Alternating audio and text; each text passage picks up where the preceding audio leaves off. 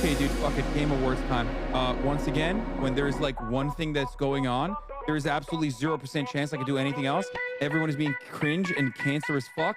It's Game Awards time. Sorry. We are going to watch the Game Awards, okay? I can't deal with it. I know there's 20 minutes left, but they're already showing stuff, and nobody, and I mean nobody, wants to miss out on a single second of my fucking soy-facing ad!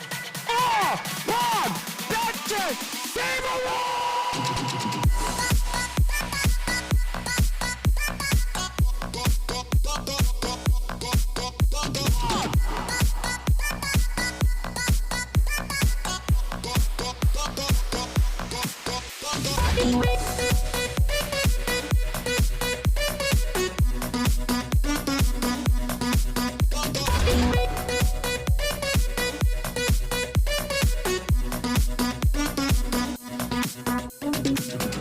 I can't even focus on this anymore because all of you motherfuckers keep talking about the PlayStation event. Fuck you, dude. Fucking leave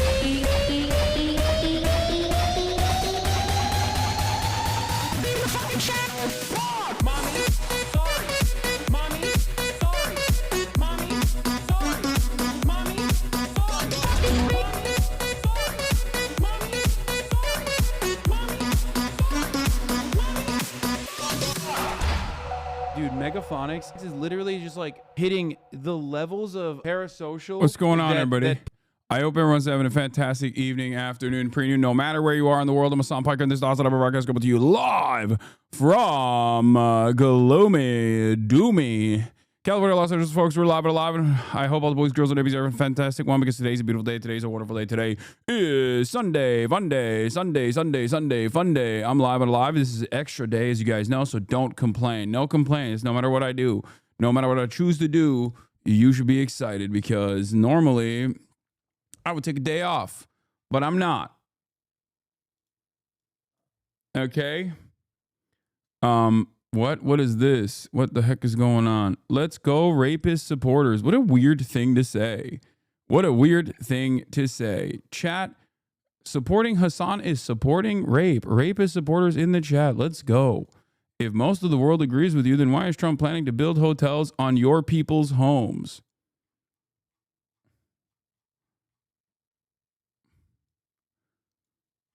Chatter, good way to start the Sunday fun day, let me tell you. Okay, you should get medicated, like instantly. I think your script of lithium is probably waiting for pickup. Please. Okay, please. Also, I'm not pro-Israel. The fuck? And you reveal your position very quickly and instantly when you go, oh my God. Like, Trump is going to build hotels on your people's homes or whatever. Nice. All right. That was quick. That was, oh my God, that might have been literally one frame. That might have actually been one frame. What a crazy way to start the day. What a crazy way to start the day. That was one frame, I think. New record. Ladies and gentlemen, congratulations. Congratulations, ladies and gentlemen. We did it. We did it. That's one frame. That's one frame. Pill time. Pill time. Pill time for that chatter. Time for the lithium. That was cool. I have to put some respect on it. I have to actually respect it. Asmin is calling you a terrorist. I hate him so much. All right. Also, number 2. Congratulations. Congratulations. Let's go. Let's go. Let's go. Let's get it.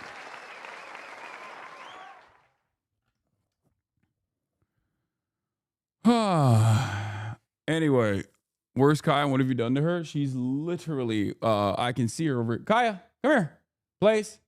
Come on, baby. Place. She was just on the other side. She's like right outside.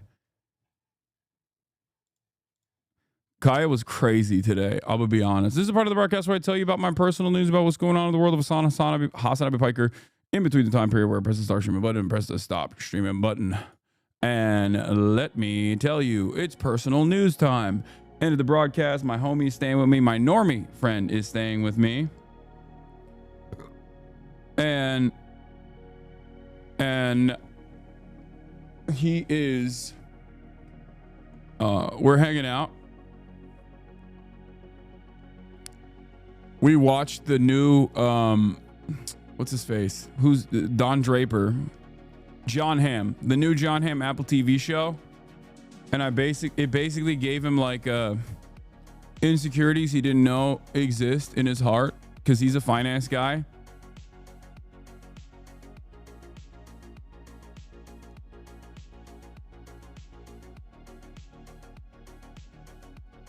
What? Are you crazy? Supporting terrorism? What's happening today? What the fuck? I just started, bro. I just started. What is happening?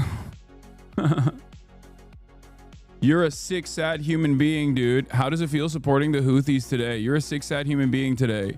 Dude, how's this sick? How's supporting the Houthis now? What is going on? The Houthis tag is making people go nuts. I do not support Israel. I do not support terrorism.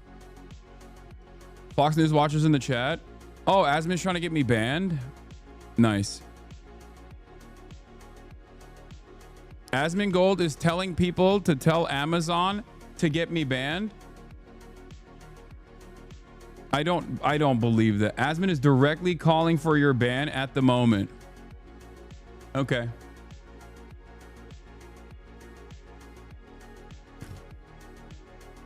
Asmin just said enough is enough. You need to get banned. Sure, bud. Like 60 seconds ago.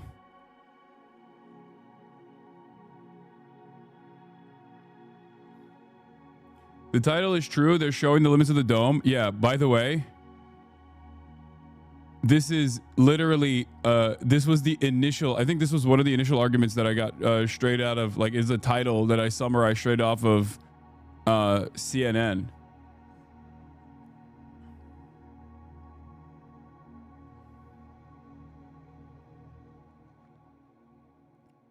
Debate Asmin? Oh, I would love to. I don't think he would want to. I think it would be fair if he's calling for my ban. I think it'd be inappropriate if he was running away from having a conversation. I didn't even call for his ban when he was fucking saying that Palestinians are...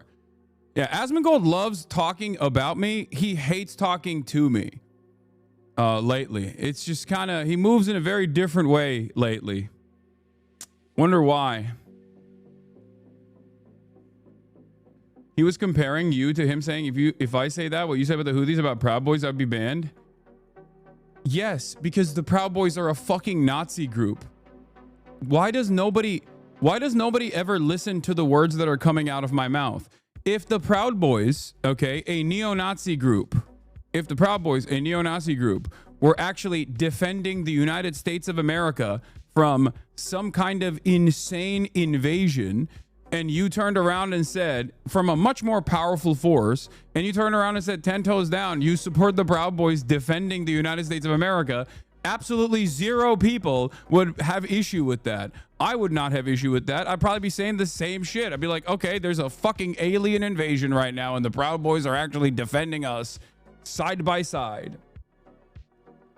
He says he won't talk to you because you will lie like you did with Ethan. Oh, that's so bitch made. Then fucking call out what I'm lying about. That's crazy.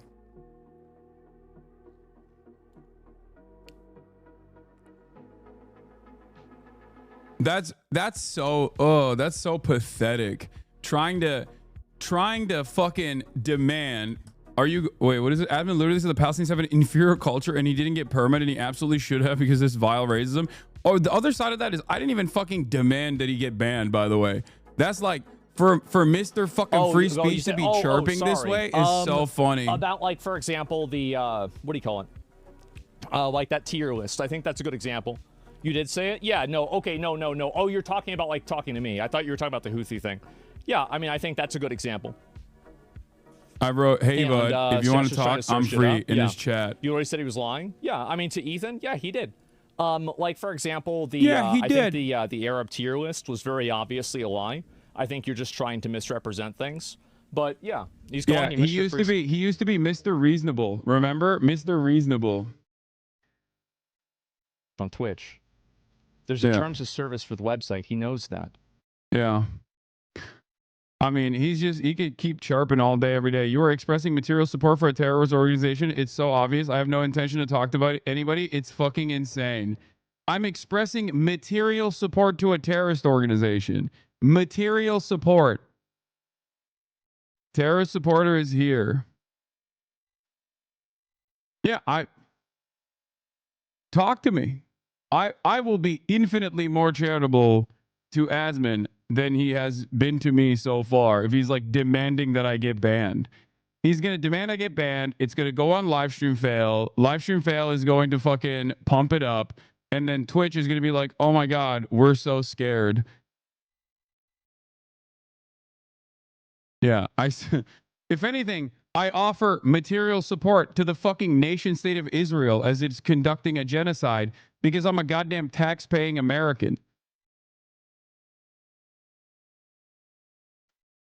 Asman admitted that you didn't lie, however, claims you broke the terms of service of Twitch.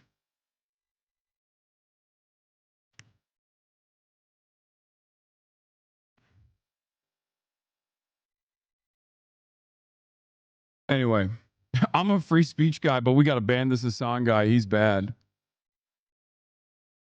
Anyway, I didn't even do nothing. I didn't even fucking blast off yet. Anyway, personal news wise, ladies and gentlemen, hanging out with the boys, hanging out with normies, and it's been very good.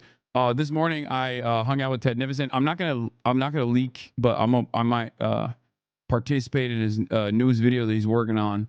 But we balled up and it was awesome. That was a lot of fun. Won a bunch of games. I played all right. I didn't play as good as I wanted to, but in any case, personal news wise, that's all I got. I hooped my freaking face off.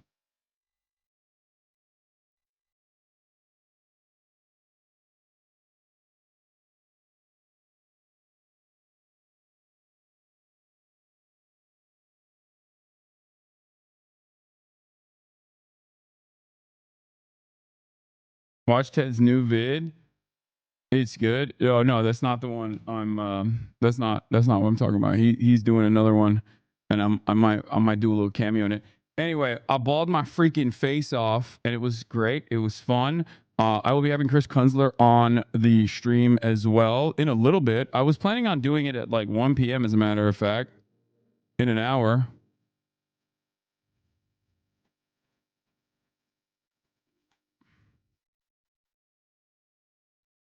Do you like the emote that Asmald has for you?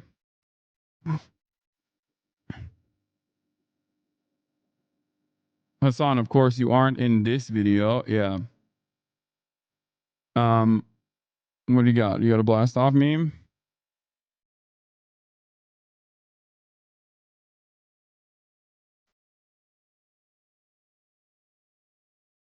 What is this, bro? This is the dumbest. That is the dumbest blast off meme of all time. What the fuck? And Northern Line is being misogynistic. Yeah. Did you promote or mention the Lebitard interview? No. As predicted, H3 Subreddit picked up the Fox News story and is jerking themselves off to oblivion. Of course, zero introspection. Yeah, no, I know. Enemy of my enemy is my friend is what it is. All right. Yemen's Houthis hit Tel Aviv airport with hypersonic missile. Israel vows response. We're going to be talking about that. Let's blast off. Houthis penetrate Iron Dome. Hit Tel Aviv airport. Showing limits. Actually, I just said penetrates Iron Dome already. Whatever it is, posted just because that reaction was so funny. Houthis penetrate Iron Dome, hit Tel Aviv airport. Donald Trump unsure about following Constitution. And I'll be careful with wording these. Scum are out for you? No, I know. Yeah. Showing limits of U.S. deterrence. Donald Trump unsure about following Constitution, due process.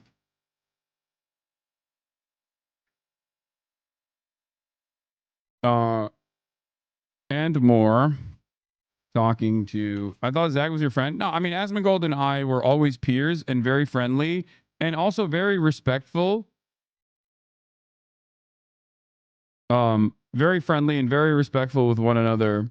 But I wouldn't say that we were friends. Like I've never, like we've not really hung out at all.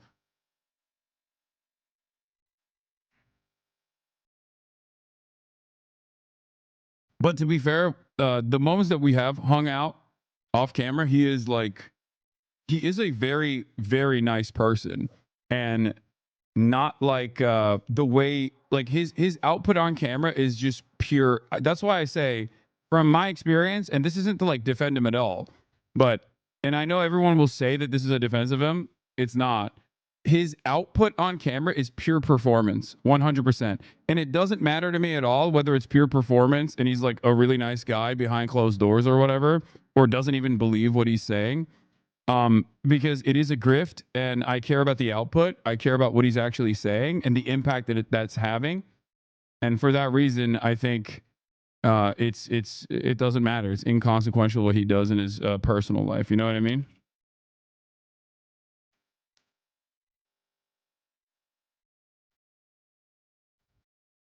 Always has been. It was funny when he was playing WoW.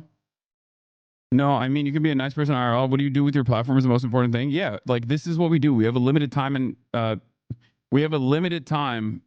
in front of cameras, and I think that we have a limited time on this earth. We have a limited time on camera, and we have a hold on.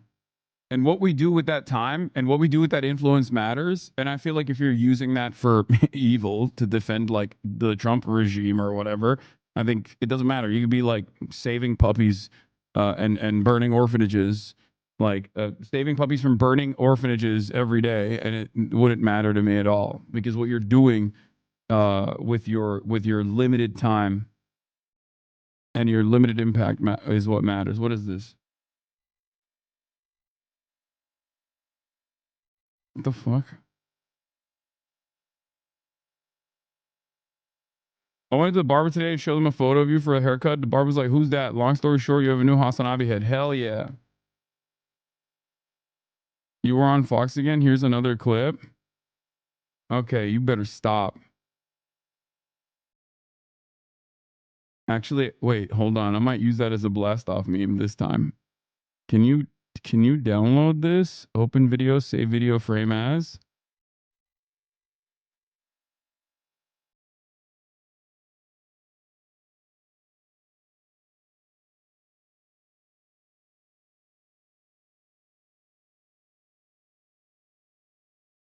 Hold on. Houthis penetrate Iron Dome, hit Tel Aviv airport, showing limits of U.S. deterrence. Donald Trump unsure about following Constitution, due process, and more. Talking to Chris Kunzler, TikToker. About the debate later. And more. Get in now. It's Sunday. FUNDAY. In the spirit of Sunday FUNDAY, I've almost at 1.6 million subs. Dude, my YouTube subscription growth has been so stagnant. And I always think to myself, oh, I'm going to like do a call out for people to subscribe. And I always forget.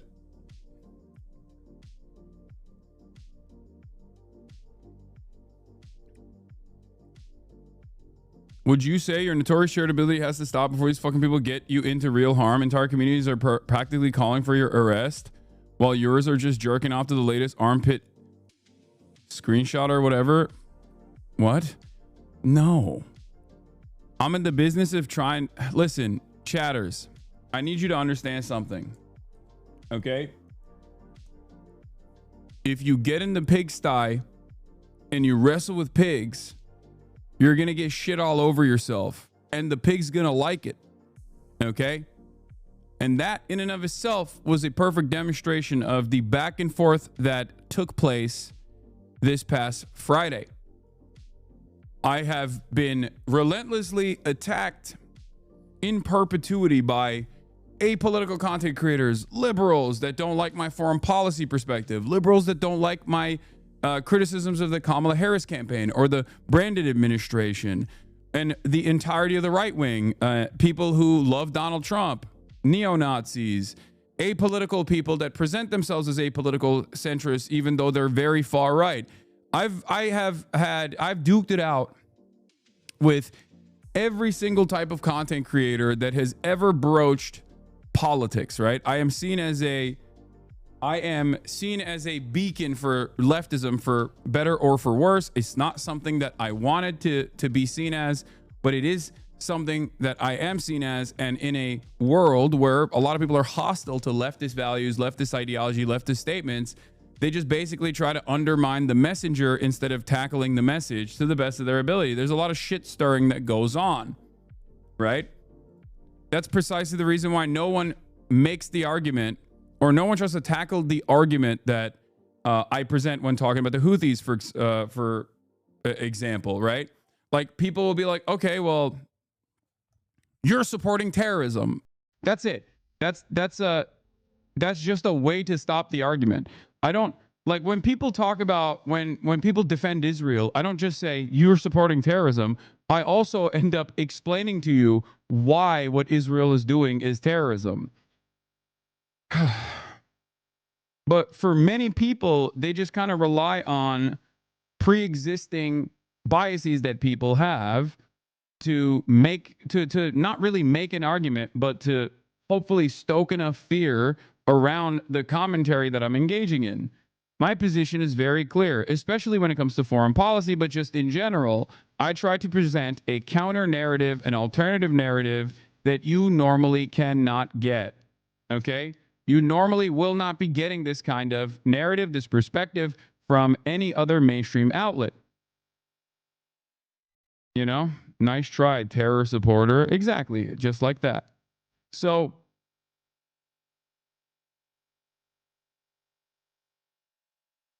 this is precisely the reason why. What? Hiding the chat? Hiding what chat?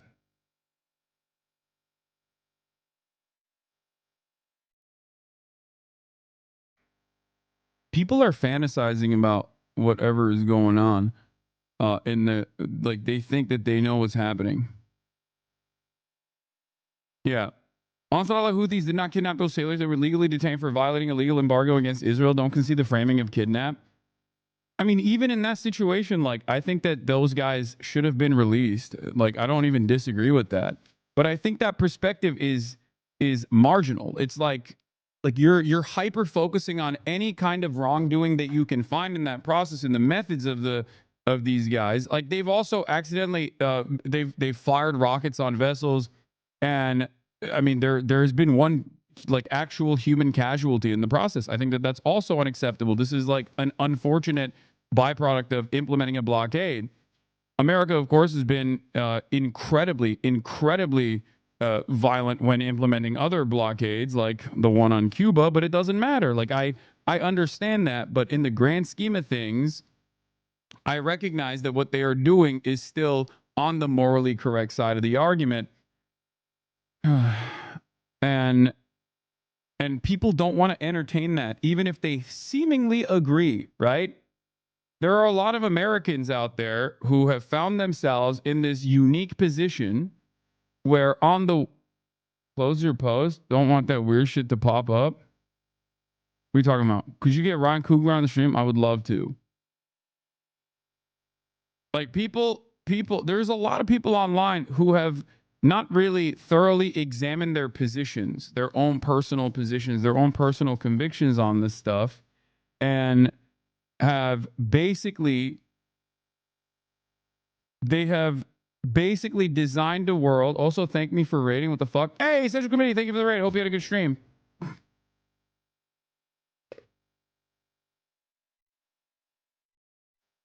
Do you see what I'm saying?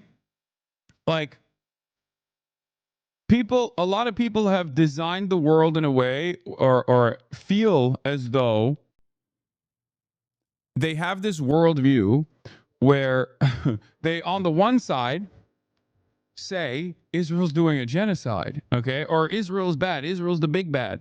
I can't believe Israel is doing such horrible things. But also, everyone resisting against Israel is a terrorist that should be violently killed and stopped, right? Like, that doesn't make any sense. Like, that literally doesn't make sense. You're like, okay, they're doing a genocide, but you don't want anyone to fucking resist against it. And you will spend a good deal of time criticizing the ways in which, like, the Houthis have tried to incur penalties. They try to create penalties on Israel for doing a fucking genocide. Is the worst crime of humanity.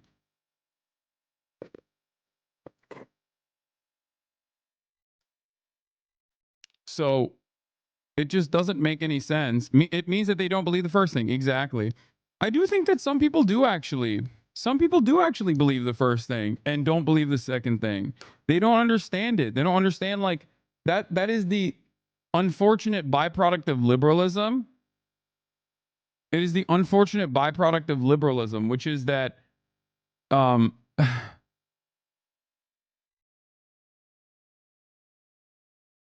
the unfortunate byproduct. You posted a single frame from the meme video that shows nothing. Wait, really?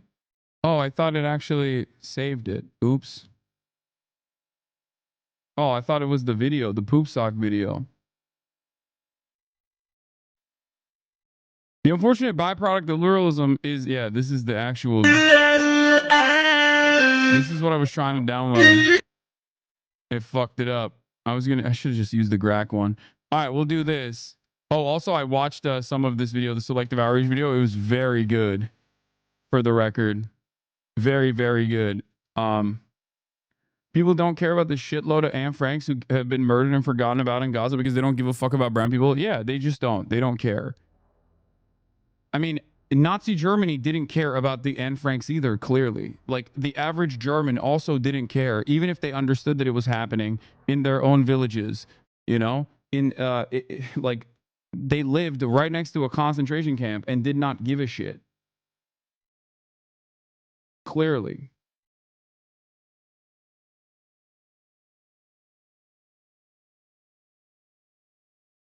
I'm really worried because they're going to use this to double down further on their atrocities. Unrelated to this, but I think that one part of the debate where Ethan accidentally went you and started gaslighting you into thinking he said they, your response regarding that was so fucking mature. Like, it's very clear you actually care about the issue of Palestine, Israel, and it's not just petty bullshit like Ethan. Yes. And I was also still willing to give him charitability even in that regard, even in that moment.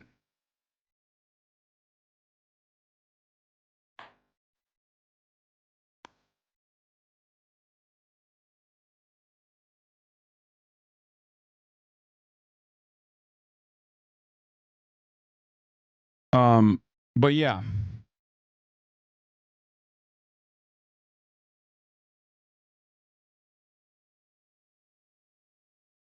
You want me to get Miko Paled on the stream? Isn't that the former? He's like the former general. I mean, he's the Israeli guy who's like anti-Zionist, right? What is it? He's the Story of the Holy Land Foundation 5. His father, Matityahu Peled, who fought the 1948 Arab-Israeli War and served as a general in the Six-Day War, became an advocate for Israeli dialogue with the Palestinian Liberation Organization after the Israeli cabinet. Miko Peled followed his father's footsteps at first, joining the Israel Special Forces after high school, earning the Red Beret, but he soon grew to regret that decision. He surrendered his status as soon as he earned it, becoming a medic, but finally, disgusted by the 82 Lebanon War, buried his service pin in the dirt.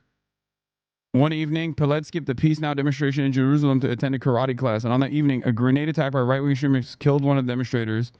Emil Grunzweig, Pele took this as a sign, according to one interview, and consequently followed the path of karate, a practice of nonviolence. That's such a funny way to. That is such a funny way to adopt a political worldview. I'm not gonna lie. Ethan really thought you participated in the debate just to let him yell at you over your behavior. Yeah, I know.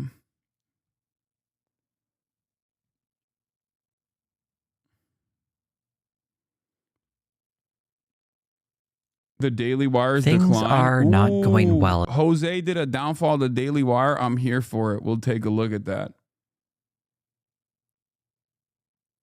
Anyway, let's get started. As a German, the genocide in Gaza, and also the U.S. turn to fascism has been the most eye-opening case study I've ever witnessed. Yeah.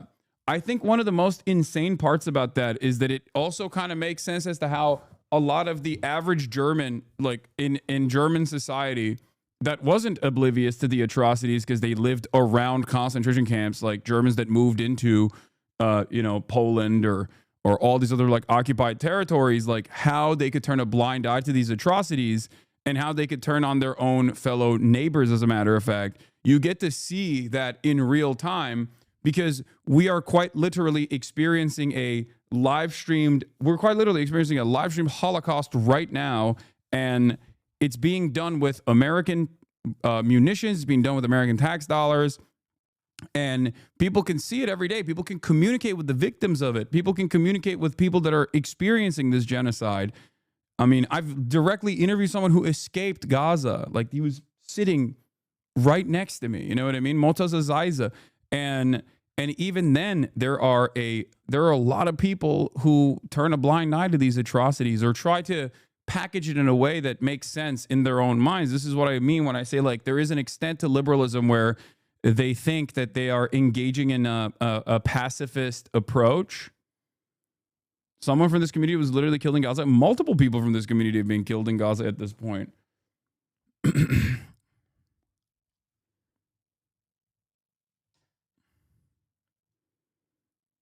So, I don't know. We should be trying to do everything in our power to stop, put a stop to all of this violence. A YouTuber calls up Hakim and others in Soviet atrocity denial and historical misinformation. I don't care, dude. What the fuck? Okay. All right. Let's get to it. Yemen's Houthis hit Tel Aviv airport with hypersonic missile. Israel vows response.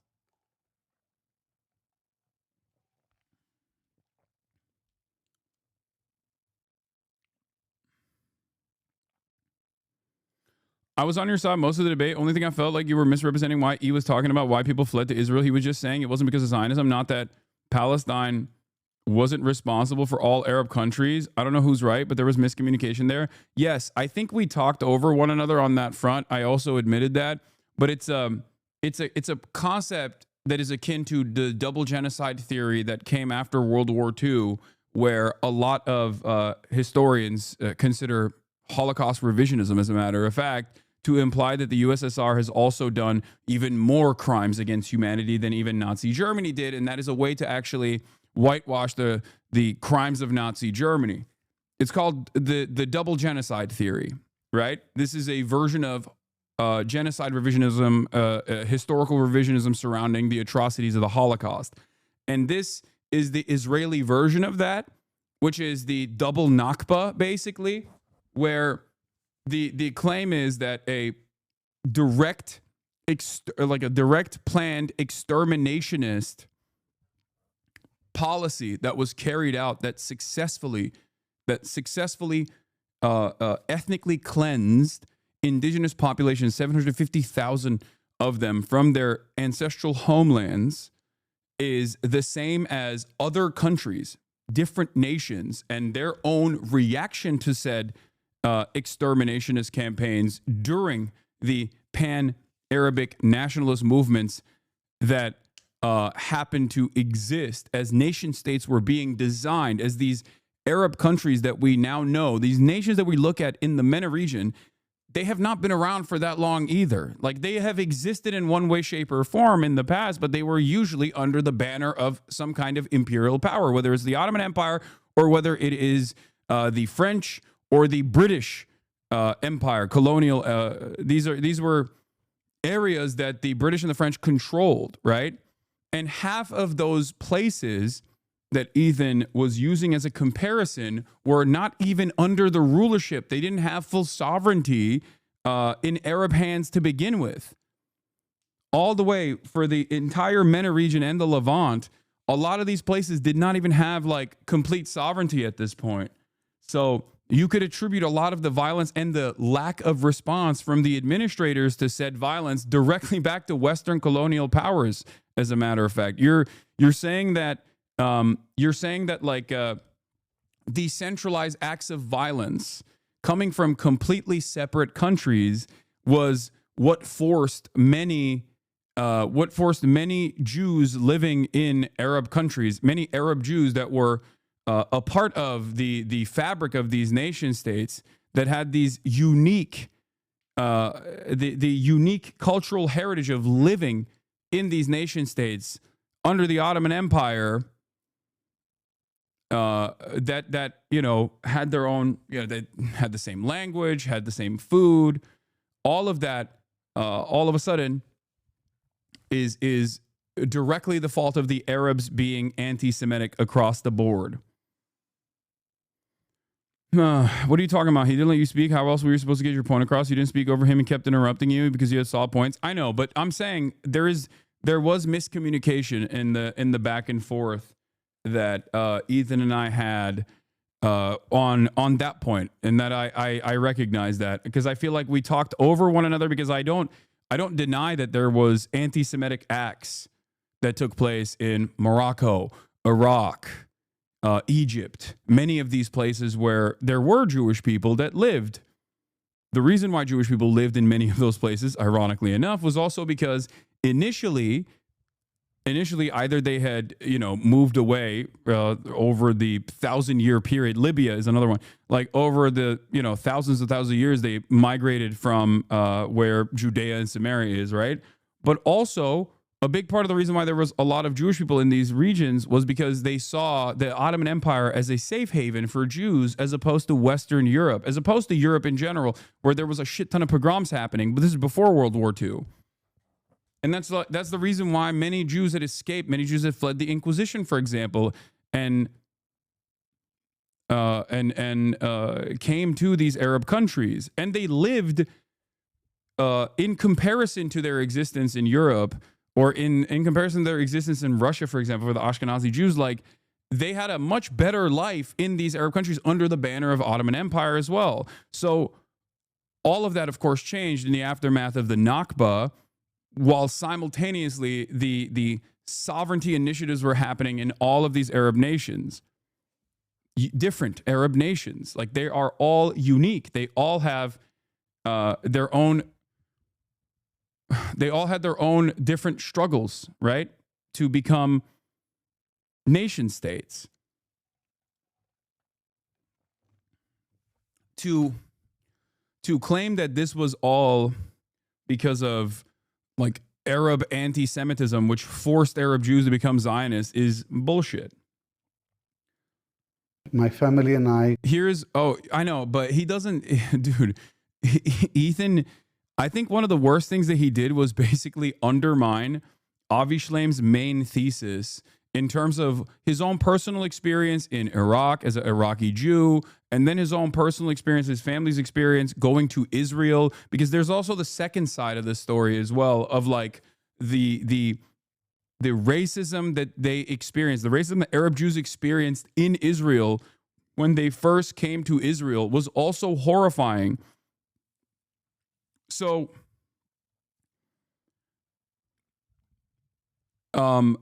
it's his main thesis that he misrepresented by focusing on the first part, saying that Jews, of course, suffered violence in the hands of like pogroms or Arab resistance, right?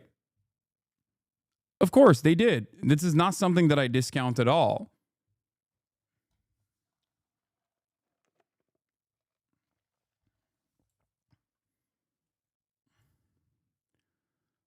claiming that he didn't respect the Jews that rose up in arms against the Nazis because they aren't pacifists is also up there in terms of disgusting statement. Yeah.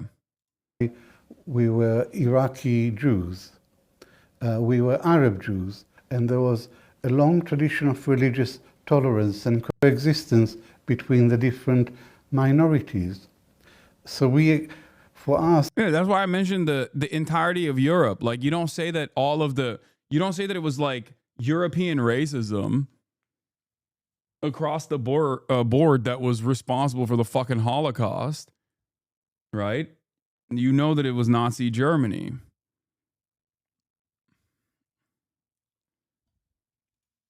Muslim-Jewish coexistence was not an abstract idea. It was the everyday reality. Iraq didn't have a Jewish problem. Europe had a Jewish problem. In Europe, the Jews were the other. They stood out.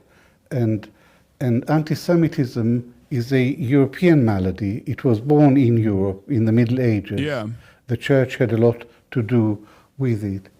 There was no tradition of anti-Semitism in the Arab world. It was...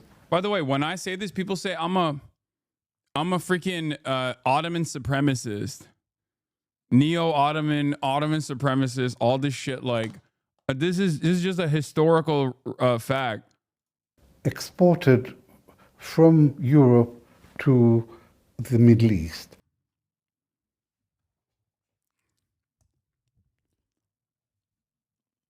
You know?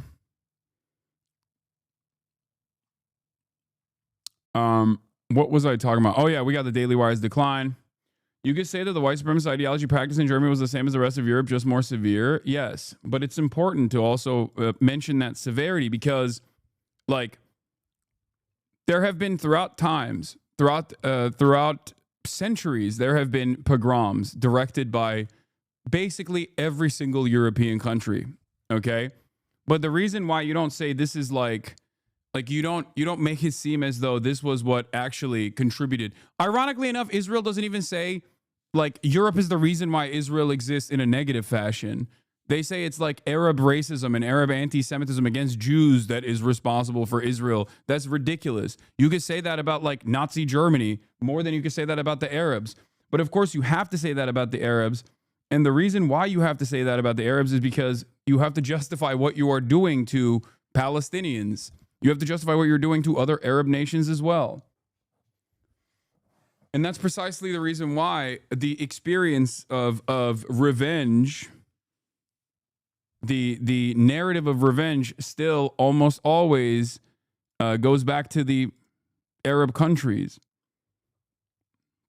There's a lot of anti-Arab racism in the process that, I mean, you have to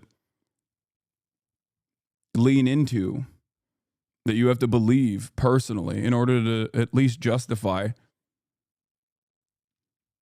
the atrocities that take place. All right.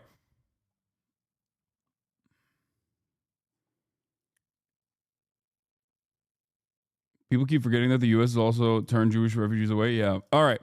So the hoodie is from Entire Studios, man. I'm fucking... Holy shit. And it's purposely box cut. It's short, okay? And it has a zipper that goes all the way up to your eye line, all right? God damn. Everybody always asks me. I don't even know if you'll be able to purchase it now because of the tariffs. God damn. Shirt is from the Palestinian Youth Movement. The Merkava tank with the child on top of it, throwing up the peace sign.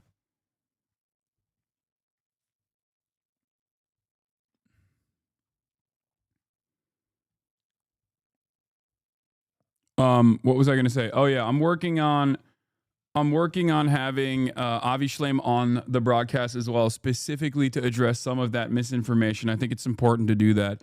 But aside from that, let's do it. Let's start.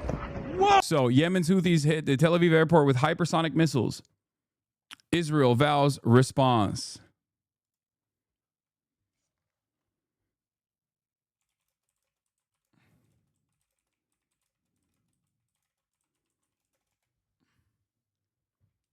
Can you please get Ethan and his audience to listen into that? I don't think I can do that. I have no power over them. Oh! Whoa! An unprecedented scene in central Why'd you say, uh-oh? Israel. They have done as this a already. missile They've launched just never struck. They've never successfully struck like the airport before, but they've actually penetrated. The Houthis have successfully penetrated the Iron Dome in the past with loiter munitions and hypersonic missiles as well. This is not new. This is this is something that they've been able to do. I don't even know how. I don't even know how they've been able to do it. It's fucking insane to me. They are the poorest nation on the planet.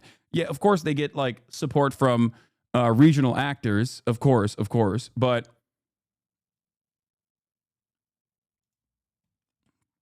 having said that, it's still incredible that they have any capacity to even survive, let alone resist one of the most powerful countries in the region. by the Houthis in Yemen hits Ben Gurion Airport. More The misinfo Israeli fodder? military confirmed it failed to intercept the missile and is looking into how and why it was able to bypass the country's multi-layered air defense systems. The Houthis Watching Asmongold Pearl Coach about this is so funny. Is that what you said? Well, let me tell you something. It's expected. This is the opportunity. This is the opportunity for everyone who is pro-Israel to turn around and be like, can you imagine what missiles dropping looks like? Can you imagine? And it's like, dude, what are you saying? That's the past 16 months for people living in Gaza. That every single day for people living in Gaza that don't have a fucking Iron Dome or a multi-nation coalition specifically designed to intercept all missiles coming in the direction of Israel, which has the most powerful nation on the planet, the United States of America, leading said multinational coalition, okay, protecting the seas. Israel has dropped bombs and reduced to rubble entire neighborhoods in southern Lebanon. Israel is bombing Syria right now. What are we talking about? Israel bombed the fucking airport in Yemen. Israel bombed the fucking Sanaa airport in Yemen while the World Health Organization's leader was inside of the airport. The idea that this is not tit for tat, the idea that this is like so impossible to contend with is ridiculous. The only way that you see this as a major atrocity, as opposed to the relentless bombing that the Yemeni population has endured for two administrations now, well, four technically, but especially in the last two, it means that you just don't see them as human beings and you only think of Israelis as human beings. That's it. Israel has shown every single country in the region that the only thing that they respond to is force. Okay? I've repeated this statement time and time again throughout many initiatives that Israel's taken where they claim to be fighting a 7-front war, where they claim to open new fronts in the war over and over again, while they're simultaneously doing a genocide.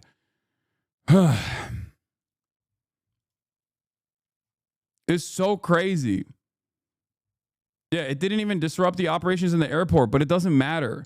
It doesn't matter. What matters is it actually, when you have a missile all the way that goes all the way from Yemen to Israel to the Tel Aviv airport, that actually, it's not about killing someone. I'm glad that no one got killed in the process. What are you talking about? It's actually about killing the confidence that Israel has that they can get away with doing whatever the fuck they want. It's not even, these guys are not in the business. Like, here, a great example I will use is what Hezbollah did, right? Where Hezbollah, Aldani Marky's in the chat. If you're interested, salam alaikum, brother, just tuning in. If you're interested in the details of how the Houthis are able to do what they're doing from a technical perspective, I can recommend Tom Cooper's Hot Skies Over Yemen Volume 2 short read, very detailed. I think you'd like it. Okay, I don't know if we can get into that right now, but what I was saying is,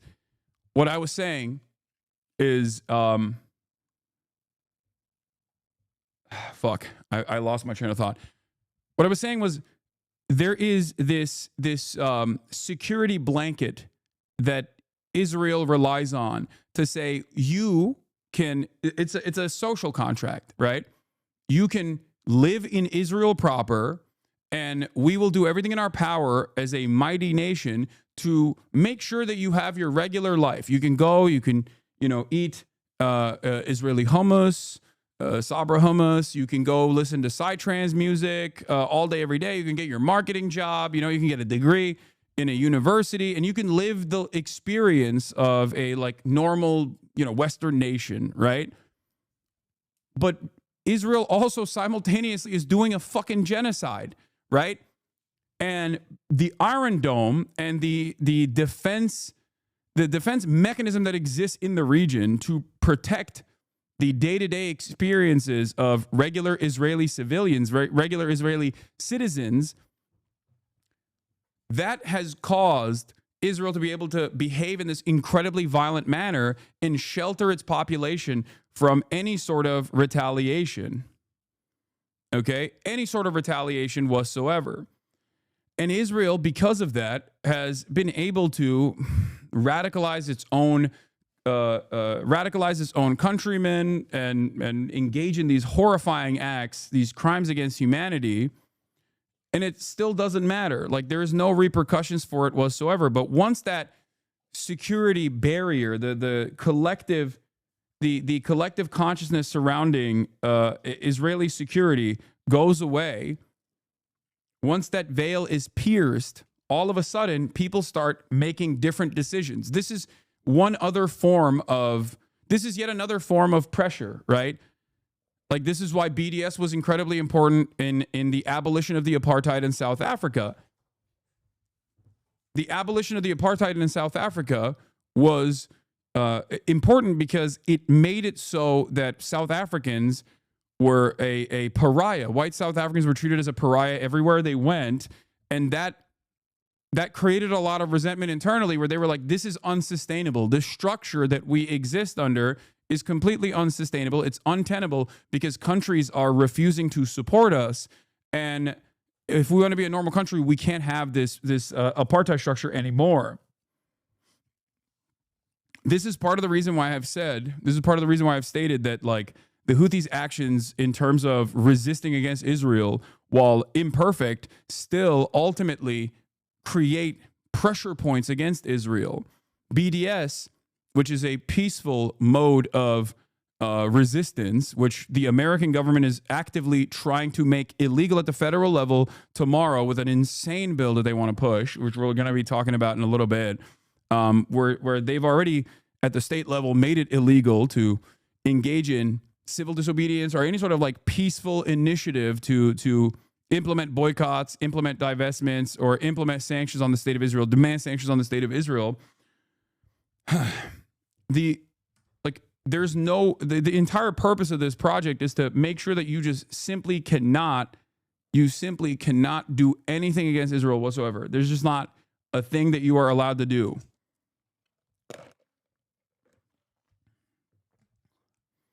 It is always going to be a multifaceted approach to try and stop America's ally, to America's greatest ally, its favorite client state, from doing unlimited death and destruction without any sort of repercussions whatsoever. It's always going to be difficult.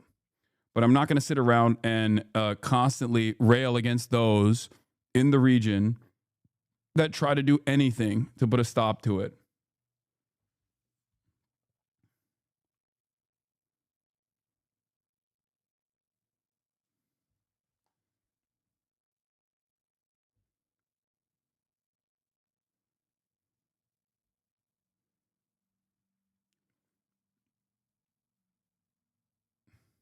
Hold on.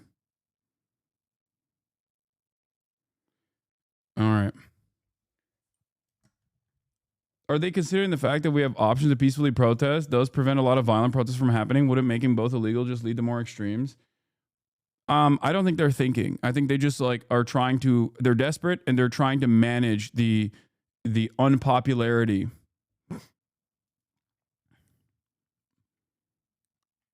they are trying to manage the unpopularity of Israel because Israel is doing a fucking a mostly child victim holocaust that is live streamed every single fucking day.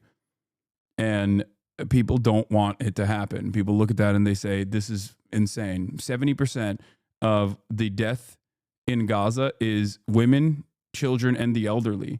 Israel also kills the civilian men as well, but you know, even if you remove the men from the equation, it's still 70+%. It's like elderly, children, and women. It's ridiculous. Yeah, I see. Yemen just announced an aerial blockade on Israel in a sudden statement. That is crazy. I don't know. They're going wild. They're going buck wild, dude. Maybe they saw my debate.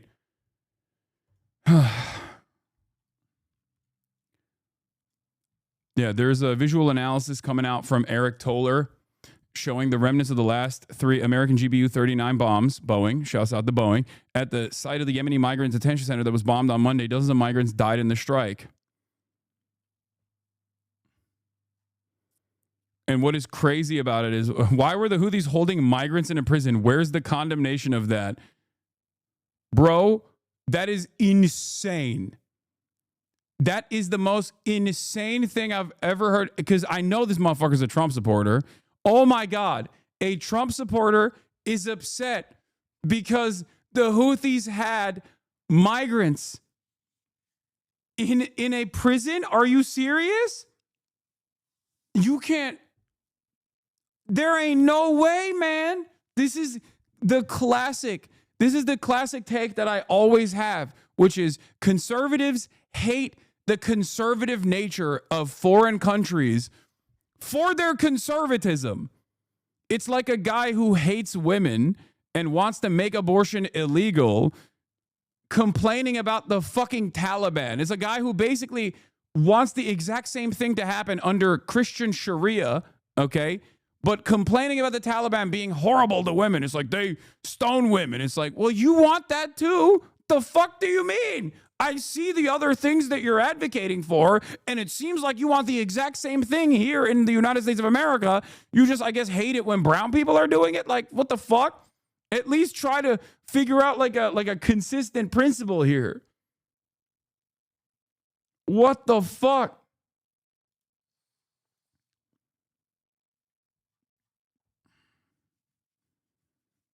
He's mad at the hypocrisy, I presume. You were missing his point. No, he's the one who's being hypocritical, dude. What do you mean? You can't be a Trump guy and then be like, I can't believe the Houthis were holding migrants in prison. What are you saying? Also, America killed those migrants that were in that prison. You're missing the point for sure. Guys, I'm not missing the point. I'm flipping it on its head. I understand the point that he is trying to... Chatters, I know what the point is. Conservatives hate other conservatives in other countries, okay? For their conservatism. Conservatives do not hate other countries for being like woke or whatever. They hate the conservatism. They hate it when brown people are doing the same shit that they either A, want to do, or B, are currently in the process of doing. It is so strange to be a guy that's like, I love Donald Trump. I want a black bag and kill every migrant, to turn around and be like, I can't believe the Houthis had these migrants in a detention facility. Okay, well, America killed them. So, you know, America clearly did the worst thing to these migrants than what the fucking Houthis had done.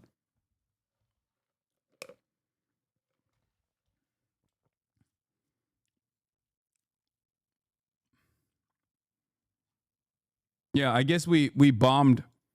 I guess we bombed the migrant detention facility to liberate the migrants from their bodies because we're so pro-migrant. You know?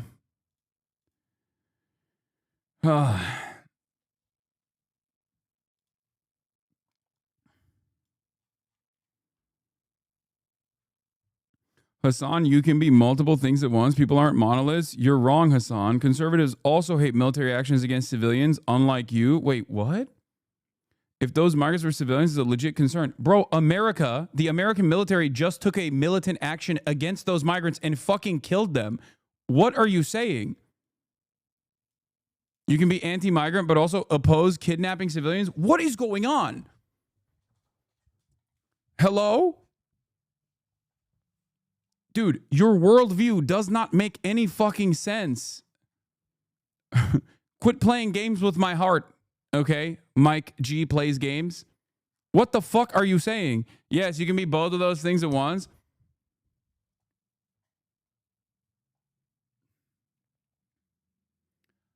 I am not in favor of detention for migrants. Okay, I'm not in favor of detention of migrants when the Houthis do it. I'm not in favor of detention of migrants when America does it.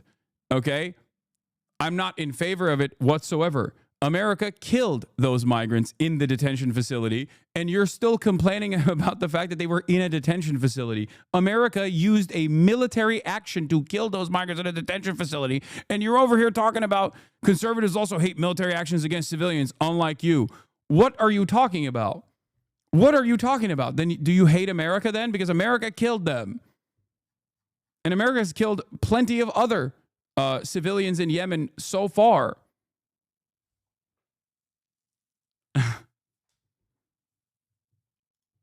Yes, you are. Ha ha ha ha ha.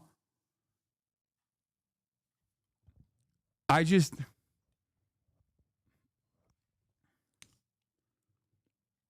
Don't Americans hate European wokeness more?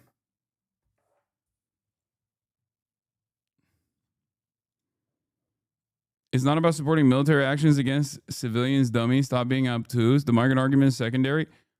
Okay, dude. All right. Well, good luck to you. All right, I'm done. I'm done trying to explain to you what just unfolded. Anyway, but going back to this, Yemen's Houthis hit Tel Aviv airport with hypersonic missile. Israel vows response. Let's take a look. Houthis say that this attack was a success.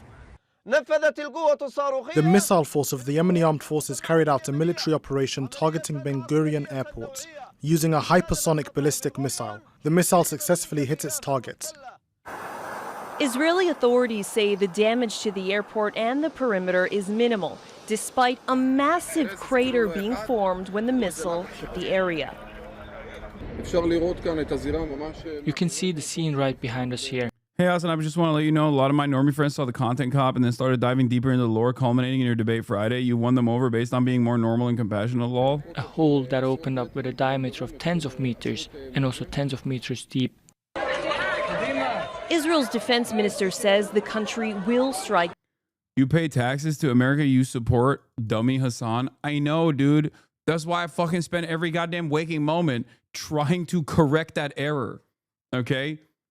I try to use the limited confines that are still available to me, like free speech, until it goes away for even American citizens, you know, to try and get enough people on board with this so that there's enough popular resistance against this sort of thing at the heart of empire that we can finally have some kind of democratic process, because there's only so much give and take here until our politicians go, all right, well, like, we really got to fucking dial this shit back, because otherwise then, you know, democracy is over and everybody recognizes that they're living under authoritarian rulership. And we are living under authoritarian rulership under the Trump administration, especially. The problem here is this is a real which way Western man moment for America. And that is what I try to get people to understand.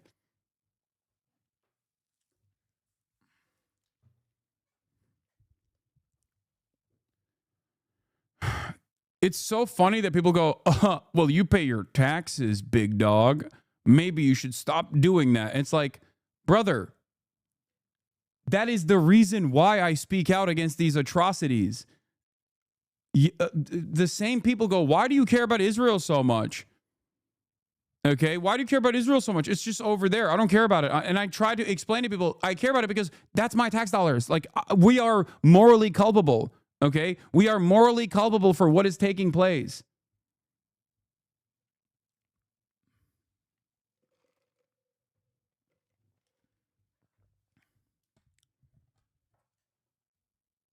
Obtuse Hasan paying taxes. I love they're so butthurt.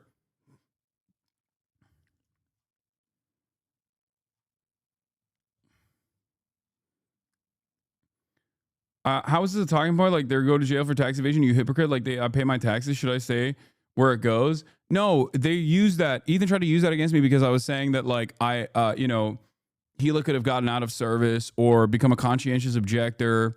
And in certain circumstances, that means, like, you go to prison for, like, 30 days.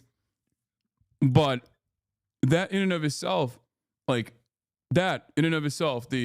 military service, the mandatory conscription in Israel is not the major point of contention for me.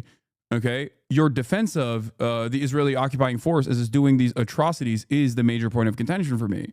I understand how social conditioning plays a formative role in people's development when they grow up in a country like Israel. I myself wanted to serve in the military of Turkey, which also has a mandatory conscription. My father was like, don't fucking do that shit. Are you stupid? And I literally, because I live in the United States of America and worked in the United States of America, I had an opportunity to pay a fee to avoid service, which the Turkish government offers.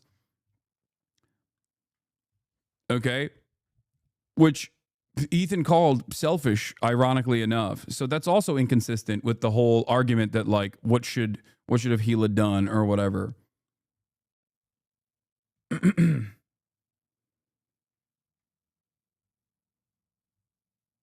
She could renounce at any point still, but talks about how awesome it was and is. Yeah. Back as Israeli Prime Minister Benjamin Netanyahu and his security chiefs consider a potential response. Hamda Salhout, Al Jazeera. Let's take a closer look at the Houthis, who they are. The Iran-backed group has carried out attacks across the Red Sea, positioning themselves as supporters of Palestinians during Israel's war on Gaza. The Houthis have targeted Israel with missiles and drones, aligning with other Iran-backed factions to oppose Israeli policies. Their naval operations have significantly disrupted critical international trade routes, triggering Western military responses and forcing the rerouting of global maritime traffic. Mohammed Al-Attab has more now from the Yemeni capital, Sana'a. We are witnessing continued attacks by the Ansar Allah over the last period since the beginning of the U.S. Aerial bombardment. Despite of this heavy bombardment, the Ansar Allah still have they still have their own operations to continue. Last night, over the night, and into the early hours of today, the U.S. aerial bombardment continues. They have hit different provinces, including Sa'da, Al-Jawf, Al-Hudaydah, and Marib in the country's north. We all know who's calling the shots in Yemen. Stop. I don't even want to get into that. I feel like that makes that's probably the biggest L for the Houthis, like, in this specific conflict, is like that actually made me reconsider whether he was an American agent or not. I no longer think he's an American agent for that reason, unless the Houthis have no understanding of, like, security. I think he has to be a FSB guy. Now, I'm not like one of these blue anon libs. Okay, I'm not one of these blue anon libs at all, but he has to be like FSB.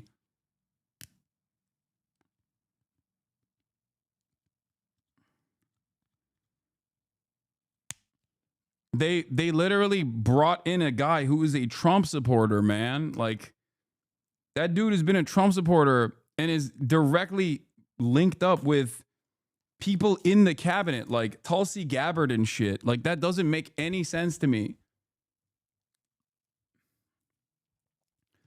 And yes, I'm a little jelly beans. Like, I will recognize West that. and the center. In Sa'da alone, there were 8 airstrikes targeting Takhya region on the district of Majz district. They have hit also Sahar district in the same province. On the western coast, 2 airstrikes hit Ras Isa in Al-Hudaydah province, with additional strikes targeting Kamaran Island and also the As-Sarif district. Meanwhile, also they have hit Marib with 10 airstrikes. Particularly, they have launched attacks on Majza. Nobody's saying he doing material support for the Houthis and should be arrested. Weird, huh? It's because I don't even think he lives in America anymore. There's no way.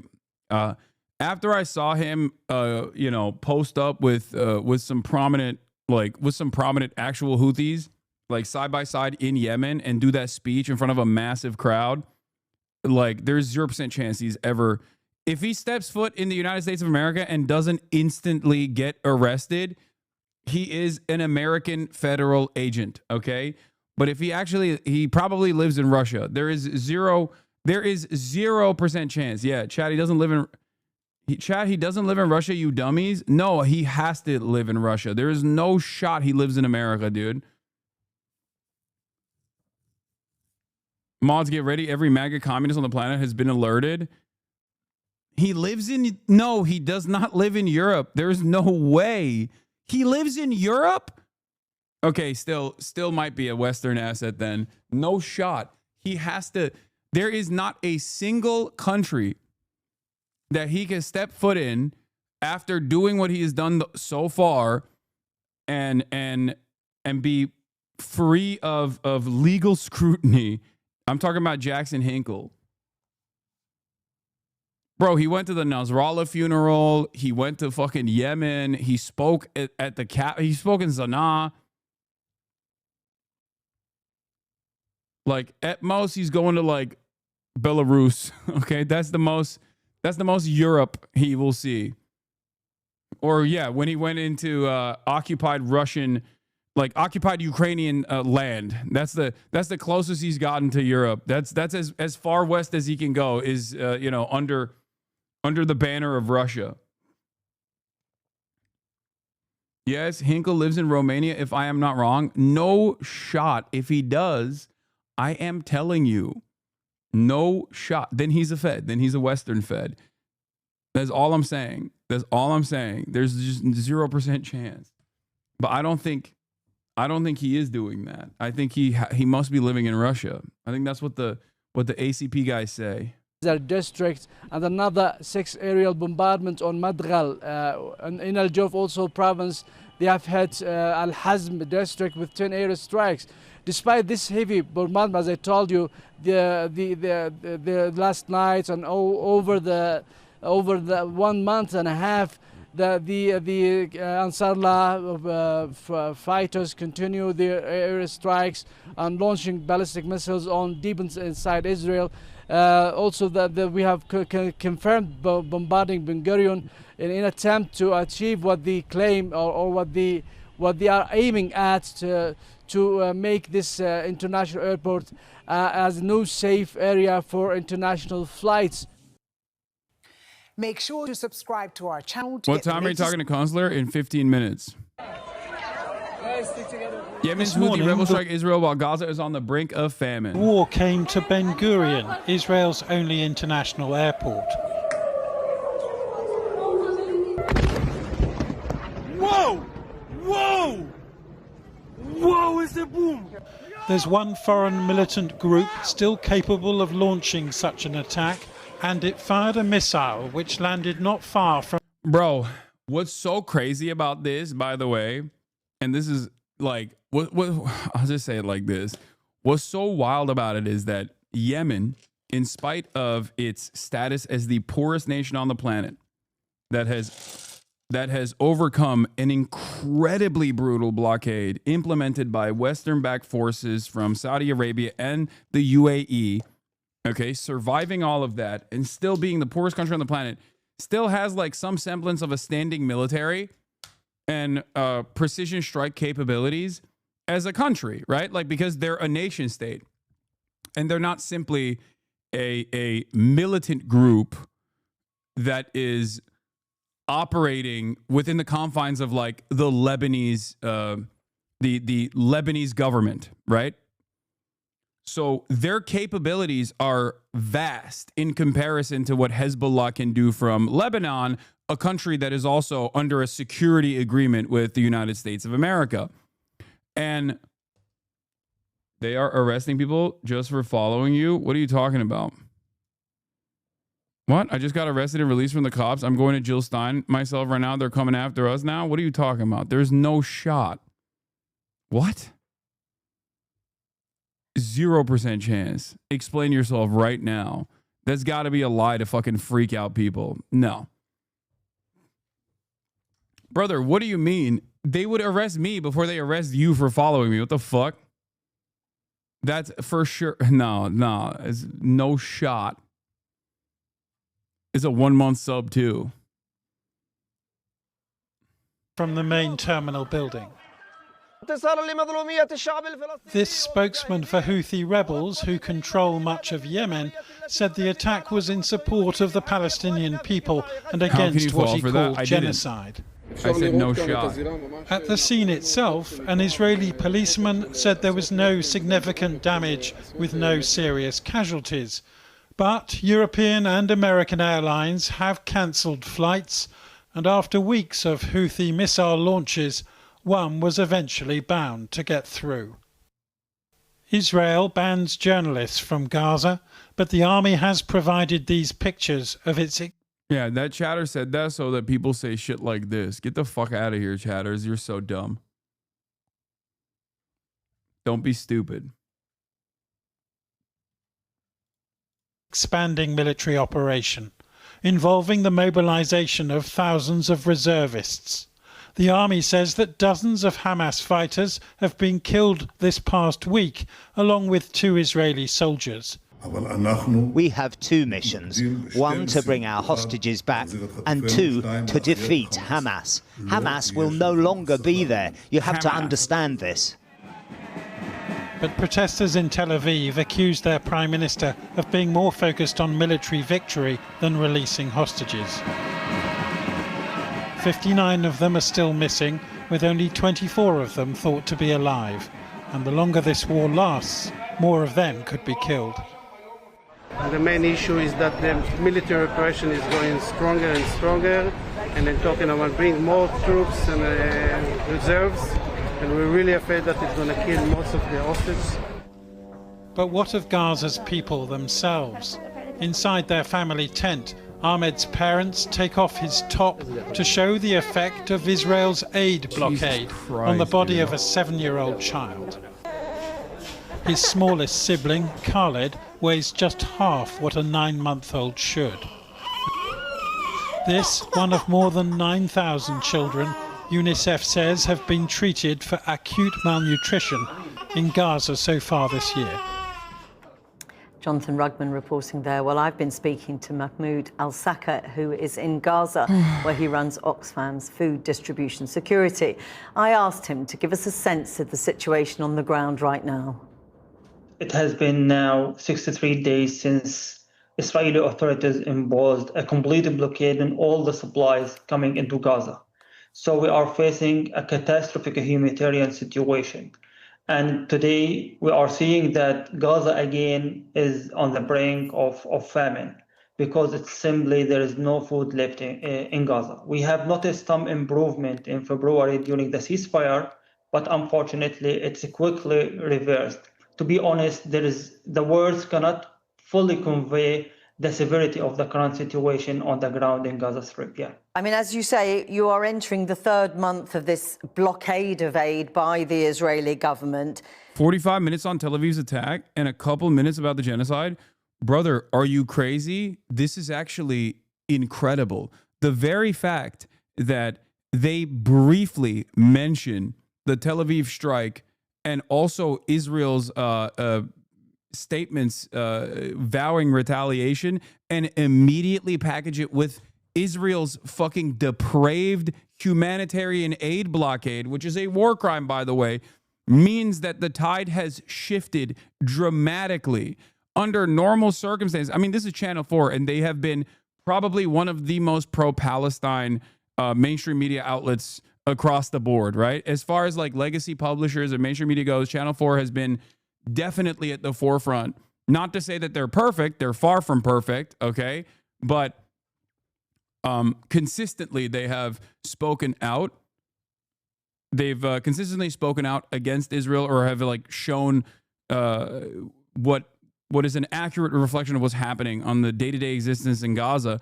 Having said that, the very fact that they are packaging the overwhelming majority of this commentary around Israel's starvation campaign means that the tide has shifted. Under normal circumstances, it would be the exact opposite.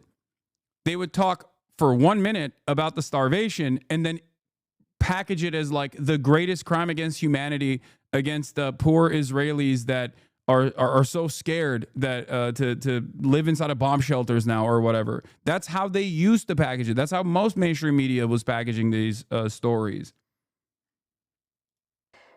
Tell me what supplies, if any, are left. Nowadays, in Gaza, the families cannot barely manage to have a meal a day. The market is dysfunctional. There is no meat, no eggs, no dairy products, and there is a scarcity even in the vegetables. So the markets, it's become almost empty. And if it's available, it's unaffordable. We are talking of soaring prices. You can imagine that a wheat flour, a sack of wheat flour with 25 kilograms is about $500. It used to be by $15. Community kitchens nowadays are the only lifeline for food assistance now. The people spend hours in front of these community kitchens in order to get their meals, and it's not guaranteed even to have their meals. The people, you can see the people are gathering the remnants of the food from the ground, and the children is craving the last bits from the empty food containers. So the people nowadays are eating whatever they find, even if it's unclean or unhealthy. I mean, what needs to happen? Israel has said it will not lift the blockade until Hamas release the remaining hostages. What do you want to see? Is it pressure from the outside world on Hamas to release the hostages? Pressure from the outside? The Palestinian bourgeoisie cashing in on the catastrophe is a crazy thing to say. There is no more, functionally, there is no more Palestinian bourgeoisie at this point. It's a genocide, okay? That's ridiculous. In Gaza, there is no like capital owning class. Most of the food that they have, they don't even have like normal. There's a tick. I don't want to give a lot of attention to Palestinian creators on TikTok and whatnot because I don't want there to be any harm that comes their way. But there is a 16-year-old that is a TikToker in Gaza that shows the conditions in the markets that I have reposted a bunch of times. Like there's nothing. There's no more food. The only food that's like readily available is at food depots and like aid sites. And even then there's very little food left at this point. And that is because for the past 2 months Israel has stopped all humanitarian aid from going into Gaza.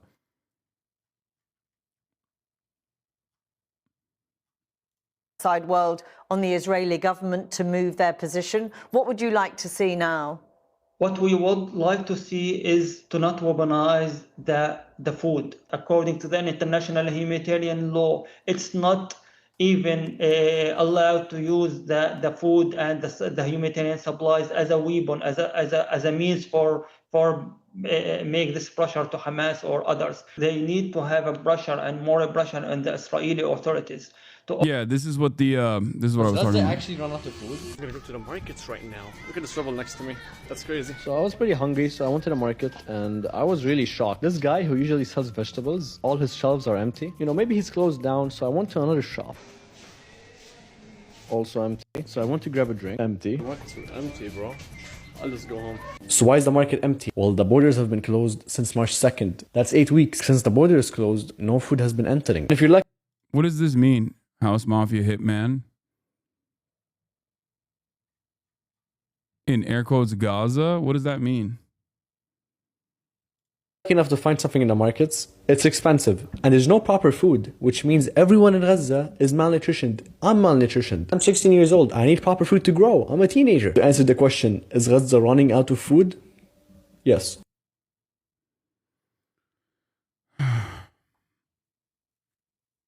He's doing Pallywood.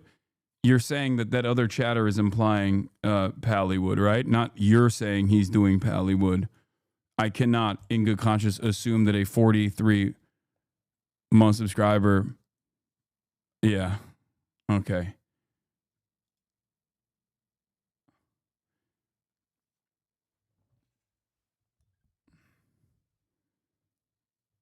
No, dog lol. I've been here for years. Yeah. Okay. You're saying the other chatter was saying it was implying Pallywood. What's Pallywood? Oh, for those of you who don't know what Pallywood is, it is the grossest Nazi thing that Israel defenders do, where they claim Hollywood. It's a term for Hollywood. They say that Palestinians do Pallywood as they fake the atrocities that they're experiencing. It's not a real thing. It's a horrible, in real time, Holocaust revisionist perspective.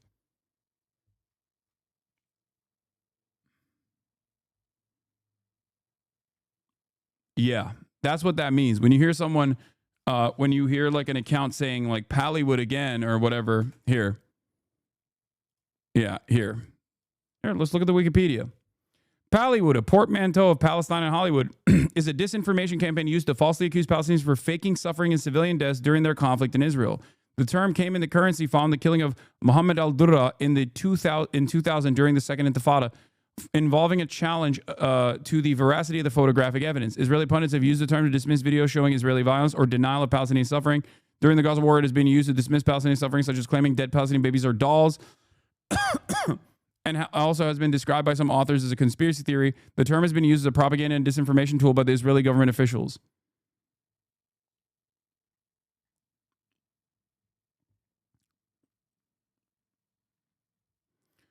Some of the most insane things they'll do is like they'll have like a music video shot in Lebanon, and they'll post the music video being shot to imply that they're shooting it in Gaza to lie about the Israeli atrocities or something like that. It's insane.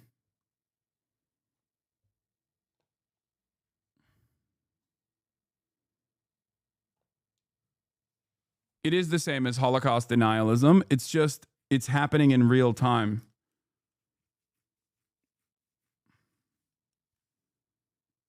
Yeah, Al-Durra is the famous photo of the child, right? Child hiding behind his dad that gets shot in the Second Intifada. Yeah. Benjamin Netanyahu has also said these are telegenically dead children, like implying that Palestinians purposefully killed themselves in front of Israeli rockets and in front of Israeli missiles, in front of Israeli gunfire to make the world hate Israel. Of course, the quickest solution to that is to not shoot the Palestinian civilians. Yeah. Another, Pallywood is also what Sex Pestiny Bonarelli has also implied, saying that Palestinians were farming TikTok clips when they were being killed while waving white flags by the Israeli military. That's what Destiny said about the person that was shot after being interviewed.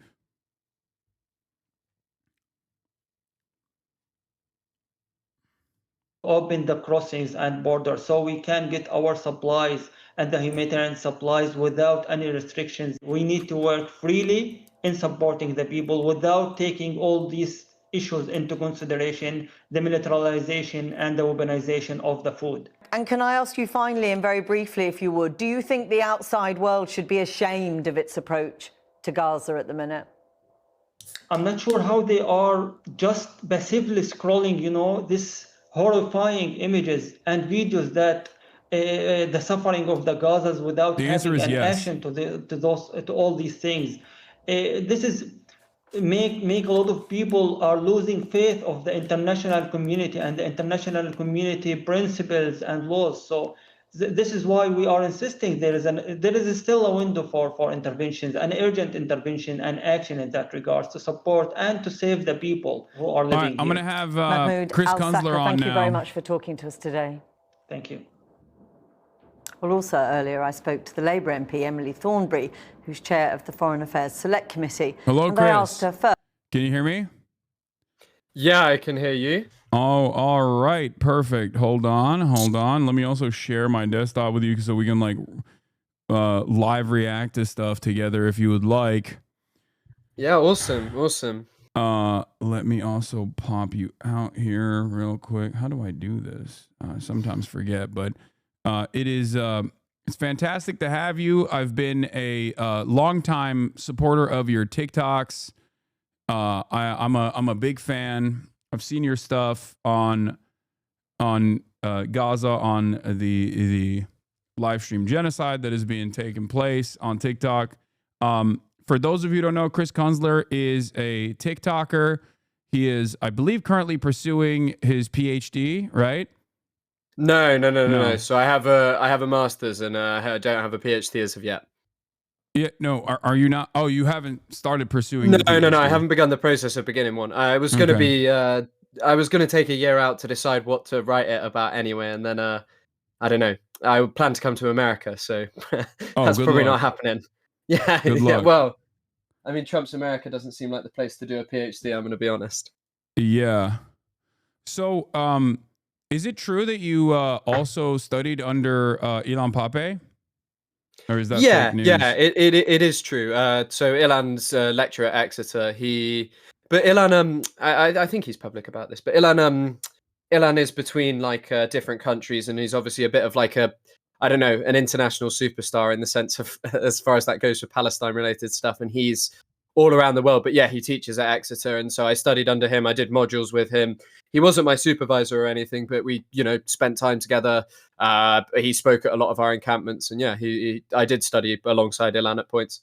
Wow, that's amazing. So walk me through your journey. I feel like he's was he instructive in your understanding of the situation, the 76 years of occupation and apartheid?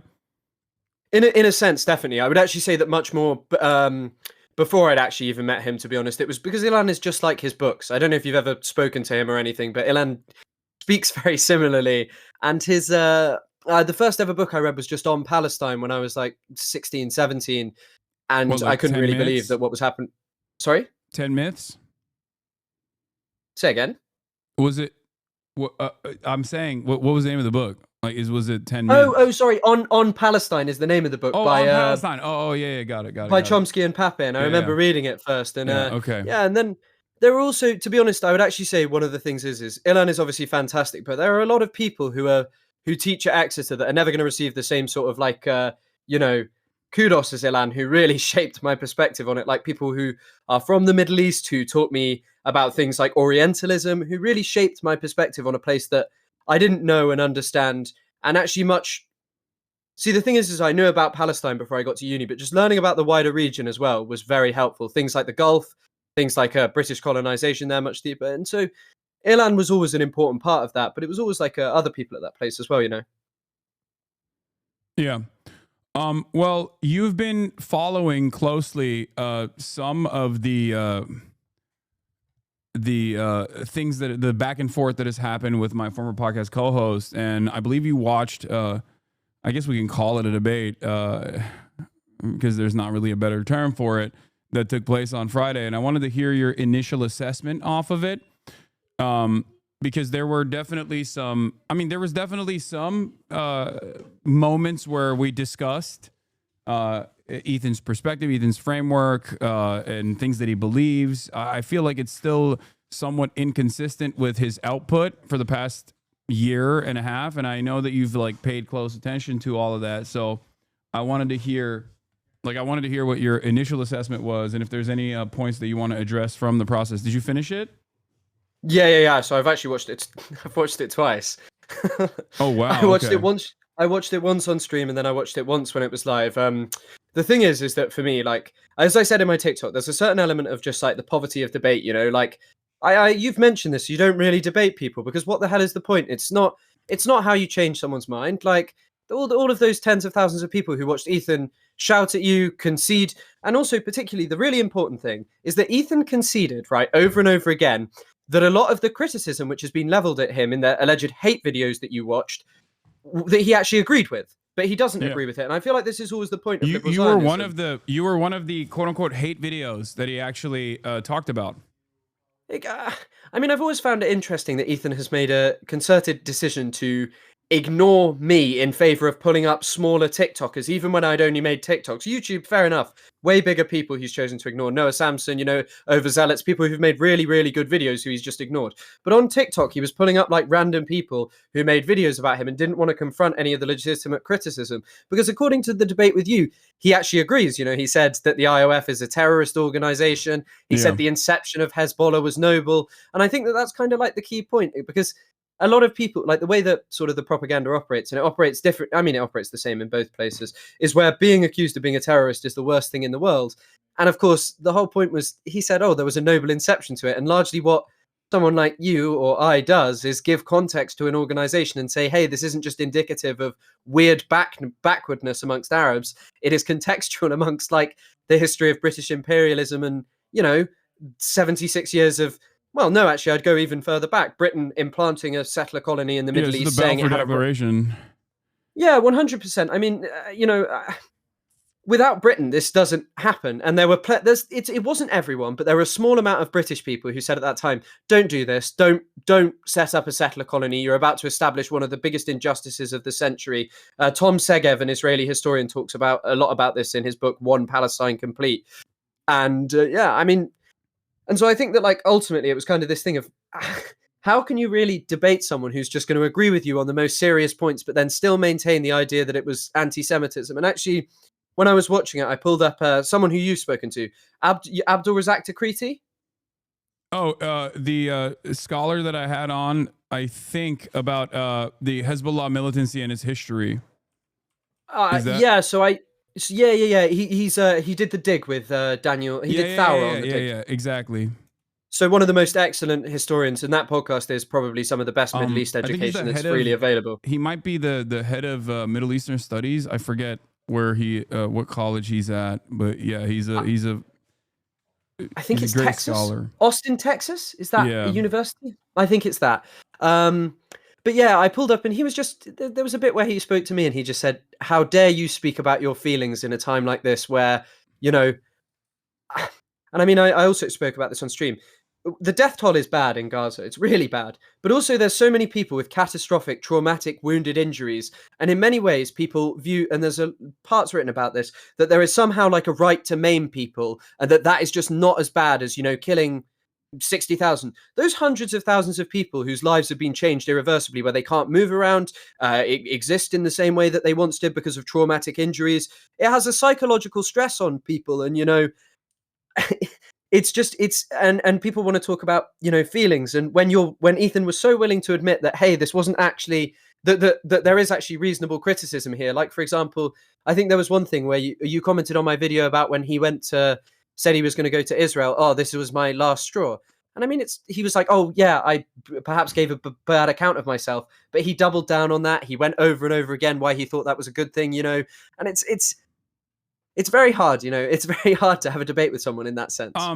There is it's a technique that Michael from Pennsylvania identified as, I forget what it's called. It's like where you immediately offer like a softened concession on a major point, so that if I turn back around and hammer on that same point, where it's like, if I draw out the doctrine of surrender, thank you, chatters, where you basically surrender on a major point of contention that, in an effort to make it seem as though, in an effort to soften the blow that it would normally have in this back and forth conversation, if we arrived at a position where he made this concession after like fighting back against it, it's disingenuous, especially when paired up with the inconsistencies that concession presents. Because that's what I tried to arrive at over and over again, where I kept saying like, okay, but if you think it's a genocide, then why do you criticize the militancy against it in every way, shape, and form, and consistently point to it as like terrorism? They're bad. They're terrorism, and it doesn't make any sense. And you can draw parallels, as I did over and over again, to historical acts of militancy. But of course, I think whenever you have a conversation with not just like Ethan or any liberal in general, they've already been indoctrinated to this like incredibly whitewashed framework of history where previous militancies that have been successful are always whitewashing the aftermath, right? Like whether it be the IRA, whether it be the ANC. I mean, sure, with the IRA especially, like there's still a lot of coverage on like the atrocious nature of the IRA and the civilian targeting and whatnot. But like ultimately the approach in the rearview mirror is far more amenable to their position because they have seen some level of success. There's this age-old adage on Twitter that I constantly point to, which is liberals love every single anti-war movement except for the current one, and liberals love every single civil rights struggle except for the current one. Only after it is, all is said and done will they approach the subject matter in a totally sanitized manner to turn around and say, okay, this was good, but only because they were pacifists. Of course, and I mean also even how people view Palestine now, like, and actually how people were talking about fucking Nelson Mandela, how people were kind of like, oh, he was a pacifist. Well, also like Hamas have always gained their legitimacy they gained a lot of legitimacy from saying we forced Israel out of Gaza in 2005 because of our attacks on settlements, because of the fact that it was too costly to have an occupation there. We forced them out. Look what the two-state solution people are doing to you in the West Bank. Yeah. They are bending over and capitulating to Israel. It's obscene. What you hear lots of propaganda about the Palestinian Authority of like pro-Zionist people saying, oh, it's just as bad as Hamas, Mahmoud Abbas, and all of these people blaming the president and stuff. It is literally an organization which spends more time arresting Palestinians and protecting settlers than it does. And Hamas will always gain legitimacy when that is the exact opposite, and when extreme violence from Israel is the reality. And in the case of South Africa, of course, there was violence from the state, but it was never, they didn't turn the full South African military to destroy black townships, ever. And Israel did that in 2002 to Jenin. Like, they wiped out most of Jenin. Yeah. Well, not most of it, but like a considerable amount, and committed atrocities there. And so is it really surprising that like militancy is more prevalent in the context of Palestine? Yeah, especially considering the escalation of violence, and also the timeline. I mean, it's just like a much longer timeline at this point, much more severe. And also, this is, I think, part of the reason why Noam Chomsky says that, like, at least under the apartheid structure in South Africa, as opposed to like the apartheid structure in Israel, the white South Africans within the apartheid government saw a need to maintain a black population that they were using as workers, as opposed to Israel that simply wants to wipe out all Palestinians. Like their principle is their guiding fundamental principle here is exterminationist in nature, as opposed to utilizing the existing Arab base as a permanent underclass. I don't completely agree with Noam Chomsky on that statement, because I do think that Israel still utilizes the Arab base as a permanent underclass. But I guess I kind of understand that like they would rather bring in like a Gulf nation state, most likely like immigrant labor, in the aftermath of like full blown ethnic cleansing of Palestinians from all of the occupied historical Palestinian territories. I mean, this is something talked about by Andy Klarner, and I haven't read it in a while, but his book Neoliberal Apartheid talks about how Palestinians have basically just become a surplus population. There was a point at which they were quite useful to the Israeli economy, and they do still, like Palestinians in the West Bank now work predominantly in things like building settlements, a very sadistic existence of you have to build the settlement which is near you, or you go and work in construction in Israel, so the state of Israel expands as well. And they are just a population that is increasingly less useful to Israel. And I think that Chomsky is actually like pointing a little bit to like a niche part of settler colonialism, in that,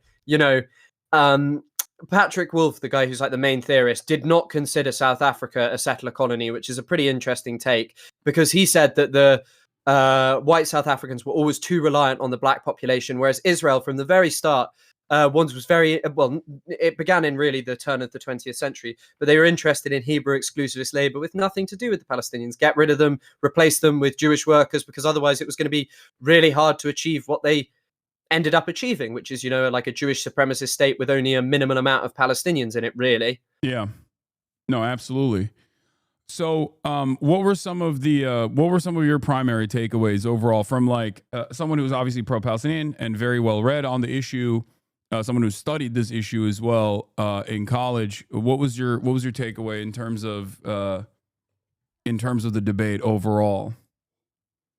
I think again, it's just this Orientalist thing of basically that some people do terrorism and some people do legitimate violence. Where again, Ethan has said multiple times that people in Israel face crazy choices. The army is a necessity. He's proud of Hila and all of these things. And it's just kind of like,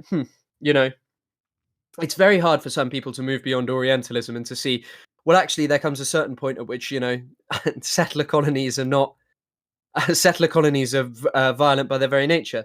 But I mean, one of the parts which I actually just ended up skipping was the sort of part about sexual violence. And I skipped it for one specific reason, which was it was so pointless, especially because it revolved around the idea that you had denied everything when the only piece of substantial evidence brought up by Ethan was about Amit Susana, that you had said at the very start about what had happened, that it was a credible accusation. Yeah. I mean, she even said that she allegedly reported it to a Hamas commander, I believe, and the commander said that they would deal with it or whatever. I have no doubt. And again, it's not implausible that this kind of thing happened. It is the key point that is to be said is that there is, sexual violence did not happen en masse systemically. And actually, there was one thing or directed by Hamas as well. Because that would also contradict why Ms. Hasana would even report it to a Hamas commander if she believed that there would be no repercussions for what had taken place. That actually also corresponds to another witness from a while back. I remember reading about her testimony to The Guardian in the aftermath of her release, where she talked about how there was mistreatment that took place against some of the hostages, and they immediately actually told a Hamas commander to deal with it. This was what was so consistent with testimony from most of the hostages overall, in terms of like, their recognition of an important bargaining chip, right? Like I have maintained this position over and over again as people were like fantasizing about how many rapes Hamas was probably committing towards the hostages, and when we didn't have as much information. And I kept trying to explain to people or how they had probably killed the hostages for fun or whatever. And I kept trying to say, like, they will not do that because this is their bargaining chip. I'm not even saying that they're not going to do that from the perspective of like morality because it's the most moral force or anything like that. But simply logically, it doesn't make sense. That's why I kept repeating over and over again. Like, if they kill hostages, you'll know because they will do it on camera, or they will reveal that they've killed hostages because it's a point to apply pressure in that situation. It's just cold hard logic in this process, right? 100%.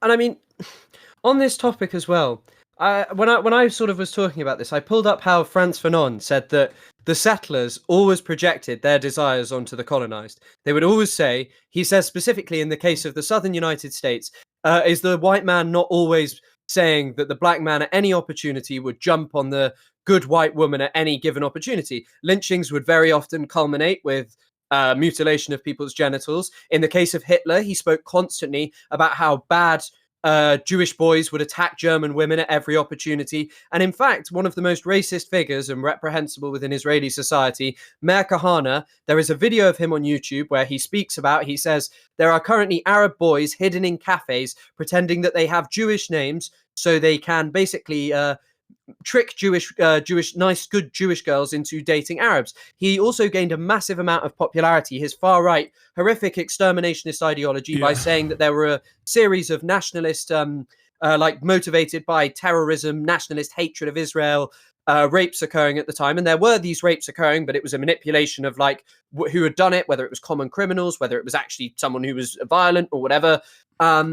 And of course, it inflamed people because people always like to believe that the other is a barbarous savage who is enjoying at their expense, who engages in moral excesses that are far beyond anything that, the good moral Israeli is allowed to engage in, even though all we have seen is vast systemic torture against Palestinians, sexual abuse for decades. Which there is significantly more well-documented evidence for by not only Palestinian advocacy groups like Adamir, but also independent outside investigations from the United Nations that have concluded that there is like verifiable evidence for mass sexual assault under detention at checkpoints in the West Bank and on numerous occasions throughout this like apartheid structure that they've designed. Sexual violence is systematized by the Israeli military, the Israeli occupying force.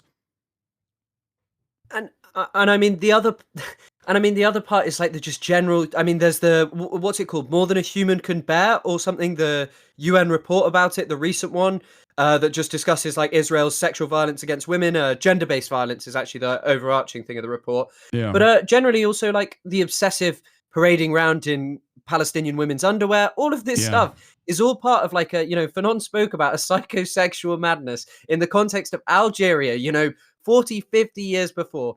And you know, again, like drawing back on this similarity, what they were fighting against was the same thing, this like mad colonial thing, this mad colonial mindset that kind of justified anything against the indigenous people by portraying them as barbarous savages, you know? And I think that for me, like in that context, it is very difficult to hear someone go, because this is the trick. It's, you know, you never to have a serious discussion about what Israel actually does. It is to go, you denied this, so you are bad. You support terrorism, so you are bad. It is an appeal to emotion, which is funny because always it is claimed, well, the Palestinians appeal to emotion by showing you they're dead or showing you these things, when in reality, it's just, this is the horror of being Palestinian. Yeah. But also, and when this is just a direct appeal to, you are going to be scared of Muslims and you are going to think that they do worse things because they are Muslim, that they are sexually bad and different. And I think that, you know, for me, that was a very interesting point. And I mean, I'd say that one of the hardest points to have a takeaway from was the bit where you discussed sort of Mizrahi Jewish people.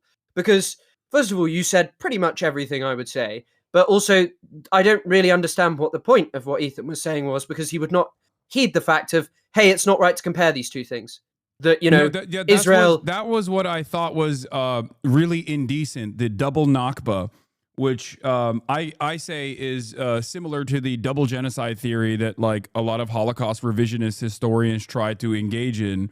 That is roundly criticized by other academics. However, it's kind of making a return now in liberal society. But I'm not going to get into that. But the double Nakba concept is one that I think was one of the most disingenuous points that he presented, and he did so by also misrepresenting Avi Shleim's perspective on it to try to hyper focus on literally one aspect of his own personal experience as an Iraqi Jew, or even like his academic work in terms of like what kind of violence Iraqi Jews were subjected to in an effort to make this really damaging comparison. I was more frustrated with the comparison. I never have denied that there have been anti-Semitic incidents that have taken place in numerous countries as a byproduct of pan-Arabic nationalism and the response and the reaction that these Arab countries had towards these different Arab countries, by the way, not Palestinians, once again, had towards their own Jewish populations in the aftermath of the Nakba. But yeah, there was a point where he said, sorry, I keep cutting you off, but there was a point where he basically said that, you know, Arabs forced Arab Jews to become Zionist, which I thought was interesting. Is an interesting statement because that I think is basically like using Avi Shleim to say that. I feel like is so strange because it directly contradicts his main point. I feel like Avi Shleim's main point is the exact opposite of that. The fucking Arabs, to be precise. That's what he said. Yeah, I mean, it's just, I've never thought about it of the perspective of double genocide because, like, yeah, I mean, there were some, you know, a lot of German people were removed from Europe and a lot of them died, but they were people who'd gone in, and it in no way is in comparison or comparable or diminishes in any way the suffering of, you know, Jewish people under the Nazis and European anti-Semitism generally. But like, just, yeah, I mean, exactly what you're saying. There was also just this key point of what Britain did in the Middle East, made promises that they did not uphold. They literally promised Palestinians independence in the McMahon-Hussein correspondence. They did categorically. They promised this to the vast majority of people within the region, except for really Syria, because they had a problem with the French in terms of giving it to the French, I believe.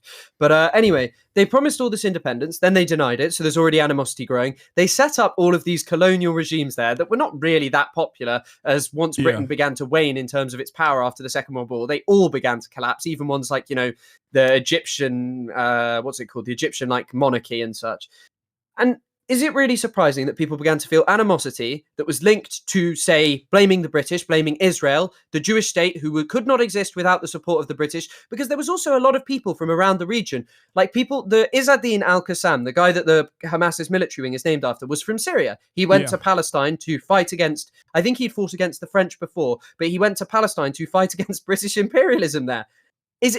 And to ignore that context, and this is always the thing, and it's the thing that smarter people than Ethan have done, Samuel Huntington, Clash of Civilizations, all of these people, they act as if Islam is this dogmatic, unchanging religion that has existed the same way for 1400 years and is completely uninfluenced. Or they'll say, and I really hated the point about this is also another point, like the bigotry of low expectations that people give. Oh yeah, because that was crazy. When talking about I hate when people, I can't believe he said that. I assume that someone fed that talking point to him, because it especially doesn't fit in this position, but it is an inherently white supremacist talking point as a counter when someone tries to describe the importance of material conditions in the development of historically undermined, marginalized communities, to say oh, you just have low expectations of black people because you're saying that they're dumb and stupid. It's a way to try to flip the script. It's a very disingenuous technique that right wingers use usually. So for him to also try to utilize that in the conversation, when I was talking about how the material conditions obviously play a major role in societal development in the poorest country on the planet that has consistently been victim to imperialist endeavors, and only as recently as right before October 7 had they finally had a moment to liberate themselves from this Saudi blockade, this UAE blockade that the Western forces had actually supported and backed due to Chinese intervention in the region, creating a peace negotiation between Saudi Arabia and Iran. Of course they don't have a civil rights movement to become quote unquote woke, I guess. They have nothing. It's just so insane. Yeah, 100%. I found that particularly grating. For example, I pulled this up. It's from an essay called Homo Zion by a guy called Hussein Omar. It's very interesting.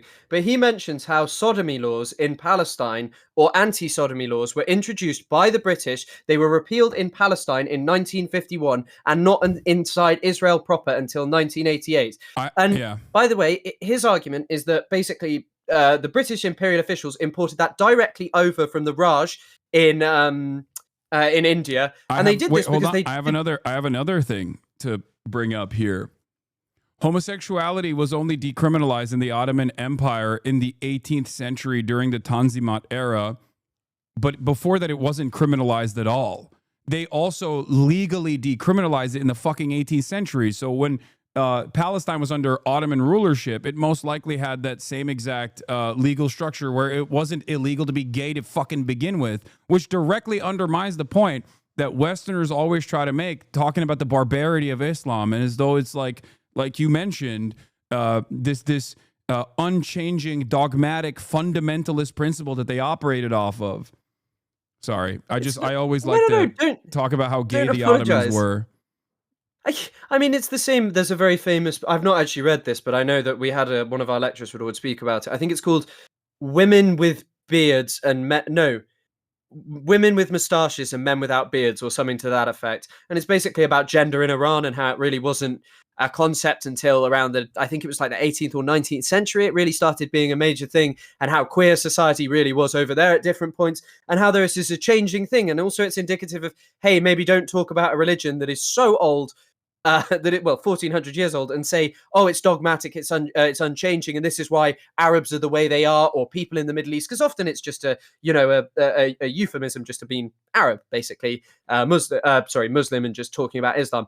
But especially just in this context of like talking about someone from Yemen, you're completely correct. Like, it's not low expectations. It's look what has been happening in Yemen. And also another big thing is like, I think if you're like trying to be a populist in a country who rails against Western imperialism, I am sure that there is a certain appeal of blaming societal degradation as well on Western ideals and saying, look, they always preach how they brought you gay rights and all of these things. And look how worse a country like Iraq becomes. No doubt that's appealing to people because of the experiences of people on the ground. In the same way that as society in the West degrades, people like anti-immigrant discourse because it's something to cling to and blame for the degradation here.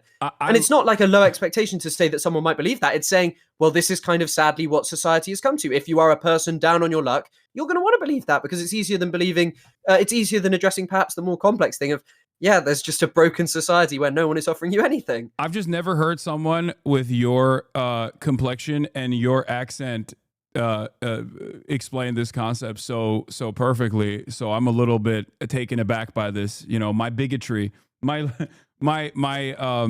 soft bigotry of low expectations from a British white man came out a little bit. I'm sorry, but you're 100% correct. This is something that I constantly talk about. Like you can even point to the Iranian Revolution. Like the reason why fundamentalists in countries like this under Western imperialism are seen as the most emancipatory forces. It is the reason why Hamas also ran on an anti-corruption ticket and was able to win the elections that the American government, the CIA, actually presented to Palestine and Palestinians, specifically the Gaza Strip. The more Islamist the forces are, the more fundamentalist they are, the more they can present themselves as anti-West. And if the entire population is firmly committed to having an anti-Western position due to all of the violence they've experienced from Western imperialism, they end up going with these people. And yes, the U.S. aid interventions and NGOs, civil society organizations that prop up everywhere that are hyper focusing on some of the civil rights movements, whether it's for good reason, whether it's because they truly do want gay liberation or whatever in these countries, or whether it's a mechanism of intervention, doesn't matter. That is why there's so much hostility towards these sorts of things and towards these sorts of movements in these other countries, because it's so quickly utilized by, like you said, fundamentalist but populist forces as a remnant of Western imperialism. All this gay shit is something that the West is bringing here. And so easy to blame for the degradation of society. Yeah, and I think this just links exactly back to the point of what you were kind of trying to say to Ethan, not even on the topic of like Yemen and stuff, also just on the context of what happened to Jewish people. Obviously, people's perception of Jewish people and their is going to be tied up with Western imperialism. When Western imperialism was like, we're going to establish a Jewish state, Lord Balfour said over and over again, I do not care about the wishes of the 700,000 Arabs who live there. The Jewish people who do not live there yet are more important.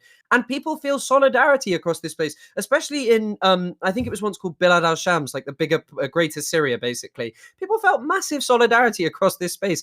And they all just experienced colonization by like Europe. And also on the topic of me as a British man talking this way, it hardly surprises me. A lot of people say this to me, and it just shows you how like, I don't know, I guess kind of what the prominent voices from Britain really are. People like Douglas Murray spewing the most hateful views imaginable. And also just like very just, wicked imperialism for decades, Yeah. No, for sure. I was joking, obviously. I know of course. Your work is great, but it's just not many Corbyns out there, unfortunately. No, of course. Of course. Too many Piers Morgans, not many Corbyns out there. We live in a space that is not necessarily that diverse in a lot of places, especially the countryside. Places like where I grew up, it's not really a place where you grow up around people who are different to you. So your perception is largely just shaped by, bigotry and all of these things, and also trying to cling to imperial nostalgia. Really, like a lot of people here want the empire back. Oh, for sure. Like, put simply, it's I think social conditioning also is something that I want to briefly tackle here.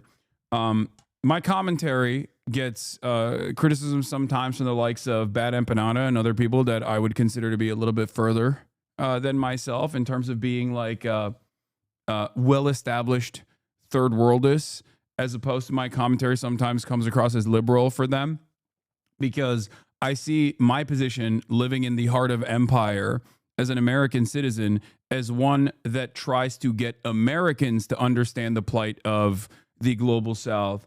So my messaging on that front is, of course, always going to be conciliatory towards people that have actually even taken violent imperialist action against the global South, in terms of like veterans that have served in the American military, veterans that have even served in the IDF, the Israeli occupying force. And because I understand the importance of social conditioning and how their development has been shaped by that, and how normalized that kind of process is, as long as they recognize that their actions were wrong and they work to atone for said actions and demonstrate that they have demonstrated that they don't believe these things or try to justify it. And the reason why I'm bringing this up is because I wanted to, this channel called Soft Take actually did a video, Selective Outrage, the silent podcaster Gila Klein. And I thought it was really good because it's very informative. I don't know how much time you have, by the way. Hold on, let me fix your... I don't really mind. I am very grateful for this opportunity. We can maybe do a dual react together if you would like. Yeah, that'd be video. Awesome. Hold on, let me resize your resize your camera here as well. Okay, and then we can engage in this together. Hold on, let me make it a little bit smaller as well. This is the problem with live production, you know. There's a little bit of silliness that takes place. But yeah, this is a video that I think was actually really remarkable, because I didn't know the full extent of like their commentary. I don't really pay too close attention to like the drama aspect of things whenever there's like stuff coming out from that camp. But I do care about like the things that they have said about Israel, and I wanted to watch this specifically because I feel like it is instructive and shows some inconsistencies with the way that Ethan has presented himself, as opposed to what he has done over the course of the past year during this genocide that he also recognizes is genocide. All right, so let's begin. Hey guys, it's the Soft Take, or newly referred as a dumb fucking moron. Gila Klein, once the reserved counterpart to Ethan. She was known for her awkward charm and subtle humor. In the early days of H3, she was the shy, friendly presence besides Ethan's loud personality. The things she would say were once lighthearted or grounded. She left last time as an Israeli. She enters today as an American. Hila, how does it feel? Tell me everything. I feel like now I can really ride it. You know, we got the flags and the balloons. Like, I feel like every old person on a mobility scooter, they always have this like personalized touch to it. Absolutely. And now we got ours. Right. To have shifted into someone who appears more vocal than thoughtful. Adam McIntyre needs to just like disappear. Yeah, Sam Cedar, another one I'm ready to burn. I know, you already did most of the work. And also someone who seems to donate money to a slop tuber who hosts a show called Ultimate Review that picks apart sexual allegations. The Ultimate Rape Review, for those of you who didn't know. What is the people were mentioning this, and I saw whatever that is. What is that? What, like, is this serious? Like, I don't know either. I only found out because someone in my audience informed me, but they said that it's apparently like they tier list like rape allegations or something. I don't know. I mean, it's just like the utter well of depravity is endless, especially in the Western world, but especially in America. Holy fuck. But it's like his stream does that.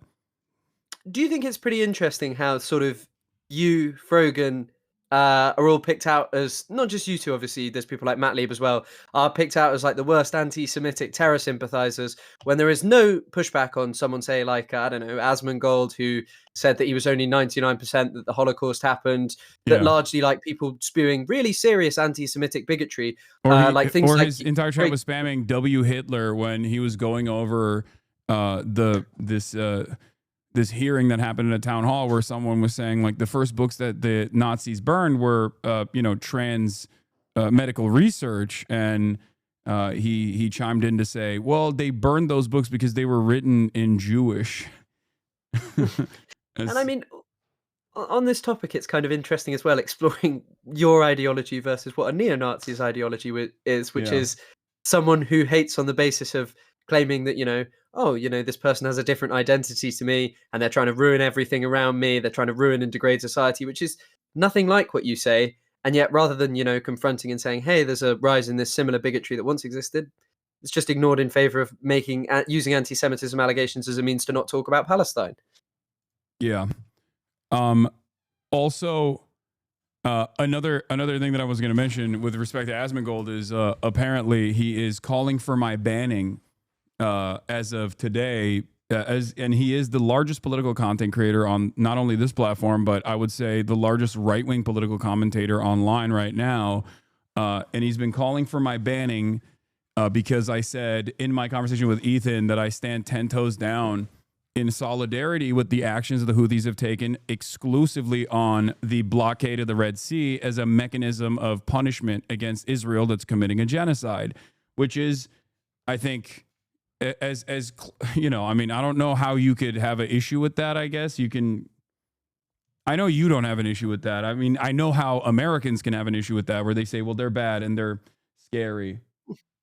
Well, even the UK government would allow me to say that. So, I'm not. You can't speak positively. Obviously, Kneecap are in trouble for what they said about Hamas and Hezbollah. Houthis are not a prescribed terrorist organization here, so people are always chanting Yemen, Yemen, turn another ship around. So, I think I agree wholeheartedly with what you're saying, and thinking that you deserve a ban in comparison for Holocaust revisionism. Yeah, it's an interesting topic of discussion. All right, let's continue. So LOLCal Live, a podcast co-hosted by Keemstar, someone that previously made her life hell. But first, who is Hila actually? She's the co-host of a podcast with her husband who's turned arguing with everyone into a full-time sport while she contributes to the show by slowly rotating in her chair. She's the founder and CEO of Teddy Fresh, a streetwear brand with a questionable theme that appears to sometimes allegedly borrow designs. Teddy Fresh also has a good causes section on their site, proudly listing charities they claim to support, which is a great thing. I appreciate them for doing. However, let's just say that I found out that not everything on that list checks out, which I will get into later on in the video. She loves to draw, present her unique clothing style on social media, and she is also someone that gets particularly vocal when criticism of Israel arises. Worst up that. It's not like Israel's going to do a precision strike on Hassan. They don't fucking, but it is dangerous. It's a war zone. Sure, it's a war zone. They may. But what? He was in the running for anti-Semite of the year. They may. Nah, I don't think you guys understand Israel. It doesn't work like that. And this is where she gets quite a lot of backlash. It's not because she's from Israel or that she served in the IDF. Well, actually that could be a reason for some. It's mostly because of the dehumanizing language she uses for Palestinians and her relentless defense for Israel. Also, I just want to be clear, I don't want to make Hila responsible for Ethan's flip-outs, but you cannot be dismissed as a silent bystander while Ethan spreads false information. And when she does decide to chime in, it's either about Hasan, defending Israel, or defending their takes. Took one look at her and assumed that she's an undocumented migrant worker that can't speak English. They all go with this narrative that it was his mom. It's just unbelievable. But what about them talking about Hasan going to Gaza? Was like, I'm thinking of going to Gaza. Until I found out they don't have like a 5-star suite for me with private security waiting there. I would have bet my goddamn house that he would never step foot in Gaza. It's insanely pathetic. Somebody please. Well, and it's the same thing, to bring it back to Hassan just because, but for the record, this conversation took place between me, Jeremy Scahill, and a bunch of other journalists where we were trying to actively petition the Egyptian government to open the Rafah border crossing so that Western journalists could actually enter the Gaza Strip uninterrupted without actual Israeli envoys as a part of like an Israeli security operation. Because at the time, during the ceasefire, the only journalists that were allowed into the Gaza Strip were allowed to be airlifted alongside the Israeli occupying force, and were only allowed to film one specific area where humanitarian aid was being delivered to from Jordan. within the Gaza Strip, and also they were still subject to the military censors. And this is the reason why no real reporting, with the exception of course, the Palestinian journalists that bravely have been reporting on the conditions every single day, has come out of Gaza even during the ceasefire period. And you can't forget the brave reporting of Douglas Murray doing propaganda for the Israeli state with the IOF. Oh God, yeah. Yeah. But I mean, on this topic as well, I know that people started kind of mockingly saying go to Gaza. That's actually just what the Israeli far right says to other Israelis who protest about it. They just tell them go to Gaza. It's like a threat to basically die. And they would probably have targeted journalists. Of course they would have. That was like, I mean, it never even happened because, like, obviously the Egyptian government did not allow this to take place regardless, because it's a vassal state for American empire. And also by way of that, a collaborator with Israel as well. So it just didn't take place. All right, let's continue. It kind of is the same thing. Like, I was thinking about going to Gaza. Yeah. I also wanted to give Sorry, guys, I'm not going to this war zone unless they can... So much to the point that they started fantasizing how his visit to Gaza could look like. They managed to keep the hostages alive. You can go be in the tunnels, I'm sure. You'll be safe he's a there. high-value hostage for Hamas. He's an American citizen. Like, this is also one of the most insane takes, because it basically goes along with the same trope that is always presented, that like Hamas are not logical human beings and simply see this as like, they're just like barbaric monsters who will immediately go, oh, American, let's go and fucking kidnap this American and hold him hostage. This is a high value hostage. Now, this is silly for a couple different reasons. One, why in the ever-loving fuck would the Trump administration ever demand my return? Someone like myself, like that's ridiculous. Why? Like, I have no value in that regard for the American government, nor the Israeli envoys that are having these negotiations. Secondly, this doesn't make any sense, because then they would be kidnapping the World Central Kitchen aid workers, for example. Those were Westerners, right, that were working alongside the Israeli government to deliver humanitarian aid into Gaza. Why did Hamas not kidnap them instantly? Well, they died because Israel killed them, obviously. But why did Hamas not instantly fucking kidnap them? Well, because they're not stupid. Like, they obviously understand the necessity for journalism. And like, I mean, even fucking ISIS has actually gotten interviewed by journalists, and I'm not even talking about Jelani or whatever. I'm talking like straight up when ISIS militants have talked to journalists in general. I've also seen there's some very disgusting rhetoric. I was just looking up his name. His name is Vittorio Aragioni, who was like an Italian who was murdered in Gaza in 2011, and he was killed by Al-Qaeda, like an offshoot there. And people were like, he had like some tattoo that was like about liberation or something, and someone was saying on TikTok, they were like, this is what the Palestinians do to you even if you go. And it's just like that they're fanatical, maniacal monsters who do whatever they want to people, No, absolutely. And of course, like that's the other irony of this, is like ISIS and Al-Qaeda are in direct odds with Hamas and other Palestinian militancy in Gaza in general, as opposed to Israel, which has found themselves in allegiance with ISIS on multiple occasions in their actions in Syria.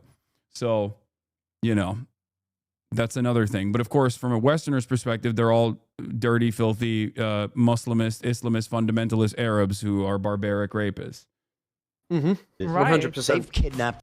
Yes, also, of course, ISIS has killed journalists as well, Chatter. I'm saying that even a fucking force that is insane, psychotic, a force of true terror, sheer terror, which had a colonialist ambition as a militant force with no care or consideration for the civilian population overall, was still able to do interviews with Western reporters. Anyway, let's keep going.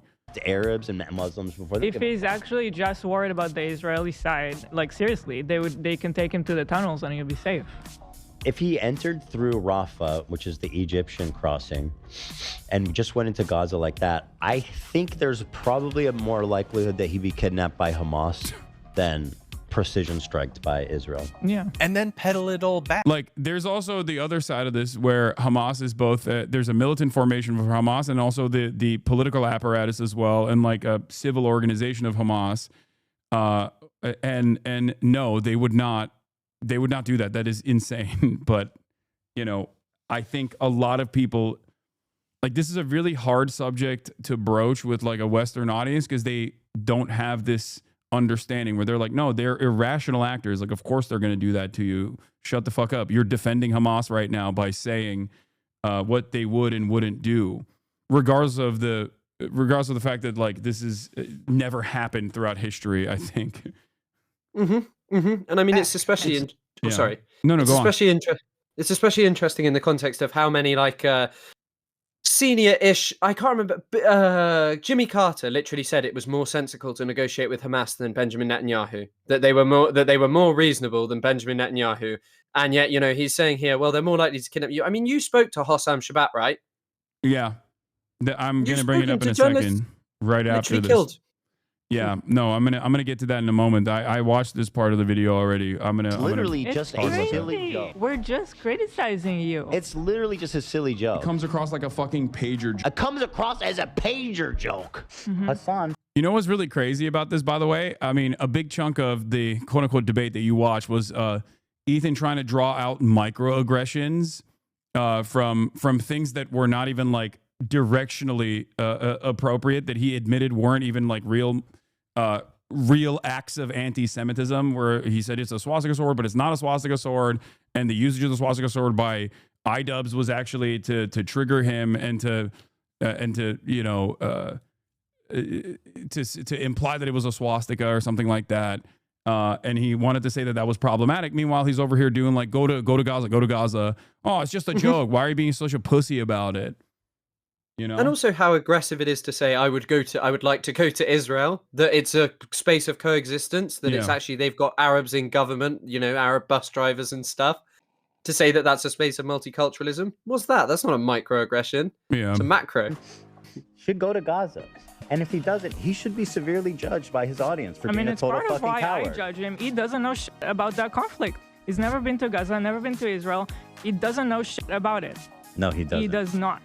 But yeah, I saw a comment that said, yeah, Katy Perry officially knows more about space than Stephen Hawking because she's been to space and he didn't. So, you know, classic Douglas Murray take.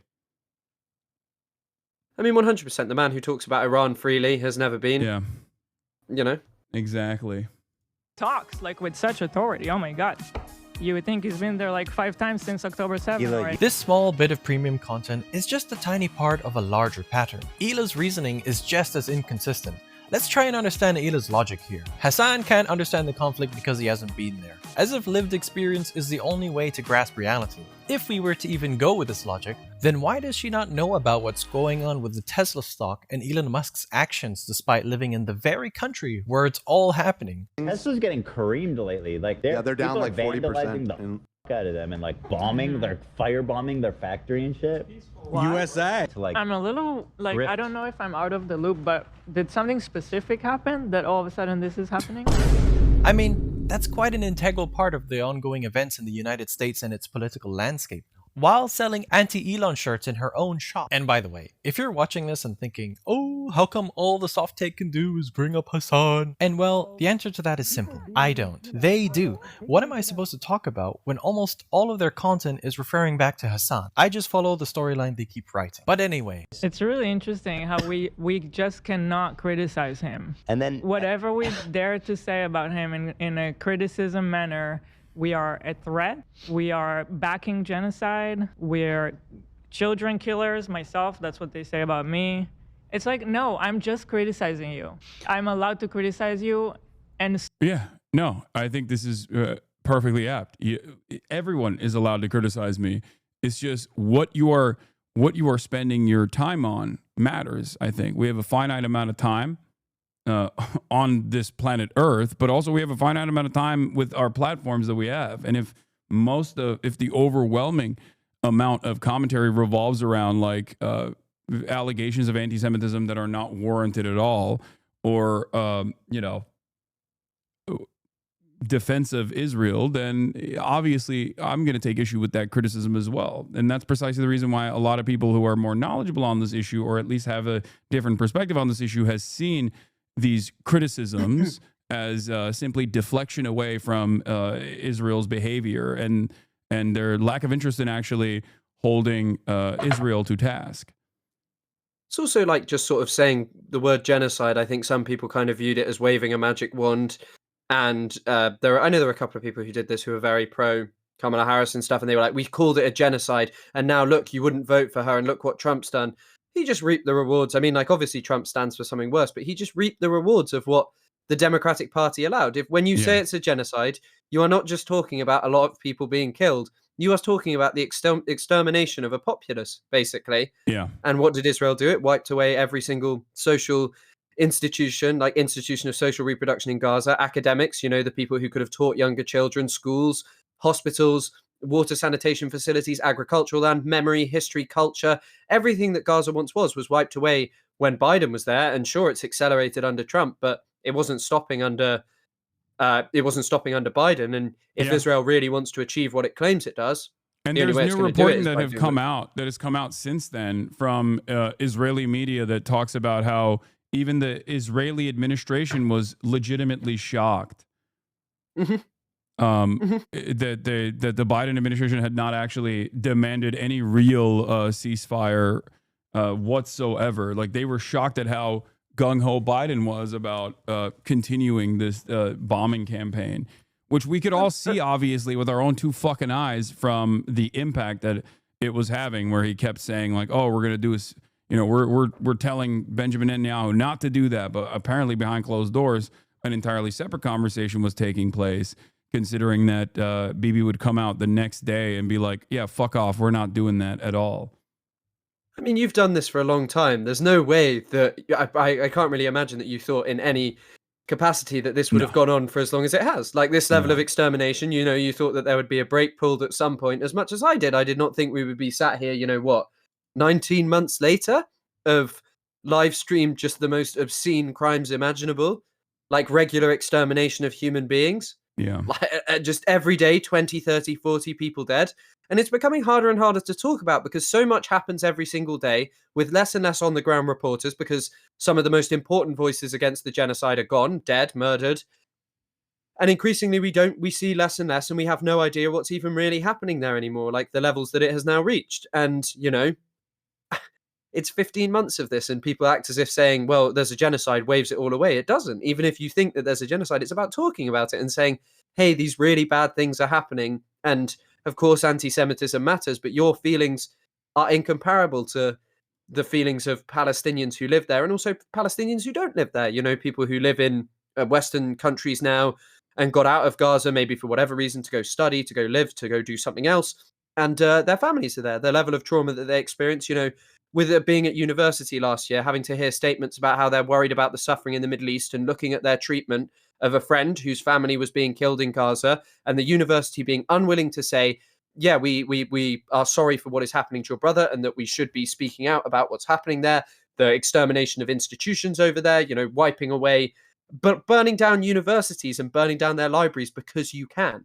And you want to talk about your feelings now, instead of the feelings of people who are experiencing something that is incomparable. Your feelings as a consequence of your audience being at odds with your commentary on this issue, like the lack of interest that you have in focusing on the actual victims in the story, and consistently trying to turn around and talk about the victimhood that, like, Israelis must feel, or the victimhood that American Jews might feel because of this dangerous conflation of Judaism and Zionism. Ironically enough, a conflation that Ethan himself makes with regular frequency.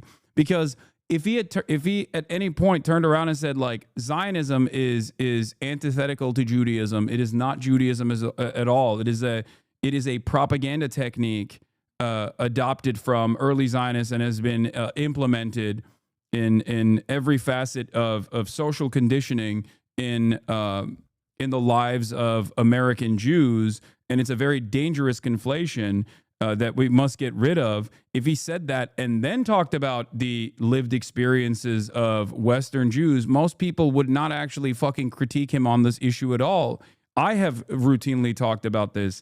I had Simone Zimmerman on alongside my friend Noah Colwin, who did the documentary called Israelism, specifically detailing the social conditioning that takes place for young American Jews living in the Western world, that creates this that creates this allegiance for the state of Israel through fear, through utilizing the intergenerational trauma of the Holocaust and pogroms that Jews have withstood, and how dangerous that conflation is, and how that turns people into outlets of propaganda individually. And I think that is an important thing to address as well. Like I said, some people will say I'm a Jewish exceptionalism. I'm doing Jewish exceptionalism by even focusing on American Jews and the social conditioning that they go through, or the journeys that they go through in terms of going from being liberal Zionist to anti-Zionist. But like, I live in the fucking Western world. Of course I'm going to do that. It's important to recognize that is because it's also an issue that I also, separately care about. As Ethan says, you can care about two things at once. And it's like, yeah, I do. I do care about those things. I do care about the dangers of rising anti-Semitism.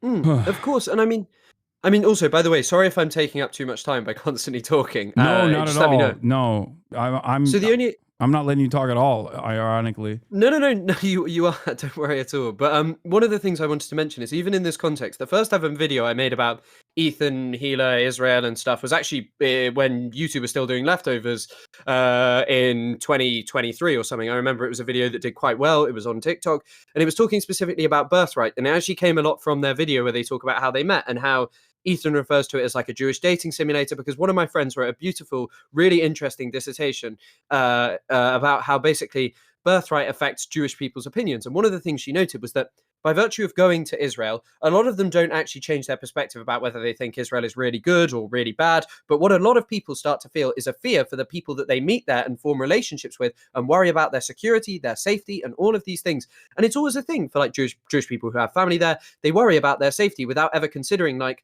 and obviously because of the way that people are conditioned, they don't want to consider, well, actually, this is by virtue of the position of having an open frontier of settlement where you are consistently in other people's land. Like, people always bring out, oh, this happened on October the 6th.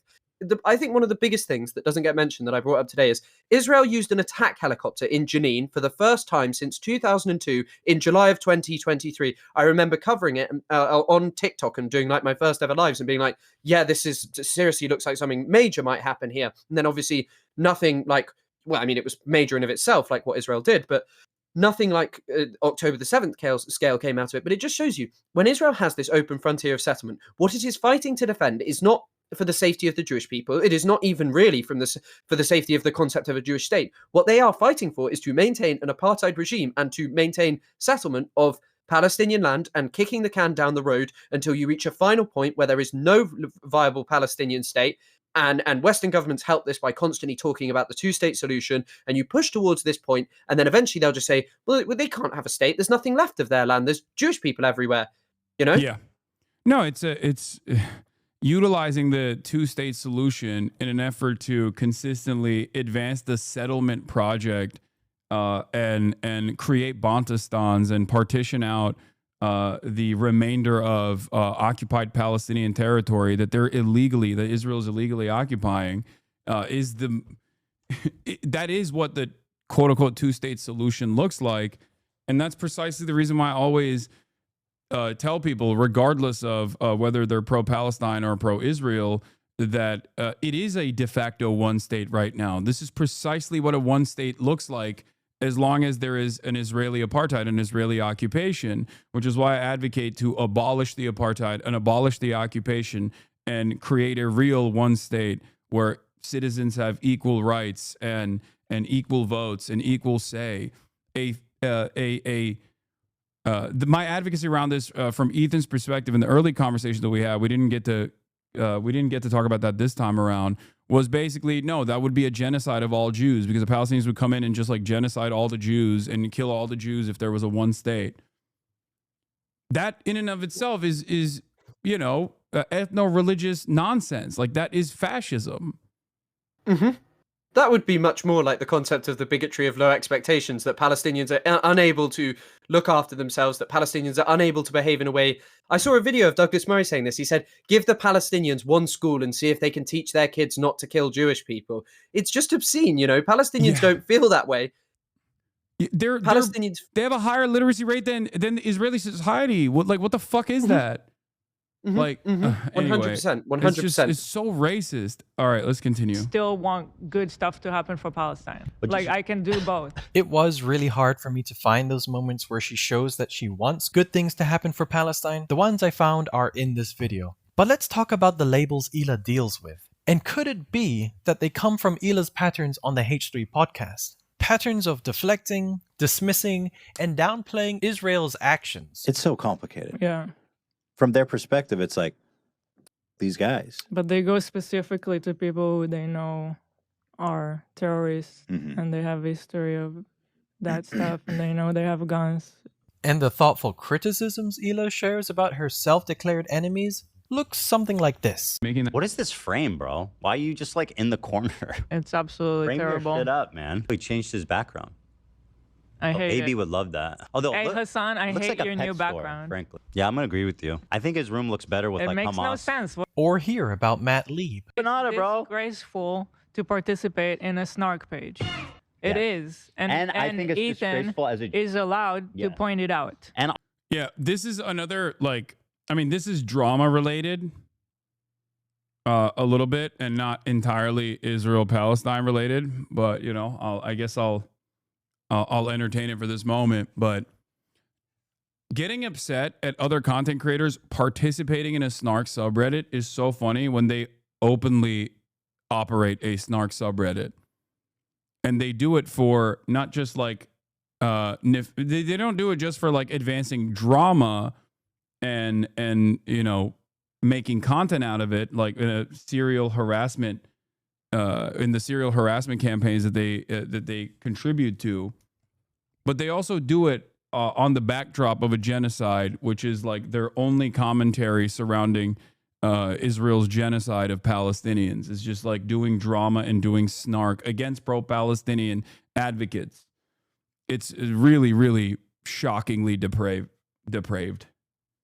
100%. 100%. Yeah, just, I mean, just making it all about, even during the debate, having to hear about like your head being small. Like, who cares? I swear it's something also that you joke about quite a lot, you know, just having to hear about that, like in between. It's like, there were certain parts as well that I just had to skip because I was like, there's not much to analyze here. It's just Ethan sort of being mean and just for the sake of it and like mocking the way that you speak. And it's just like, what is this? This is just feeding into people who just hate you anyway. And I guess feeds into what I said about it. People had already decided what their mind was. I'm sure that there are some people who actually did change their opinion because of it, but there are tens of thousands of people who went in and they would always say that Ethan had, you know, destroyed you and that he really got you on this one, that he has like an epic clip of it. And it's just like, I don't know. I don't know. It's very hard to see. The epic clips that have come out so far from their side have been Ethan repeating that he wouldn't like it if Anne Frank resisted against the Nazi occupation.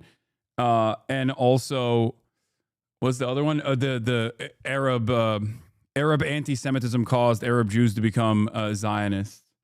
Those are the two major points that they've arrived at, I think. Yeah, Ethan, mocking your speech is wild. I will not expand on it. Yeah, that stuff was like really childish. I didn't really care about that. I don't know why he thought that made him look good.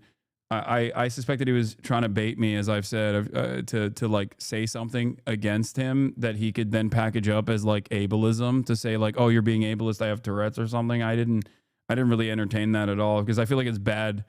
It's a bad optics in general. Let's continue. Also, and if that's too much for you, maybe get off the internet. Right. And or at least get off... maybe don't work for a reputable company like Red and Link. You don't deserve to work there. Or this Instalock, you're going to get fired. One speed, always. People who defend Israel, immediately. Accusations of anti-Semitism followed by, you need to lose your job right now. That's it. Yeah. Very reasonable criticism of Sam Cedar. Sam Cedar, another one I'm ready to burn. By the way, Sam Cedar agrees with me. I saw a clip of him the other day being like, saying Well, that he's two-state. I don't know. Two-state. I I was like, he agrees with you because he also like protects Hasan at all costs. She was right. He was wrong. She wasn't wrong. It's just, you know. You're ugly and you're dumb and you're not funny. Hila and Ethan have repeatedly stated that they oppose Netanyahu and his government. So here's what I'll say about Israel. Listen, this isn't the first time I've said it, and I'll say it and many more times. The cabinet is run by genocidal maniacs. They're led by Netanyahu, who should resign in disgrace and go to prison for being a war criminal. He's made a coalition of the most radically conservative freaks that don't represent, by the way, the majority of Israelis. They voted against Netanyahu. You mentioned that we lived in Israel and we voted against Bibi. Even Ethan, we both voted. Yeah, I was in, I think, 2 elections, and both time I voted against him. So like, what do you guys want from us? And here is them showing empathy for Palestine and being pro two-state solution. The problem is the extremes on both sides. The Orthodox Jewish people And the cause extreme trouble, yeah. and the terrorists. Yeah. Well, you know who do all the terror attacks on the other side. You know what's really interesting about this? Ta-Nehisi Coates actually had a conversation with Ezra Klein on this exact same perspective, where Ezra basically said, "Oh, why didn't you actually talk to any why didn't you in The Message, his latest book, why didn't you actually cover the plight of Israeli society? Why did you not spend any time on the extremism of Hamas terrorists and things of that nature?" And Ta-Nehisi Coates actually had a really good take on this, where he was like, notice how you said extremist Orthodox Jews or extremist settlers, but then as soon as you talked about the Palestinian side, Palestinian militancy, Palestinian resistance, you said terrorists, like Hamas terrorists. That double standard, even that packaging in this conversation is a part of the invisible ways in which a lot of people in polite society and liberal society view this conflict in an asymmetrical way, except in the exact opposite asymmetry that they are supposed to be viewing the conflict from. Because the reality of the matter is the asymmetry actually is supposed to offer more moral credibility to the side that is resisting against the apartheid state, not the side that is escalating some of the most violent aspects of said apartheid state. And I mean, on this topic as well, it's interesting to say ultra-Orthodox when, of course, a lot of these people do practice Judaism in a very religious people, but Meir Kahane was literally considered a terrorist by the State Department. You know, it's a fair term to use about him if you're using it in the context of saying, well, this Palestinian group is. But we always hear about, how Hamas said something to do with trees and rocks, something to that effect in their original charter. A Jew behind a tree or something. Yeah. In the context of Kahane, I always bring it up. The guy literally said that he thought that every Palestinian should be expelled and the ones that wouldn't would have their throats slit. And the more terrifying part is that it seems that his rhetoric is now prevalent all across Israeli society, which is our closest ally, which is held up as the moral defender of Western civilization. And he really is reigning supreme. Israel brought in a ton of laws that he tried to bring in. And the things that he suggested for Israel, other Jewish people, another member of the Knesset compared them to the Nuremberg laws, one by one, every single thing he suggested, and said that these are actually very, very, very similar to what Hitler wanted to do to Jewish people. Kahane was, so incredibly racist, and he was, I don't know, we don't really talk about that as an extremity or an illness within the faith of Judaism, but when people are more than happy to talk about Hamas as some symptomatic death cult in, reputable newspapers. Yeah. Also, Pee Wee Bay says, we're settlers on native land. How many of us would be sympathetic to violent resistance by any native groups? Your bias is based on your position in the situation, which is really funny because I'm Turkish and I advocate for Kurdish liberation. So I'm actually much closer to the subject matter than you would think in terms of creating a parallel here. And not only that, but also as an American, the reason why they call me a fucking terror supporter is because I'm actively contextualizing how these militant resistance groups are formed in the region as a direct consequence of American imperialism. And one of my most famous quotes was when I said America deserved 9/11. So obviously, that is very silly of you to point to, given my background, both as a as a Turkish person and also an American citizen as well. So yeah, cool though. I get it. They cause the trouble. But I feel like if you ask most people, especially my age, they'll be like, just do whatever it takes. Just They don't do fucking it. care. Split They're- it. Do the two-state solution. Do whatever it takes. And by the way, I find it quite fascinating to see how their public statements and attitude has shifted over time. A lot of drug problems. The regular people there are, I mean, everyone feels bad for them, even on, you know, the Jewish side. Oh, yeah. And they're just, What can you do? they're just Because- stuck there. On the surface, they seem to present themselves as neutral voices, people who acknowledge the suffering on both sides, distancing themselves from the more extreme Zionist rhetoric. Yeah, it's being Israel is bombing the fuck out of Gaza right now, which is a horrible humanitarian tragedy that's happening. But if that's the case, why do so many see them as pro-Israel, anti-Palestine, or even Zionist apologists? They themselves cannot grasp as to why. Could it be because of Ethan and Ela saying things like they want to travel to Israel to show how beautiful the country is and how diverse its people are, all in the midst of a genocide? We're planning to go to Israel in June with my parents and all the kids. It's going to be Yes. such a great trip.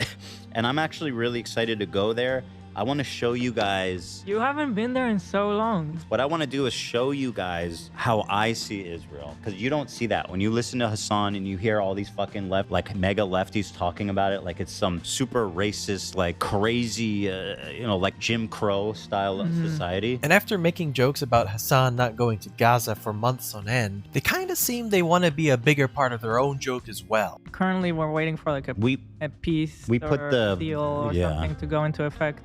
Yeah, we put the visit off while the war is Because we want to happening. come with the kids and I don't want them to have to deal with sirens and yeah. seeing all that shit, hearing all that shit, you know? Or is it Ela's constant IOF apologies instead of finding one critical word about her own service or the IOF in general? And there's other countries that have mandatory service armies. Very common. You're just being racist. If you have a problem with the whole country, Including, that's by the way, racist. Turkey has mandatory military service. Yeah, Unless you're rich and enough my to flee the parents country. were not the rich kind that will pay to get me out. But even if they were, they would not agree to that because they think it's important to serve. Like, even if she hadn't said the second part, this would be more defensible to their audience if they're even remotely tuned into this frequency of being pro-Palestine, where they'd be like, what do you, okay. But like, she packaged it up with like, no, mandatory service is also good because like, it's an honor to simply serve. Like, making that statement is so crazy. Ethan tried to come at me with a similar perspective when we were having this conversation where he's like, well, you pay taxes in America. And it's like, yeah, that's precisely the reason why I do talk about Israel virtually every fucking day, because I see my own moral culpability. I see the violence that my tax dollars contribute to, which is why I want others to also wake the fuck up and try to put an end to this, try to put a stop to this violence, saying, oh, well, if you didn't serve, you would also, you'd be in jail, right? Or if you didn't pay your taxes, you'd be in jail, as though this is a similar comparison, especially considering that, like, I have no say. I try to have more say in where the taxes get allocated to, but there's still plenty of good things that those taxes actually go towards, like building roads and funding education. It's also a pretty interesting take in terms of, I mean, I don't know what Turkish military service consists of. What does it consist of? What do you actually do if you do it? Oh, no, there is definitely, I mean, depending on where you are positioned, like there is definitely, you could potentially, someone with a college education, most likely not, but if you don't have a college education, like you will potentially go to the South where you could find yourself doing harm to like Kurdish villages or fighting against like PKK.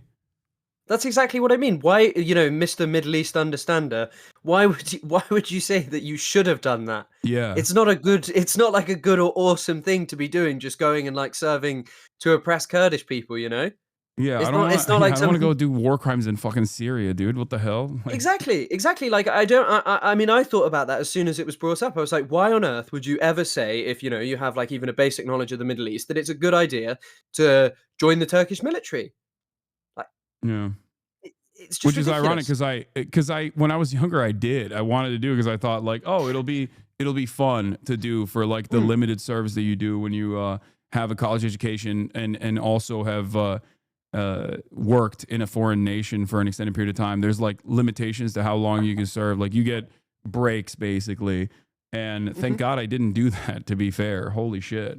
Like everybody else in the country. I mean, it's a very selfish move to decide, okay, I'm not going to do it, but everybody else will. I mean, when you're growing up with constant terror attacks, the army is a necessity. Yeah. For one person to decide, I'm not going to do it, is a very selfish decision, because meanwhile you're not doing it, everybody else is doing it and putting their life on hold. Very important years of your personal development, you're putting it on hold to go do this, and it helps nothing with your career afterwards.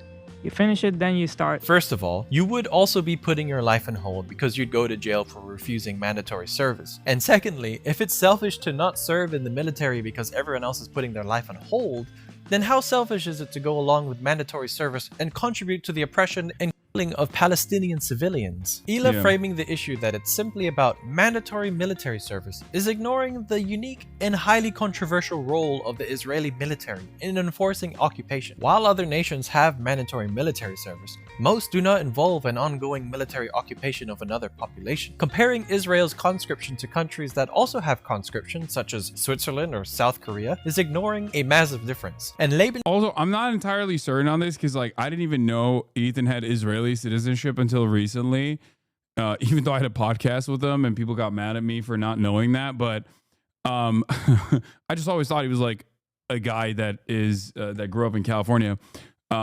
Apparently, he dodged the Israeli military, so I don't know what that's about. When she's like, "Yeah, it's really selfish." Criticism towards the IOF as racist against the whole country is attempting to shut down the conversation. It's just as Ela said. It's like, if this is your argument, we're never going to be able to talk. Well, so far in these few clips alone, you mirrored Israeli government rhetoric by portraying refusal to serve as betrayal rather than moral stance, and you framed criticism for joining mandatory service as racism, despite the IOF's well-documented war crimes. But that's not everything. Let's keep going. Ela seems to deny Israel to children. People are saying Israel does that on the daily, the idea Does that on the that's daily. Not what I'm talking about. See, that's what you're doing. You're excusing people being burned alive and kids being murdered. You're saying Israel does that on the daily. Now, I'm not denying that. I'm not denying that. So are you in favor of an Iraqi terrorist? Here's my response to that, just by showing the following. An article from 2022 states 2022 to become the deadliest year for Palestinian children in the West Bank in over 15 years. An article from 2023 marks the deadliest year on record for children in the occupied West Bank. This article is about 1 month before. Yeah, Euromed Human Rights Monitor literally released their report on this as well on October 6, 2023, by the way. Like, and I mean, even on this topic, like growing repression, increasing assaults on the Al-Aqsa Mosque, and increasing government presence of saying we want to destroy it. All of these things, Palestinian life has been getting harder and harder with the sole explicit goal of removing more and more Palestinians. In fact, in the West Bank, it's much more about concentrating them into a really small amount of areas, like a few Palestinian townships where they're all surrounded by, as Bantustans, as you put it earlier, like concentrating them into smaller and smaller Bantustans, not giving them any right to live and just making them leave, destroying Palestinian ways of life, modes of existence. So there's no two-state. And, it's not really about killing and death in many ways. It's just ridiculous. For the October 7th attacks. Now, it is worth quickly disclosing that the next few articles I'm about to show occurred after she said that she denies this. But Ela never seemed to have changed her mind about this, at least not publicly. An article from 2023, after the 7th of October, more than 3,195 children in 3 weeks. In 2024, the Gaza Strip was recognized as the deadliest place on earth to be a child. And finally, since the breakdown of the ceasefire on the 18th of March 2025, the Gaza Strip has left at least 322 children and 609 injured, constituting a daily average of around 100 children or maimed over the past 10 days, according to an article by UNICEF. Kids being You're saying Israel does that on the daily. I'm not denying that. So are you denying that. This kind of disbelief in what Israel is capable of seems to have rubbed off on her husband, Ethan, who portrays the country in surprisingly positive light. People are so weird about Israel media because, like, you'll see people all the time being like, even according to Israel media, they said this happened. But then at the same time, it's like, oh, she reads Israel media, so she's obviously brainwashed in a Zionist. Yeah, because Israeli media literally has the same exact, like, permissible boundaries of speech. Actually, it's worse than America in some respects, where you do have the liberal Zionist takes, or even sometimes anti-Zionist takes from like 972 magazine or Haaretz, all the way down to, you know, Kahanist screeds coming from right-wing newspapers. So yes, you can get both of those ideologies represented.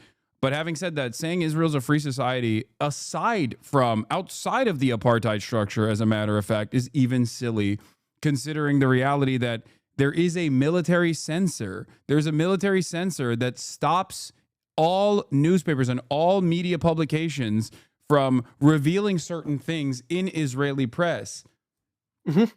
I mean, as well, also, yeah, exactly. Even on plus 972, like the Where's Daddy report, it's very interesting reporting. But I still think that there are parts of that about the accuracy, the skill of, like, how sort of accurate it is at, like, targeting people. I don't believe it. I do not believe it at all. I think some of the numbers are massaged in that kind of stuff because, you know, it has worse press freedom than even Qatar by quite a considerable amount now. It's according to Reporters Sans Frontières. It's ridiculous. It's utterly ridiculous. Also, it can be seen as I think, like, that report is damning in and of itself for sure. It's like shocking to Americans if they ever encounter it. I've covered it, but also it creates the reason why it would pass the Israeli censors, in my opinion, is because it creates a plausible deniability structure for the acts that the Israeli occupying forces engaging in Gaza by attributing it to an AI targeting system rather than like a deliberate killing field that they've created. So it's not even individual hands that are touching the bombs. It's actually being guided and directed. Like the targeting systems are being populated with AI. Even like a lot of how denial operates from some of the more skilled like some of the more competent deniers of what Israel does. It's always like, oh, well, it's just, you know, a couple of people with these mad statements. You know, you can't pull up Haaretz and say, oh, look at what this one person did, or this was an individual war crime, as opposed to ever confronting like this is a systemic pattern that comes from a whole dehumanizing rhetoric that was always in the structure of Zionism and was always going to head to the end point of you cannot have two competing national identities existing within a space. If settlers come and say we're going to build a Jewish state, the prerequisite will always be that there is not a Palestinian state there and not a Palestinian mode of existence. It's always what settler colonies are like. Yeah.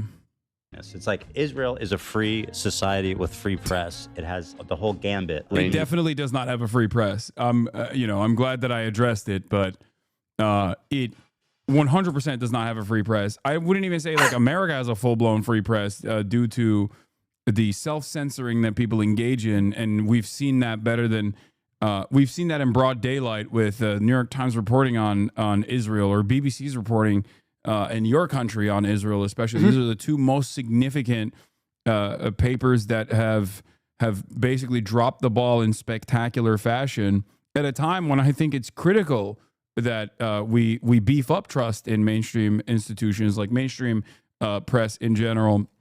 And they've done that at the behest of Israel 100%. And even then, I think the Israeli press is, due to the military censor, as I mentioned, far less free than even Western press. Yeah, no idea what Iran actually targeted when they struck Israel. No idea where Israel actually has any military institutions. There's an article talking about what Hezbollah targeted in Israel from years ago, and the guy says, I cannot say or confirm anything that's near me or what's near me because it's not legal. I'll be removed from the country and arrested. Yeah. It is not a free country. I mean, it's comical to say this as, someone who said he needed to debate IDubbbs because IDubbbs knows nothing of Palestine. Yeah. But one thing I will also maintain, and this is something I've talked about quite a bit, is that ironically, I routinely talk about how like Haaretz will outflank New York Times and the BBC or even CNN reporting on a lot of stuff. because the military censors do not see a need to suppress certain truths from the Israeli public, to shelter certain truths from the Israeli public, because there isn't like that same social conditioning that you need to engage with for the broader Israeli public that has a lot of appetite for this death and destruction, which is precisely the reason why, like, in order to maintain the veneer of free press, like, you will see extremely critical, you will still see extremely critical pieces of reporting from the likes of Haaretz on the IDF, for example, in the way that they operate, in a way that you actually never see from the New York Times, or oftentimes when the New York Times does get to it, it's months later and it's buried under paragraphs and paragraphs of describing the gruesome nature of Hamas, because the New York Times and the BBC understand that if you were to showcase the full depravity of Israel's military actions in this genocide, and I jokingly say this, but like, you know, you'd have the Barbaras and Deborahs over the age of 50 talking about how they would join Hamas if they could. It would turn into like an IRA style situation with America, where they were sending material support to the IRA, directly sending guns to the IRA, if they truly understood the horrifying things that are happening. And in spite of that, there's still a 53% unfavorability rating in the United States of America against the state of Israel at this point. That's why we couldn't see a documentary about, you know, a kid's perspective on what's happened in Gaza, you know? Like the documentary that was removed, I'm sure you heard about that. That it was was removed so crazy. his dad was allegedly the deputy minister of agriculture in the Hamas government, and it was needed to be that people weren't allowed to see it. But truthfully, it's just giving a child's perspective on what's happening in Gaza and showing how people's lives are. And, oh, a few people spoke a certain way, and who cares? Like, that is people in Gaza speaking a certain way. And it's because I think people would see that that actually, truthfully, a lot of the reasons that those people spoke like that was because of their experience, as opposed to being related to, you know, Islamic backwardness and such of these things. And that's why I guess the Louis Theroux thing is much more okay, because it's showing the extremity of Israeli society. Not to admonish it, I thought it was a brilliant documentary, but still, yeah, I don't know. It's just very interesting. Yeah. Opinions in the press, just like America does. You know what I mean? Israel seems to have a wide range of media sources. Calling it free press is again comfortably painting Israel in a very nice picture. I'm gonna grab my food real quick. When you are aware that pressures from the government, military censorship, and violence against journalists are a recurring theme, and then you have Ethan calling Israel a free society here, what could it look like when Ethan, whose wife served in the IOF, comfortably states the opposite of what is widely evident? Freedom of speech, assembly, and the right to protest are enshrined in Israeli law. But are they equally distributed? Reporters Without Borders states Israeli journalists identified as Arab face more intimidation while working. Since the start of the war in Gaza, the authorities have intensified repression against these journalists, as well as against foreign and Israeli journalists who deviate from the government line in their coverage of the war. Organized crime networks try to restrict coverage of their criminal activities, and in the ultra-Orthodox media, women are almost completely excluded. Time. In the deadliest period for journalists in modern history, at least 131 media workers have been killed in the Gaza Strip since the start of Israel's retaliation for the Hamas attacks of October 7, 2023. International media groups are alarmed by Israel's naming 6 Al Jazeera journalists as terrorists. Article 19. Since Israel's war on Gaza began in October 2023, the devastating impact on journalists has been clear. They have been killed in unprecedented numbers, threatened, and harassed. Protecting press freedom remains critical to documenting human rights violations, conveying the voices of Palestinians in both the West Bank and Gaza, and enabling accurate reporting. The Guardian. Jeremy Bowen, the BBC international editor, has accused the Israeli government of blocking journalists from Gaza because of scenes they don't want us to see. Despite all of this, Ethan and Ela continue to paint Israel as a bastion of free expression, and then Ela continues to reinforce a sanitized image of Israel, brushing off any real concerns about press freedom and safety. I can't get any security assurances against Israel, obviously. Well, bro, it's not like Israel that is worried Look, about. it's not like Israel's going to do a precision strike on Hassan. They don't. But it is dangerous. It's a war zone. Like, I agree, it's dangerous. They sure, it's a war zone. They may. But what? He was in the running for anti-Semite of the year. They may.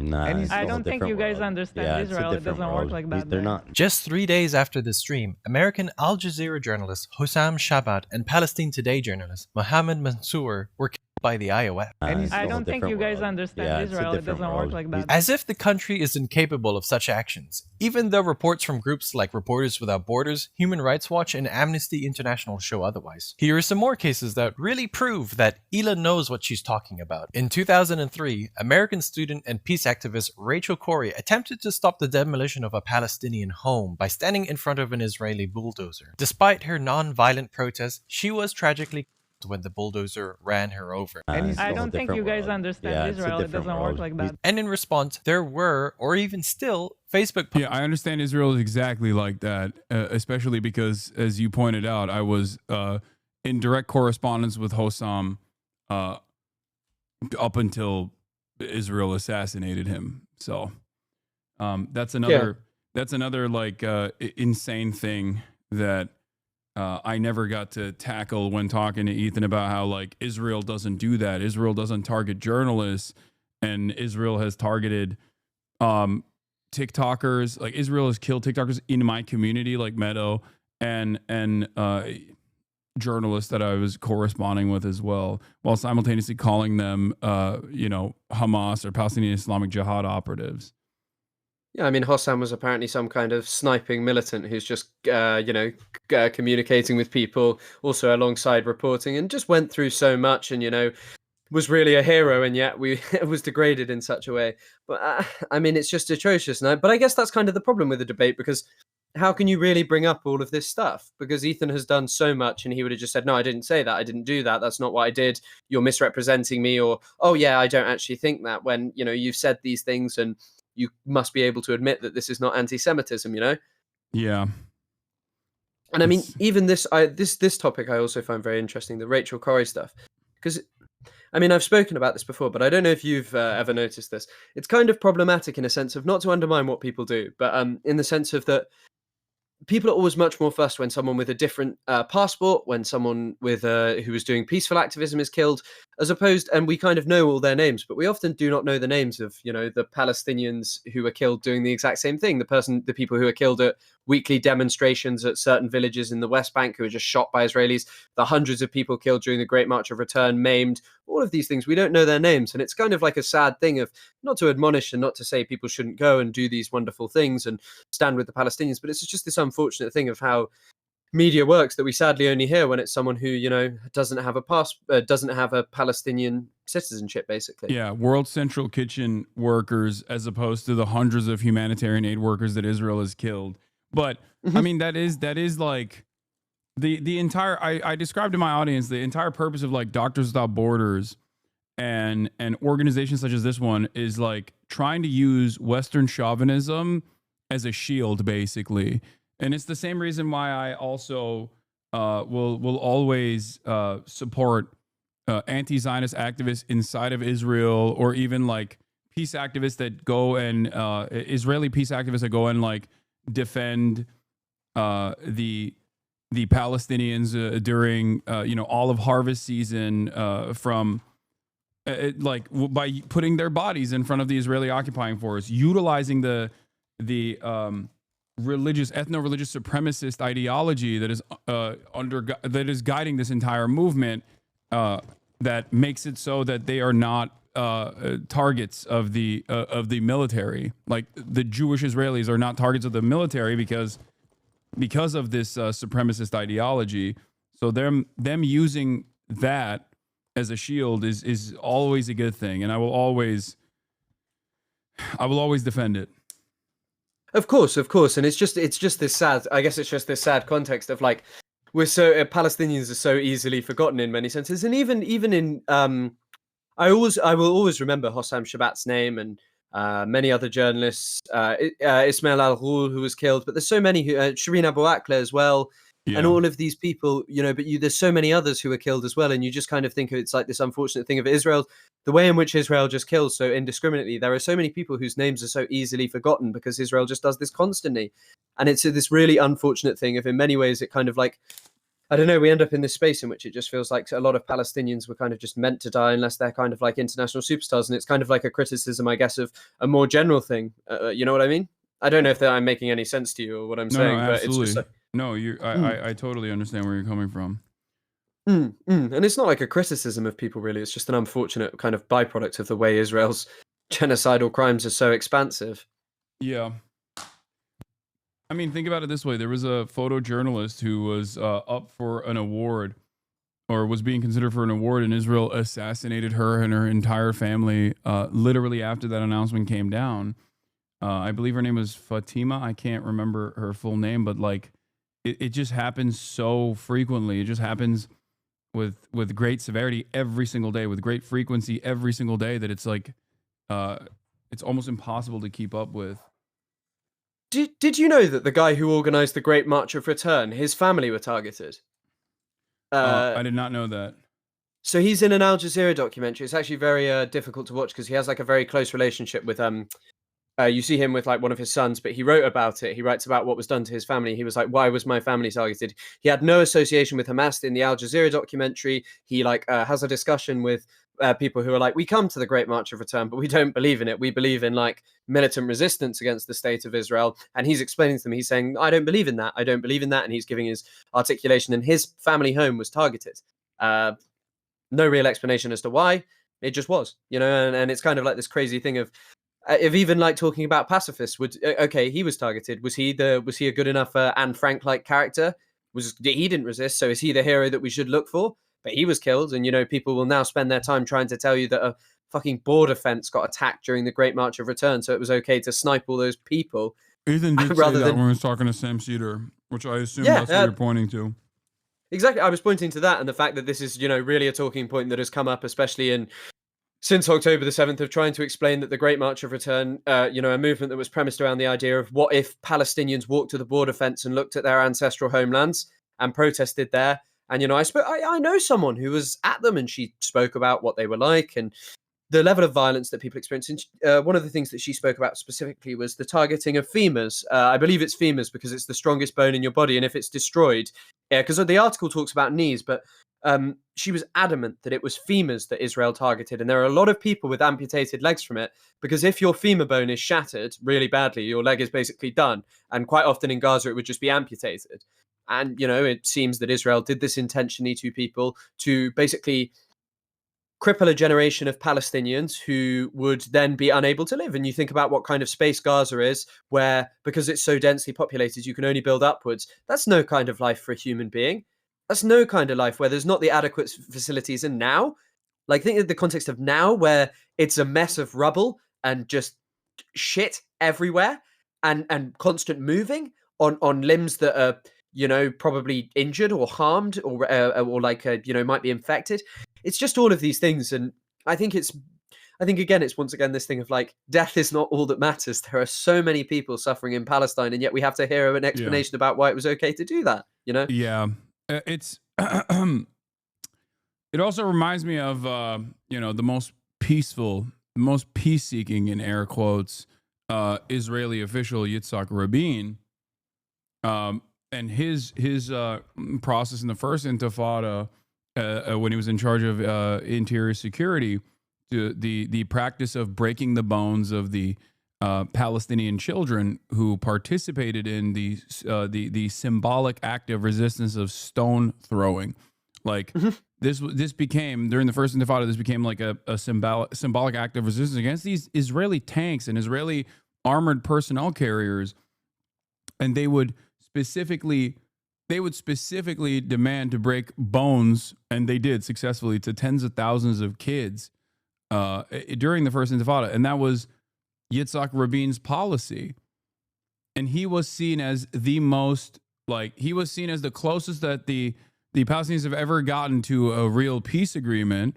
And he was even assassinated for it by a far-right psychopath who was aligned with Itamar Ben-Gvir, and also even Benjamin Netanyahu actually wanted him to be assassinated as well, like was making calls for his demise. I have a feeling that Rabin's wife actually, to some extent, blamed Netanyahu for it, if I remember correctly. And I mean, he responded to that by saying, I would have beaten him anyway. I actually didn't want him to be killed because I was going to beat his ass, which is true. He's not wrong. He was going to beat him in the elections regardless because of the fucking peace process.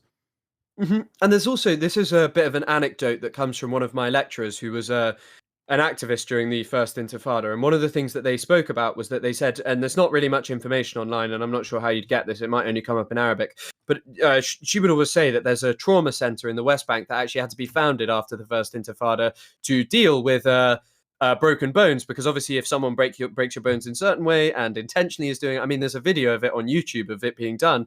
It does not look like a process that your legs are going to recover from. And if that's done to you, you know, that's a serious traumatic injury that has lifelong consequences. And I always bring this up as someone who has I ruptured my ACL when I was younger. It's a minor injury, you know, it can be fixed. But if I had someone to direct my anger towards, even having slight ire at a failure of a doctor to diagnose it quick enough and then it getting worse, having ire towards the person who has done that to you, who has given you a lifelong injury where you can directly blame it, you fester with that. Your entire life is defined by being shot by someone who wanted to do that for fun, who did that because you were peacefully protesting. It creates an anger that is within you, and we're expected to believe that there is a correct way for Palestinians to behave and such. It's kind of obscene. It is obscene, you know?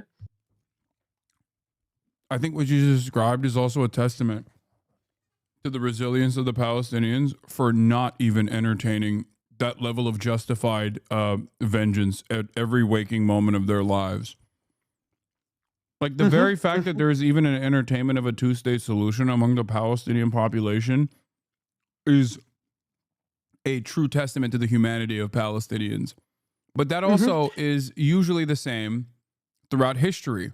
There's always the same fears that you hear from the colonial power or the white supremacists that in the aftermath or during the Reconstruction era were truly terrified that the abolition of slavery would change the dynamic, change the racial hierarchy in the South, and would cause black people, newly freed black men and women, to treat white people in the same way that white people had treated them.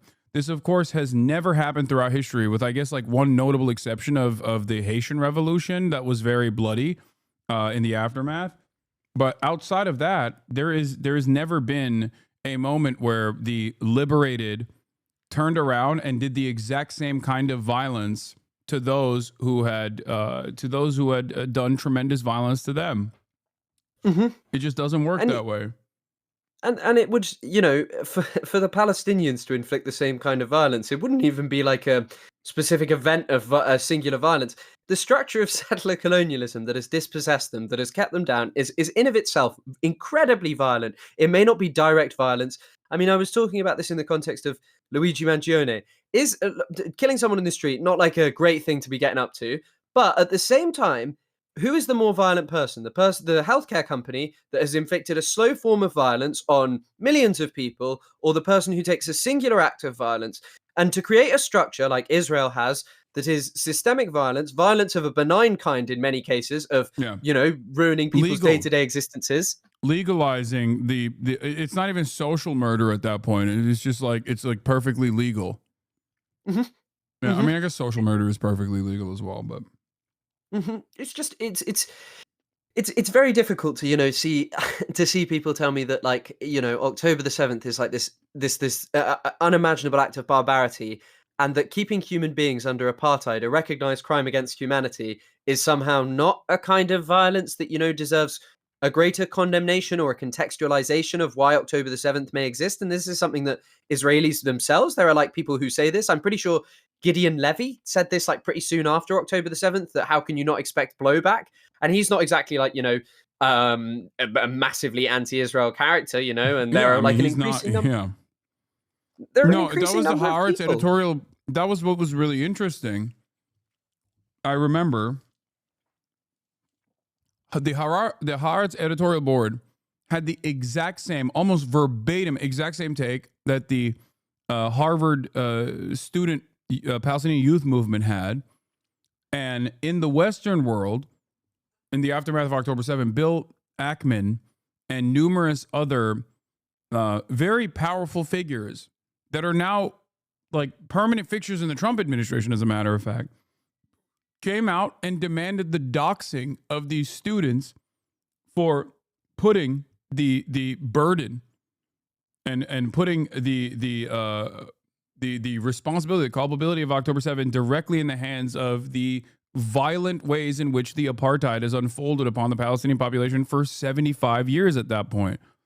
It's crazy that there were so many crazy moments in the aftermath, in the immediate aftermath of October 7. I remember here in America where like they just straightforwardly, they had doxing trucks on college campuses that plastered the faces of students that wrote this op-ed claiming that they were like Hamas terrorists, and demanded that they never get a job ever again. It's insane. Of course, and I mean, I get bizarrely, it was actually the first ever video I made was talking about cancel culture and saying, hey, I actually think cancel culture is pretty fucking real if you talk about Palestine. If you talk about it, it is a major risk, and it is a cancel culture that is not going to win you like a major audience for after post October the 7th. You had a lot of people who have one video where they were like, hey, I was fired for my job and talking about Palestine, and a lot of people will be interested in that, but then they won't be interested in what comes afterwards. It's not like Ricky Gervais or something, where you get all these shows and doing a tour out of it. When it comes to Palestine, this is a serious threat to your career, and many people are scared to act in certain ways, to speak freely about a state that has perpetrated innumerable crimes, innumerable and crimes that I don't think most of us even know about, and ones that most of us will never even know about, because Israel has destroyed so much of the evidence and buried so many bodies. Yeah. Also, this video that we're watching, while people might look at it as like simple drama or whatever, but like this is a direct participation in that exact same cancel culture structure that we're talking about, that one that has real repercussions, and maybe in this administration, as a matter of fact, one that might have criminal repercussions, because that's what the Trump administration wants to do. All right, let's keep going. Posts from Israelis making fun of her by making pancakes with her face. It doesn't work like that. According to Al Jazeera, a report states the Israel-Palestine conflict to be the deadliest conflict ever for journalists. More journalists have been killed in Gaza than in both World Wars, Vietnam, Yugoslavia, and Afghanistan combined, says the Cost of War Project, with Israel's war on Gaza having 232 journalists. But what? He was. And I will say it once again, CPJ stated that since the war began in 2023, this has been the deadliest period for journalists since the CPJ began gathering data in 1992. Ela seems to imply that critics are uninformed. Why would Ela so confidently believe that Israel wouldn't bat an eye with Hasan coming to Gaza as a journalist? He happens to be one of the most prominent critics of Israel and quite a large voice for Palestine. Could it possibly mean that you might have a more biased view of the country when you are from there and have lived there for many years of your life? He's never been to Gaza, never been to Israel. He doesn't know shit about it. No, he doesn't. He does not. But he talks like with such authority. Oh my God. Maybe. Then someone in the chat calls Ela a child, and she says it's crazy. Bloodthirsty, vile children killers are dreaming about getting people killed. What a surprise. What reality do they live in? It's literally just a silly joke. I mean, can we all agree that it was a mistake for Ela and Ethan to start reading chats from a Twitch streamer that they have been obsessively harassing? While the statement is incredibly hyperbolic, it does stem from the fact that it's ironic because I also fucking ban people like that too. That's the other thing. She served in the IOF, even if she had a non-combative role. And yet she continues to read the chat and start to infer that these people are just being anti-Semitic. It's also like the Jews run everything kind of vibe I'm getting, because like, yeah, we'll send him to Israel and we'll get somebody to kill him. But what could be the most shocking part in all of this is when Ela seems to be on the verge of revealing something she didn't intend to. It's not a war zone, it's a genocide. Also, this is, if you want to know the constant stream of consciousness coming from Ethan Klein and Asmongold's audience, it's people like this that come in and say, yo, what's up, terror lovers? Sup, terror lovers? How big is your beheading spank bank, Hasan? I bet you love that shit. We ban this stuff on a regular basis. I'm only pointing to it right now because it just happened while we were looking at, Ethan and Hila reading shit that people are saying in the chat. Is this indicative of the overarching attitude that chat has? Probably not. I only have usually a 10-minute follow, but right now for this special occasion of a 60-minute follow. And as long as you follow for 60 minutes, you can actually talk. Now, I don't spend a whole deal of time talking about woe is me and look at me, I'm such a big victim, even though Islamophobia is a far more prevalent form of bigotry and considered totally permissible in comparison to anti-Semitism, which is also a incredibly damaging bigotry and certainly exploding in popularity, especially as a byproduct of Israel's actions being packaged as, being done at the behest of Judaism and defending the interests of all Jews. Having said that, however, there is no institutional allowance for anti-Semitism unless you're pro-Israel. Then you can say whatever the fuck you want, as opposed to Islamophobia, a double standard that I constantly mention. And I think I might have mentioned with Ethan was, if you were to say someone should nuke Tel Aviv, you would get banned. And that's understandable to get banned for making a statement such as that. But if you were to say nuke Tehran or nuke Gaza, you can be American politician Randy Fine. I mean, as well, it's always just this obsession with beheading and things like this to this effect. It's always an act that people view as so, like, specifically evil, but Israel has desecrated the bodies of human beings in ways that cannot be compared to things done on October the 7th, like literally torn to shreds, where the point of view is literally just left in a bag regularly every single day is basically what it's been.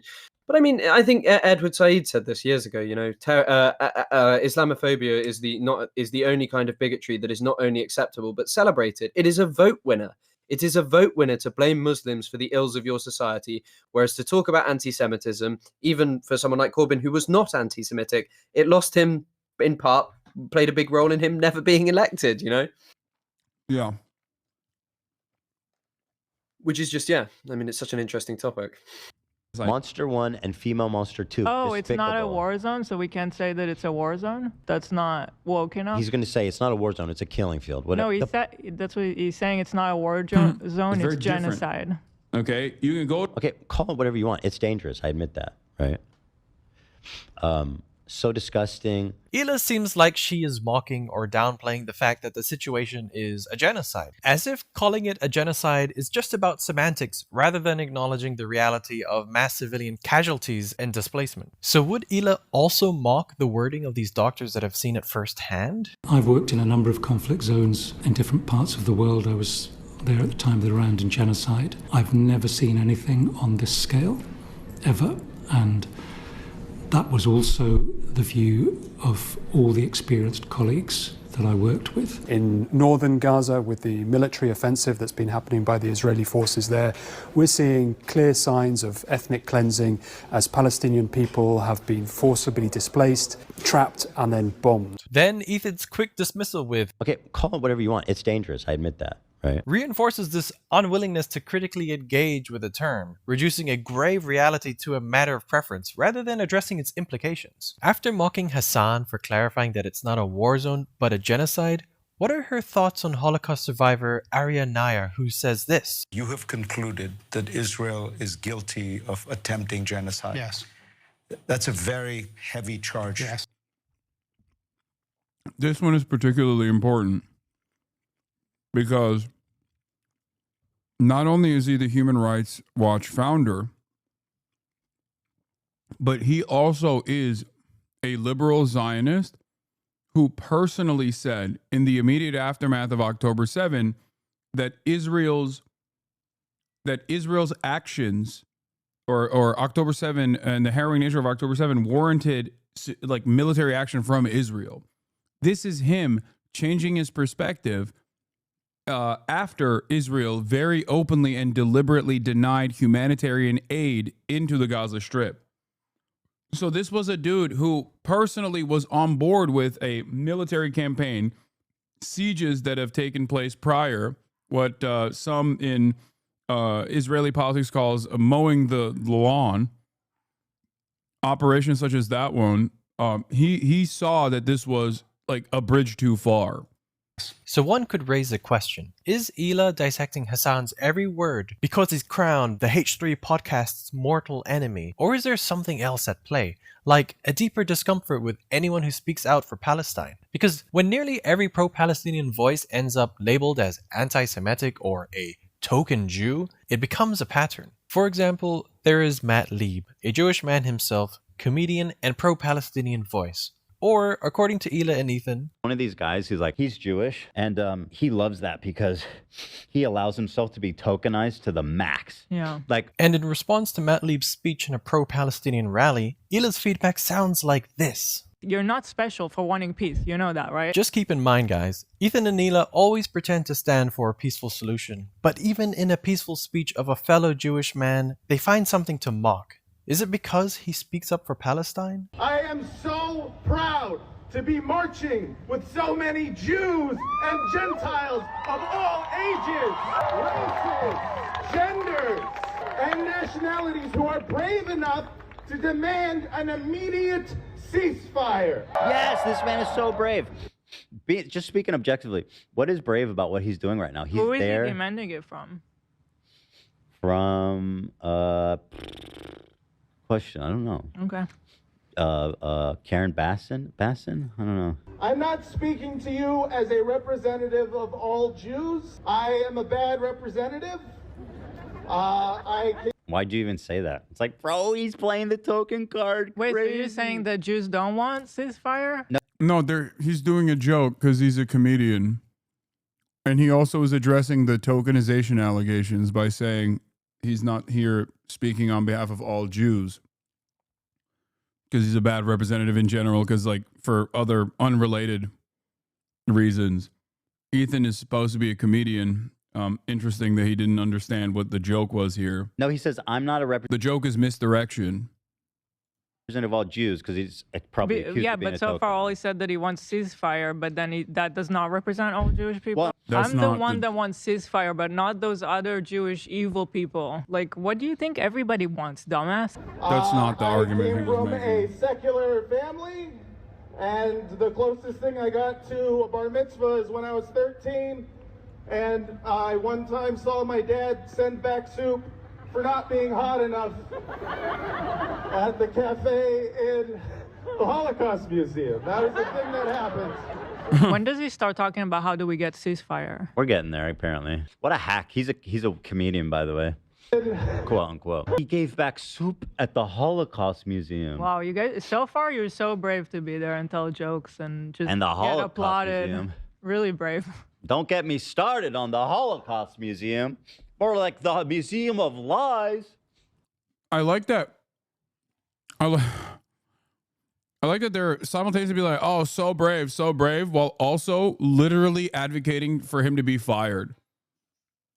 Demonstrating at least one point as to why it would require courage for people to come out and speak out against these sorts of things. Or even like getting ostracized from your community, like getting pushed aside from your community. A lot of young Jews in my community have talked to me about this when I've been to the encampments where, all right, they go to college, they're freshmen. They think they can join Hillel and like all these Jewish campus organizations. And every single one of these organizations is like super pro-Israel. So they're like, well, I'm an anti-Zionist. Like I have a hard time. Like I feel cast out from any sort of Jewish organization to be a part of. Like I can't, it feels like I'm lost in my own community. So there is definitely repercussions for that sort of thing, for that sort of moral courage that you're demonstrating.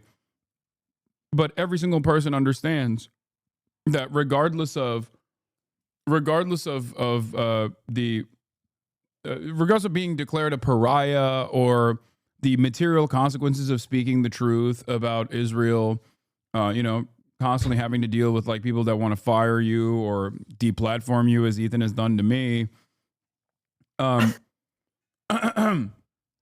It's nothing in comparison to the untold amount of violence that Palestinians are subjected to, and I think it's completely worthy to speak out against that, no matter what the repercussions are. It's also very interesting that he's a token, but Ethan sharing Ahmed Fuad Al-Khatib is not a token, who is someone who has made untold amounts of money and gained unamounts of prestige from solely being a Palestinian who speaks out, whereas Matt Lieb, is a person who's funny. Like, let's be honest, like that's the reason he's been, that people like him. He's funny, he says funny things, he makes funny content around Palestine-related stuff. And he's Jewish, and Peter. And that's he couldn't a get thing him to fired mention. from Rhett and Link. Let's not forget from Good Mythical Morning, who he's a producer at, in spite Ethan's best attempts. I mean, also for literally just talking to Bad Empanada, which I understand that Ethan may not like him, but you know, as you've said, his videos related to Palestine are excellent. Like, he is probably one of the best person at making videos, like regardless of his behavior on other platforms and the things the way he can sort of conduct himself around certain aspects of this. Oh yeah. His content around Palestine is truly very, very, very good. Like very, very, very good. And he's very confident in himself, which is an impressive thing in terms of never backing down from actually just knowing that what he is saying is categorically correct, and all the people who are saying otherwise are morally reprehensible individuals. Yeah, the issue is he can do that because he has no interest in, like, I think, changing the minds of people living in the heart of empire, and doesn't recognize the importance of doing such a thing. And also, he's unimpeachable because he's in fucking Argentina and doesn't give a shit and doesn't have the same, I guess, legitimate threats that I withstand here in the United States of America. Or I suppose he just doesn't have as big as a platform too. Are you talking more about like on a governmental level in terms of like I don't actually know. Maybe the Argentinian government will come after him. I don't know. I don't know how much protection he has in that regard. But yeah, he's seemingly spoken about some of those things a little bit, but not too much to be. I guess I'm unfamiliar with the. I know he was targeted by the Argentine right wing. I know that. Yeah. So he's spoken about things like that, but I assume it is a completely different thing. It's not the US government, you know. And also, it's not. You're right. It's not a platform like yours. It's not a platform like yours where you are the biggest person. Someone who deplatforming of would be a massive indictment of the whole movement of saying like, hey, look at this person. Look, we've got the biggest head really of anyone who can do. Yeah. We can get on Twitch. Like I got an article written in the New York Times, which Bad Empanada criticized because he said I'm a vehicle for packaging people into the Democratic Party. And for the record, like, yeah, I have never endorsed his behavior towards anyone, and have been often very critical of his mania in the way that he conducts himself. I think it unironically hurts his otherwise incredible, well-researched reporting on issues that pertain to Palestine, but like everything else, really, he's fantastic on that.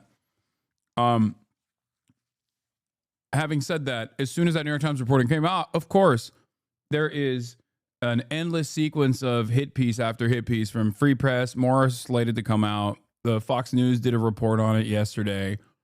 You know, they see it as like an opportunity to pollute the SEO with like negative shit. And that only happens because this is a successful initiative overall. Like what I'm doing here is successful overall in terms of changing people's minds on this issue and many others. Like actively working to de-radicalize people. If it wasn't successful, if this platform wasn't so prominent, like I wouldn't get this level of negative attention. Sorry. Anyway, that's irrelevant here though in the video. Actually, that's funnily not even. This guy's so fucked. Well, we were at the stupid museum. Yeah, I remember. And I saw that you weren't interested, and I wasn't also. It was the Holocaust Museum. I do not represent all Jews. No single person represents all Jews, as no single state represents all Jews, especially not the state of Israel. This is another weird thing. Oh my God. Israel. This is a lie that I see Hasan and people pander. They say that Israel's going to war on behalf of Judaism. They have never. I don't believe. Are Matt Lieb's words so out of line as they portray? That is the funniest thing that he says, where it's like Israel's nation state for Jews law, the fact that it puts up menorahs in Gaza, the fact that they use the Star of David almost in the same way that the Nazis utilized the swastika at that point, and they put it on top of people's heads, Palestinian detainees' heads, that they use bulldozers to put Star of David's, like carve out on the face of the earth a Star of David in the middle of Gaza in a hollowed out like apartment complex. All of that we just are supposed to look at and say, no, these guys aren't trying to say Israel is the Jewish state, even though they say it every day. And also yelling at the people who decouple Judaism from Israel is additionally silly.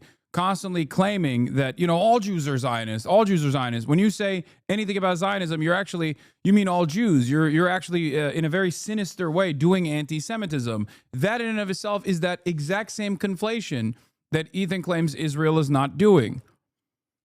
It also goes beyond that as well, in the sense of Netanyahu openly claimed that this is a war for civilization. He claims that this is literally the heart of Western civilization, that this represents all Western civilization, in particular Jewish people, and that if it loses, the entirety of the West will be destroyed. So this idea that it doesn't claim to speak for all Jewish people, that it doesn't claim to speak for civilization as opposed to barbarism, is categorically untrue. Yeah.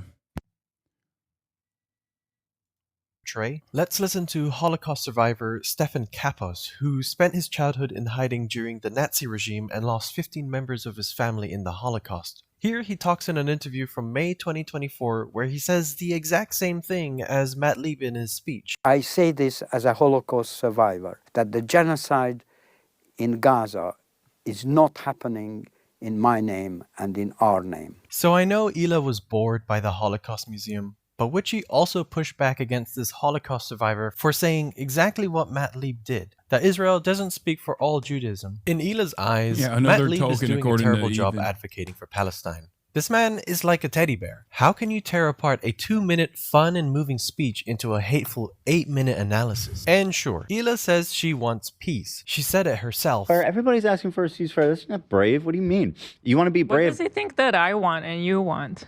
He said it. They say, and they want us. We want all Palestinians to die. That's what they say. Why would anybody think that? When did I ever say anything like that? Indicate anything like that? And why would they think that anybody in Israel even wants that? Everybody just wants to move on and be able to live their life. Everybody wants peace. You're not special for wanting peace. You know that, right? He's brave. Yeah, I love how he that's congratulates. like the obvious take. But if this is how she reacts to pro-Palestinian voices, then how much weight do her words really carry? They don't only go after public figures like Matt Lieb, but they also go for small content creators like this girl from TikTok. Out of respect for her privacy, I won't show her, but I will give a short summary on what her TikTok was. She describes a complicated and deeply emotional reaction towards her own Jewish community. She talks about seeing a group of Orthodox Jews, and her immediate thought wasn't just about shared identity, but about where they might stand on Israel's actions. I don't want other Jewish people to think that I hate them, because that's not the case. I have lost so much faith in my own community, and I no longer feel this connection. That internal conflict led to a moment of discomfort and even anger, not out of hatred for Jewish people, as she's really careful to clarify, but from frustration over the lack of support for Palestine. It's not about rejecting her identity, but about grappling with how it intersects with her morals and political stance. And this is how Ila's husband portrays the situation. I saw this. By the way, this is like, this is why Michael Jamal Brooks used to, rest in power, used to always say, my Jewish upbringing is what made me go against apartheid, what made me go against genocide. Like the values that I learned, and the shared history that Jews have experienced is the reason why I condemn Israel. So that's the reason why it's like extra crazy for her to like struggle with this right here. And then, I guess let's see what Ethan's response is. TikTok that blew my fucking mind. This girl, she's on a train in New York, and she's like, I saw these Orthodox Jews on the train, and the first thing I thought was, are they Zionists? Get the fuck away from me. I'm like, you hate Jewish people. And that had like 160,000 likes on TikTok. Wow. So what am I supposed to think as a Jewish person when this is a celebrated opinion, to be on a train with Jewish people and your first thought is, get the fuck away from me, without knowing a single thing about them, without talking about them. A little bit of a misrepresentation. That's anti-Semitism. I'm sorry to fucking spell it out. That's an interesting take on her feelings. The host of Ila's podcast only missed all the context while she sat there with a raised eyebrow. Zero comment from her. Ironically, it was actually Ila who ended up echoing the very misrepresentation Ethan tried to push about the woman on TikTok. I mean, I could take these guys a little bit more seriously if it wasn't for this curly ass shit. Like these fucking double curls. Yeah, that is disgusting. It's just. Could you imagine what Ethan's response would be to someone like myself ever engaging in an act of like actual anti-Semitism such as this? Like, oh my God, he would be playing it over and over and over again to be like, look, you see, there it is. It's goofy. But also, come on, wearing a full suit in the summer. You know what? Whatever, dude. Whatever they want to do is fine. But the they thing that. stink the whole Also, place. Chris, I know you're in Londonistan, which is the most Islamist place on the planet, of course. So if you're tired or if you need to leave because you want to go to bed or whatever, I hold no ill will on that.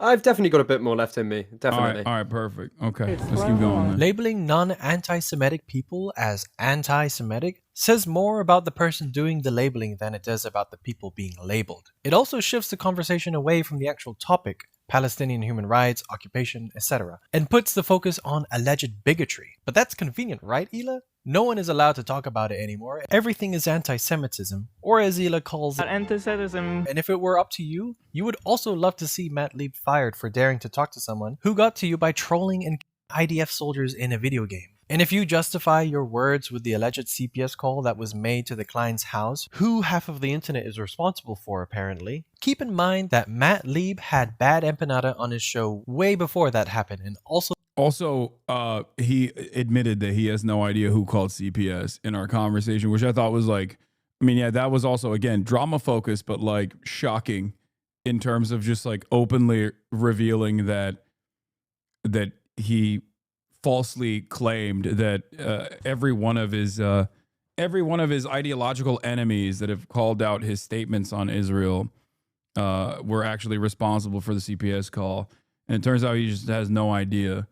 He just said Snarkers did it on his story like 20 minutes ago. Okay, well, it's interesting because in my conversation, he said, did I say the Snarkers called CPS, which he had done? And apparently now he's saying it again. He's saying that it was Snarkers once again.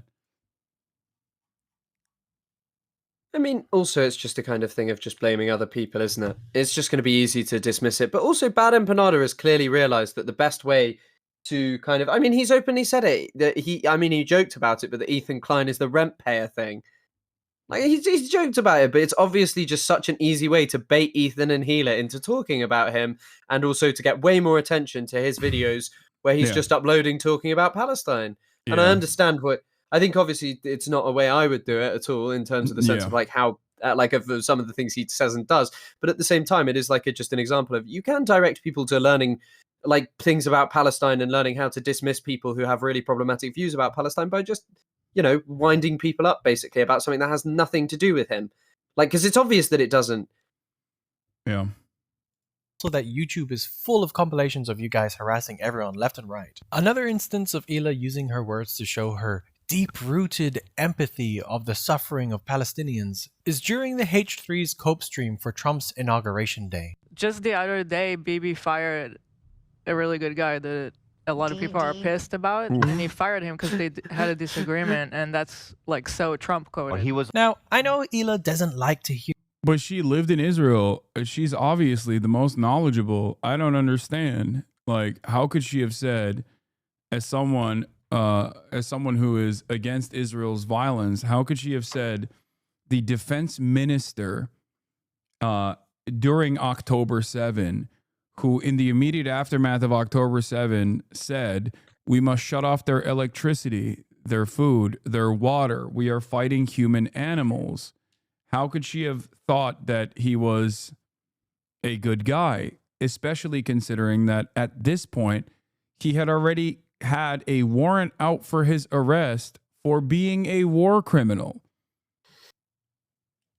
Yeah, I find it particularly difficult to believe that neither of them knew who he was. I mean, Ethan clearly doesn't in the clip, but I think that they know. And also, I've seen people defend it on the basis of, well, he did want to end the war, but he wanted to end it because Israel had done enough genocide, in his opinion, that they'd achieved all they could, that there was no more point to the genocide.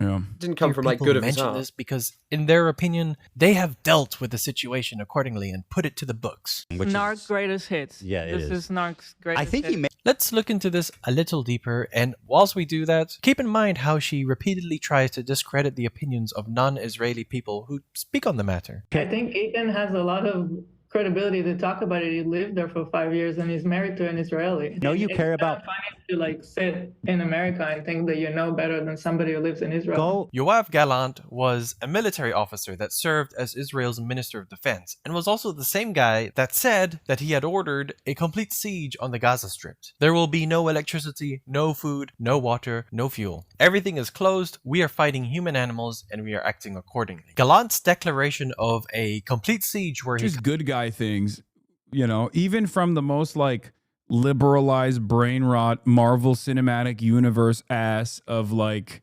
approaching politics, like that's not what a good guy would say, I don't think, you know? That's what a really good guy would say. Like the best guy, actually. But also, I think it's thinking about, you know, you mentioned how you use your platform to Ethan. You know, you think that you might know who this guy is if you cared about the Gaza genocide from talking about saying, hey, this is a pretty...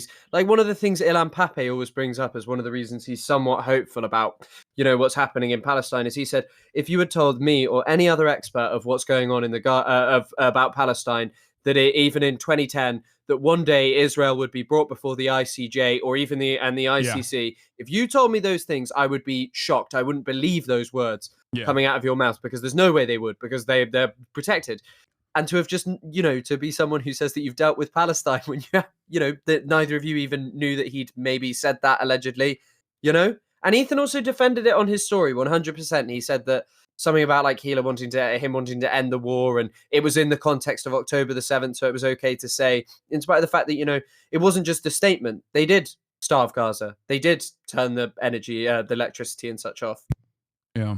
Cuts off all of these necessities amounts to collective punishment, which points to a potential breach of Geneva Conventions. I don't think you guys understand Israel. It doesn't work like that. Calling an entire population human animals is deeply disturbing. A really good guy did it. Dehumanization is a key tactic used to justify ethnic cleansing. Shouldn't have used that word. That was a bad choice. Alas, Ethan would soon find the error of their ways and created an apology video for this wrongful judgment. Now, usually, apology videos are titled things like this. So what title do you think Ela and Ethan chose for their video? Here are 4 options. What do you think it's gonna be? Making things right, let's move on, oops, I just like the vibes, I'm suing. Which of these very realistic titles is going to be the title for the video where they apologize for the mistake of calling Yoav Gallant? Okay, I'm gonna go, I'm suing. That's. I think it's I'm suing as well. Time is up. The answer is yes. The video where you can find Ela apologizing and explaining why she said Yoav Gallant, a far-right genocide enabler, was a great guy, is titled Hasan is a Weasley Little Liar. The stuff writes itself. So let's have a look at Ela addressing this error. Hello. I'm here to address something that happened on Thursday's show. We were doing our post-election cope. I genuinely don't understand how his fan base doesn't recognize what the fuck's going on at that point, where it's just like, how do you look at this? How do you look at this and go like, yeah, no, this is normal and not an unhealthy obsession. It's like if every single time I was attacked by like Fox News and some fans in my community have tried to say like, no, Ethan is the reason why Fox News is attacking you. And I'm like, no, I don't think that's the case. I think they're attacking me because New York Times wrote a positive report on me. I'm sure they'll use Ethan's commentary in the process, but I don't think he is the figure, the shadowy figure guiding these things, right? It's because like there is a militant Hasbara operation in a network of newspapers in the West that will immediately tackle any kind of positive sentiment demonstrated towards someone who has expressed negative feelings towards the state of Israel. That's it. And like, imagine every time I get criticized, though, I was like, Ethan is so much worse or something. I don't know. Ethan is doing this. I mean, also, I guess it's just the fact of like, yesterday he was trying to call you a liar over and over again, and I'm not really quite sure as to what you'd actually lied about, as to what these serious lies are. Yeah, and especially just because cultivating. he openly admitted that he was wrong and he lied himself about me. Yeah, of course, and the amount of lies and the amount of just things that are said and just done over and over again without willingness to take accountability. Yet when a debater is in front of him, someone who actually knows what he's talking about, he doesn't care. He doesn't care. He can just admit it then and never confront the criticism. And actually, the thing I wanted to mention because I kind of forgot for a second, is it's kind of the dangerous part, though, isn't it? When you're telling your audience how beautiful and multicultural Israel is, and they are willing to believe anything you say or do, no matter how much it's just clearly not very congruent with the truth. Kind of shows you why it might be quite a dangerous thing to not really speak very critically of Israel. Yeah. Stream. And okay, hold on a second. Where is Hila? Why do we have this guy talking about this when Hila was the one that said A really good guy. cabinet, who just yesterday was fired by Netanyahu because he wanted to end the war. And Netanyahu wants to continue the war, and therefore he fired him. Once he was fired, people in Israel took to the streets and are protesting, being a good thing. Okay, here is when she comes out to talk. We are 4 minutes in. Now, I'm just gonna put this over here and okay. I feel like the reason I brought it up was mainly to express the frustration with Bibi and him firing the one guy that was somewhat, attempting at moderation. It wasn't really so much to say Gallant is a good guy. I shouldn't have used that word. That was a bad choice on my part, considering stuff that he has said that I was not even thinking of. Really coming from the concerning feeling of like, we have Trump in office and Bibi just fired the guy that is opposing him. That's all I was trying to say, but I do understand that was not a good choice of words and I would not have said that again. So I'm stepping away for a little while from being on camera and being on the podcast. It's too much and it's not fair for everybody. And yeah. So, 52 seconds and 96 milliseconds of Hila apologizing. She's gone now, and we're 5 minutes in. The video is 14 minutes long. What could you possibly be talking about? All right, the video is called Hasan Piker is a Weasley. Okay. What a fucking liar, dude. Yeah, never mind. But if you can spend hours on a podcast but can't even take more than a minute to sincerely address your mistake and be the one that explains the error, it just makes you such a qualified speaker on the topic. And then this guy, little fucking liar, to explain your wrongdoing, it doesn't look like a good time to outsource accountability. Kudos to H3 for recognizing that you just praised the genocide enabler. From all the feedback you received from the people, that's a thumbs up on their video from me. However, the explanation for this error sort of exposes their neglect in informing themselves of what's going on. This is what Ethan says before Hila makes her appearance. Later, for whatever reason, this is the same guy who's advocating for the war to end in Israel. And Hila, looking over the news, sees that people are rioting, that people are upset, and that people who want the war to end are upset that he got fired. And that's basically all that happened. We're talking about the fact that he's the only person that wants to end the war. Yeah, and he's the only person. And that wasn't even the major point of contention. It was actually, I believe, the Haredi conscription that was a big deal. It wasn't actually. I might be mixing up my stories at this point because I've been covering this. I've been covering this genocide every single day, but I'm fairly certain that a big part of the reason, a big part of the reason was because of the Haredi conscript situation. I think that there was, even just from a quick Google, from what you're saying as well, I remember that being the case, that there's a big point around this, because it's a big point of contention in Israeli society that's obviously not of the main interest to most people when it comes to understanding it. It's like something that most people don't know about or are not that interested in. But I think you're right that it's something that they played at least a decent sized part in why he was removed. Yeah, he was also talking about invading Lebanon.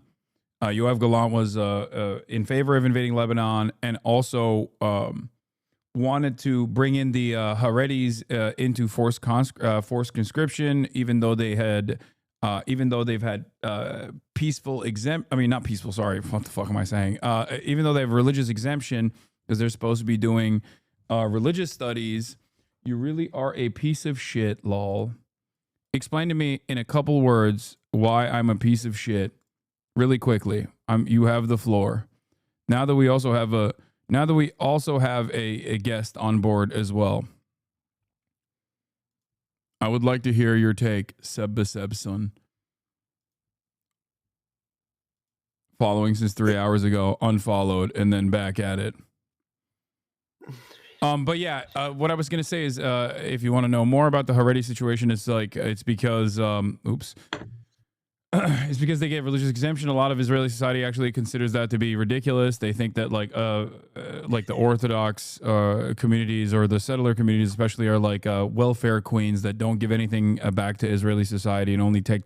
That's like one of the reasons as to why they have resentment towards them. And Benjamin Netanyahu's coalition relies on the Haredi parties. Disingenuous liar. Okay. About what? That's not an explanation. Sorry.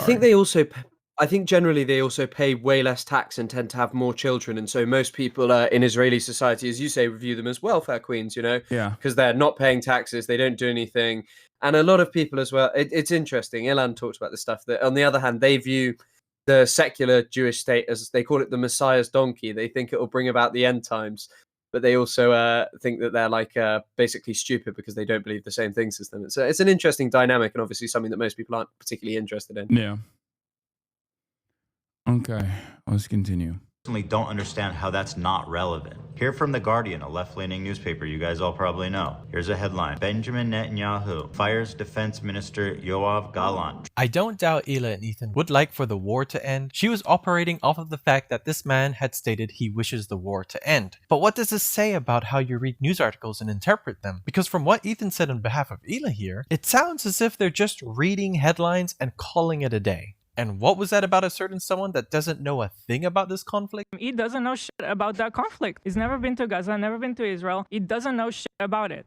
No, he doesn't. He does not. However, when confronted with this topic and moment once again in iDubbbz's Content Cop video, she seems to have a different reason as to why she said that. I want to explain it because people bring it up non-stop. I apologize for it right away. When Ethan made a video to address this on his Ethan Klein channel, next day I made a quick appearance in that video just to say, I'm sorry, I misspoke. I shouldn't have called him a really good guy. Like, I don't know why I said it like that. The point I was just trying to make is that Bibi fired him because they were disagreeing. Here, you don't need to paraphrase it. Let's watch it. Yeah, why do you have to cut her off, dude? Let her cook. Okay, that's quite different from your explanation when you apologized. Ethan said that she was just reading headlines saying that they want the war to end. Ela then said that he was the only one that attempted moderation. And now she says that the point she was trying to make was that Netanyahu fired him because they were disagreeing. What were they disagreeing on? Let's take a look at the point she was trying to make in the original video. He looked mean. I thought he was mean just because he looked mean. No.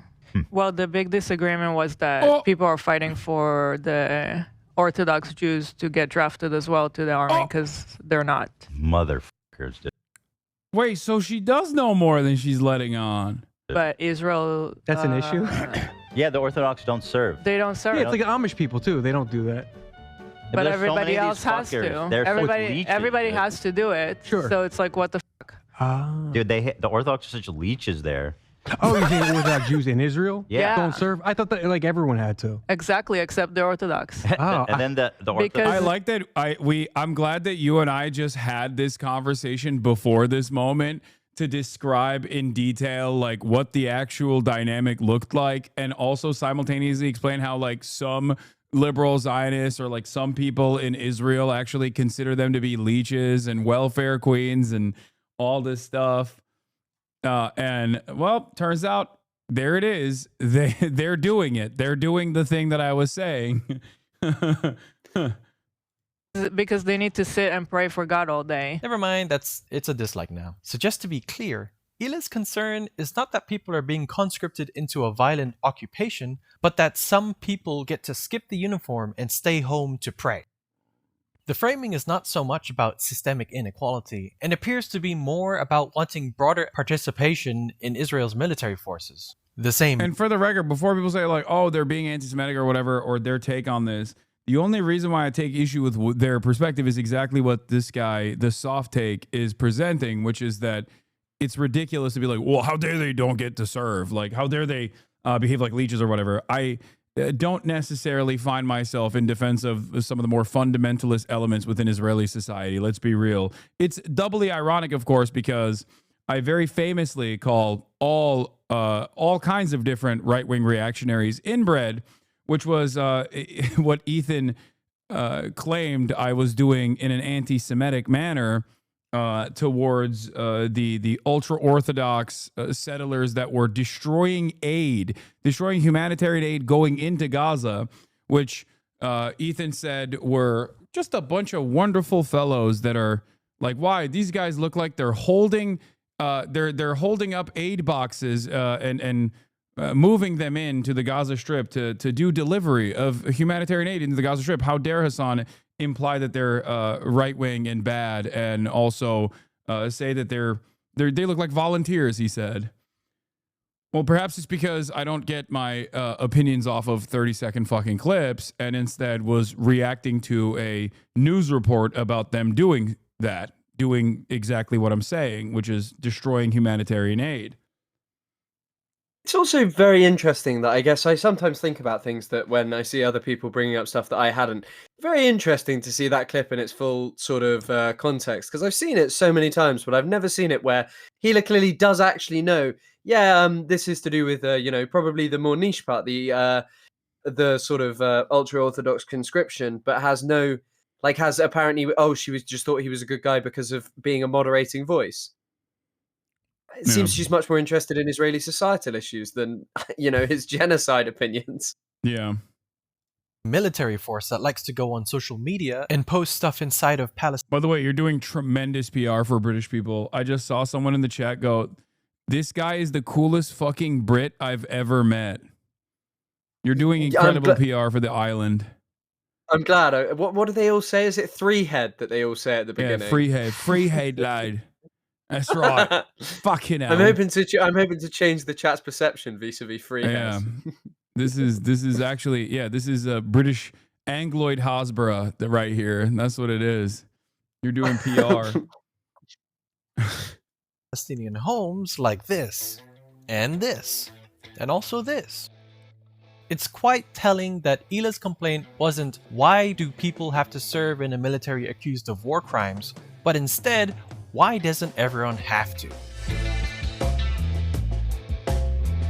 Let's go back in time to a podcast episode in 2017 where Hila recounts her time served in the Israeli military that is renowned for headlines like this, and this, and this. And not once has she shown remorse for being part of it, or I at least couldn't find a single clip. If it exists, please let me know in the comments and I will do right by it. Let's take a closer look to show you what I mean by having no remorse for it. Hila was born in Tel Aviv. In the podcast episode featuring Hila, she explained that she attended the mandatory IOF service from around 2005 to 2007, I assume. The other option, according to them on the podcast, would have been 6 months in prison. She met Ethan while he attended a heritage trip fully paid for by, to quote Ethan, rich Jews from around the world to connect with fellow Israelis to get married. A very Zionistic event, as Ethan stated. But he didn't really care about that back then, and Hila was still part of the IOF back then. Eventually, she and Ethan lived in Israel together for 5 years before they moved together to America. In those years, Hila wanted to attend art school but got declined and applied again a year later. Why is this in my script? Hila proceeds to talk about how her military service began. How was your experience in the military? It was okay. It happened right after there was some kind of a second war in, where was it? In Gaza? I remember that, yeah. There was some sort of a small war. Yeah. When I was there, and as we can see, she doesn't seem to even know what war this was, and refer to it as a small war. The small war Hila is talking about is known as the Second Intifada. Wait, and just no. I thought it was like I thought she was referencing like I don't know, one of the. I mean, it doesn't matter. Even if they were talking about like any of the sieges that has taken place, which I guess would be like closer, so the timeline doesn't add up. But I never even thought that. Oh my God! It was during it was after the Second Intifada. That's crazy. Yeah, I think I was considering putting this in my video talking about it. It is really interesting that she didn't even know what it was. I just think it's kind of mad that you'd serve in a military, like off the back of that, you know, and just have no idea what anything that they do, anything that you're doing is kind of pretty. It's pretty wild. That's what the timeline matches up with, like the Second Intifada. Is that? Yeah, it does. I think Giela's born like I spent some time looking into this. I think she served in about, as he said, 2005, late 2005, early 2006. Oh, she was 18 in 2005. So yeah, it's like at the okay. So like okay, right on the heels of the Second Intifada. That's crazy. Yeah. And also, by the way, as I have noted, that although it was much more militant, the vast way that the way that the vast majority of people participated was still through non-violent actions. Yes, there was definitely targeting of civilians inside even Israel proper. However, the vast majority of people still participated through non-violent methods. That is what Andy Clarno says, and he says that is what people, because of course people protested and such. You know, people didn't just all engage in militancy. Yeah. And of course, if you look at the numbers, as is the case with the asymmetry of Israel's retaliation, the numbers do not favor Israeli restraint. Any sort of argument towards Israel being restrained in this circumstance. No, of course, and it's kind of this interesting thing about how now the Intifada is a word that is meant to mean like Jewish suffering as opposed to Palestinian attempts at liberation that were brutally thwarted. Or just the Arabic word for uprising, which in Arabic is like the Warsaw Ghetto Uprising is called the Warsaw Ghetto Intifada. Like, that's what this is, isn't it? The only thing that it might be is there is one...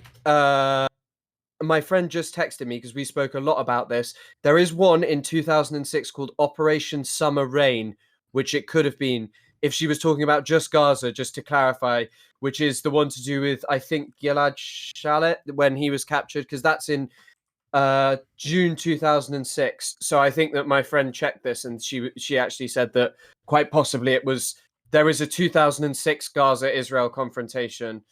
So it might be that. And I mean, even then, it's still like hundreds of civilians killed. Apparently 270 militants and stuff. Yeah, that's what I was going to say. Like, even if it's like a little war, like what she is casting aside is like a little war in one of the many different sieges that we're talking about is so bloody and so consequential for the Palestinian population, as always.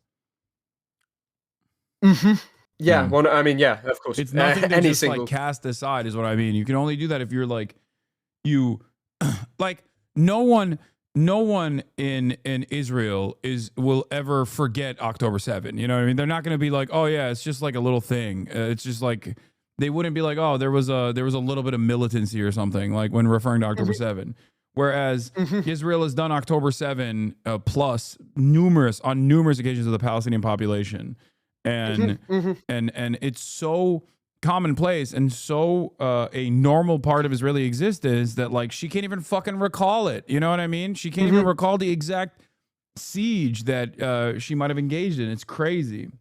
Just to give you a little bit of context, the Second Intifada was an uprising from Palestine, largely a response against Israeli occupation of Palestinian territories, including the West Bank, Gaza Strip, and East Jerusalem that began around September 2000 and went on for about 5 years. It was triggered by years of facing systemic oppression, restricted movement, and military crackdowns, all by Israel. No word from Hila about how Palestinians faced really harsh living conditions under occupation, which included severe disruptions in daily life, including food and medical shortages. What's more is that the Second Intifada actually shaped the policies and military doctrine of the IOF. IOF's approach to security, surveillance, and control over Palestinian territories today is actually deeply rooted in the Second Intifada. The normalization of collective punishments, the construction of the separation wall, the expansion of settlements all have their origins in this period. The The death toll was highly disproportionate, with Palestinian casualties vastly outnumbering Israeli ones. Why does Ila not mention any of these? If she personally did not participate in war crimes, she should be willing to confront these uncomfortable truths when discussing her IOF service. Anything less risks erasing the immense toll it has taken on Palestinian lives. Her detachment from the suffering experienced by Palestinians is quite telling as to how much she cares about any of this. So my job was to, like, when they send officers or like people to go serve, I had to like logistically help with their hotel or a room, things like that. But it was all on the computer. It just felt like Just secretary. Yeah, and it was. I don't think, for the record, I don't think that she participated in anything beyond a brutal kidnapping of a Palestinian that is illegal in nature, because every Israeli occupying force operation in Ramallah or the West Bank is de facto illegal. There is nothing that the Israeli occupying force can do in the West Bank that is legal, okay? They are illegally occupying the West Bank. It's Palestinian territory. So she was never supposed to be there, even though she chose to be there.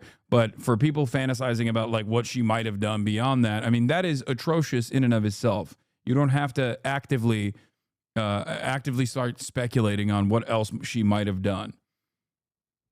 That's it. It's just a war crime in and of itself. So that's it. That's all you need to know about it. It's also this is a really unrelated-ish point. I just find it pretty interesting that, you know, now all of these sort of surrounding areas of the Gaza Strip we're told are like peace-loving communities, but the only thing that I think is pretty significant is the fact that I just found it in an Al Jazeera article. There's someone saying a member of Kibbutz Urei Eshkoli recently told the Israeli media, "We deserve a Medal of Honor for our assistance during the war. We opened our hotel to soldiers and asked for no compensation." So I assume that like you're just kind of like letting people just be booked in, you know? Yeah. And I can see what the person is saying. I mean, I'm sure that I know. If she stayed in the car, does it still really count that she participated? Here's a chatter who said, saying he partnered with the ADL was a lie. No. Now, this person obviously listened to the back and forth between me and Ethan and sided with Ethan because he took Ethan's statements at face value very clearly. Except if we run the video, this person is going to arrive at a very scary reality, a reality that Ethan might have lied in that moment about Hila's participation. Even if she was still in the car, it doesn't matter. But regardless, you will find out very quickly that your favorite content creator, or the content creator who was able to sway you in that moment because you took him, because you took what he said at face value, was actually lying to you specifically so that you actually end up feeling this type of way, as though I was the one who was misrepresenting the events. Let's take a look. Boring, and I really hated it. Come on, Ila. This is your chance to tell us that contributing to the oppression of Palestinians didn't sit right with you. This is your time to shine. Because it was just like, yes, I had to take a bus super early. What? Go there, spend the whole day, go back home. I hated it.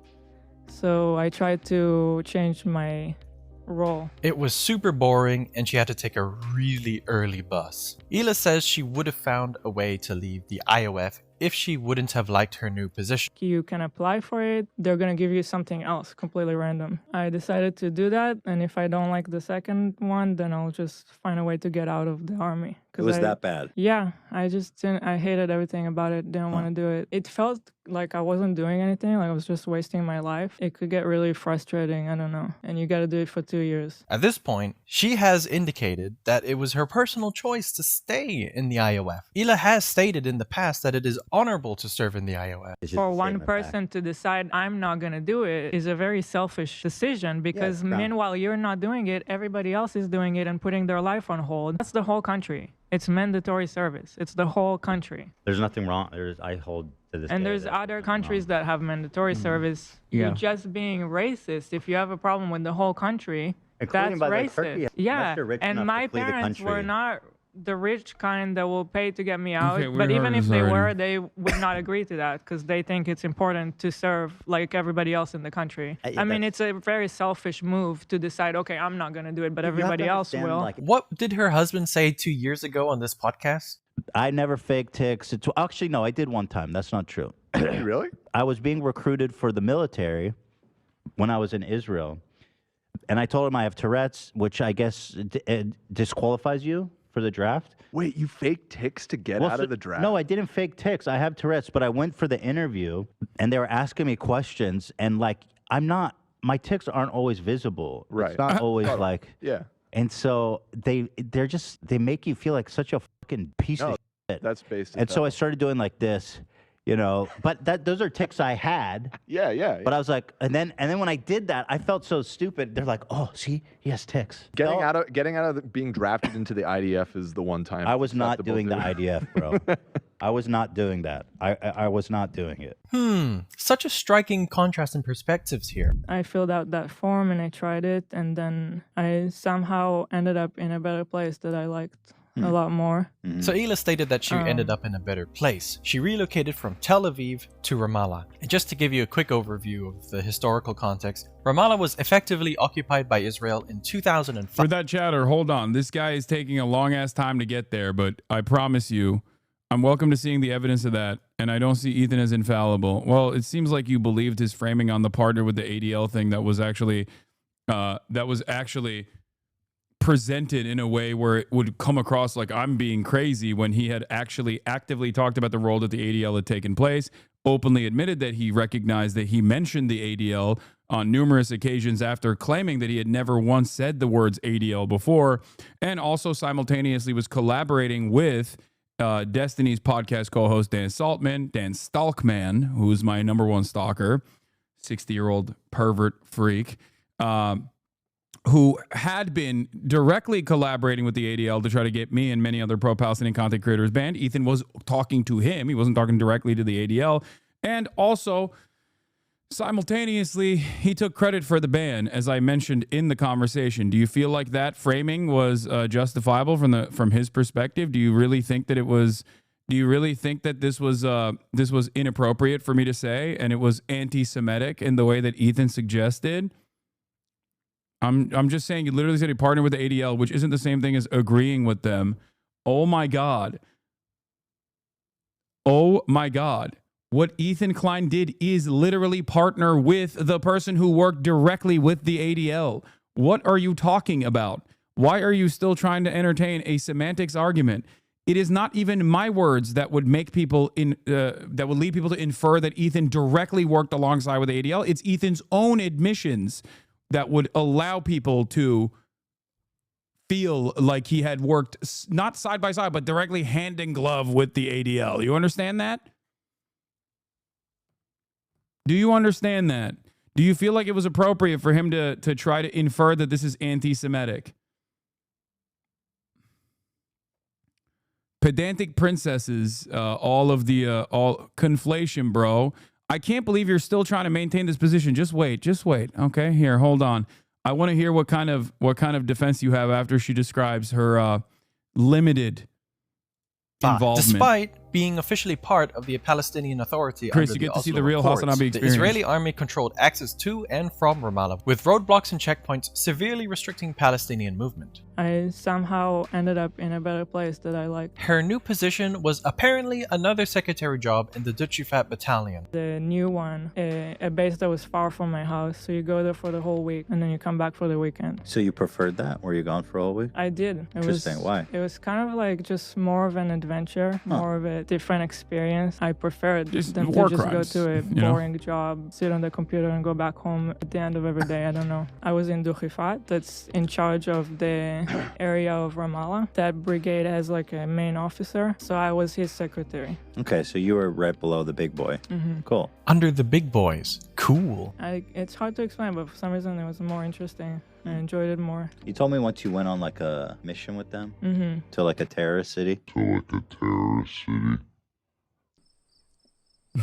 Ramallah, like calling Ramallah a terrorist city when you are de facto, by Ethan's own admission, the terrorist terrorizing an area that you are not supposed to be in, that you're in illegally occupying, engaging in acts of military occupation. That is what is at the heart of this dynamic, and the way that Westerners receive this information, and the fact that they will never understand that it is actually Israel that is terrorizing Ramallah, and that Ramallah is not a terrorist city, but any by Ethan's own admission, once again, because he said West Bank settlers are valid, legal military targets. Like if someone were to kill a West Bank settler, he said that it would be valid. That's an extreme perspective that, for the record, I literally am against on a pacifist principle, on a humanitarian ground, and is the reason why I believe in a one-state solution, because I think it's like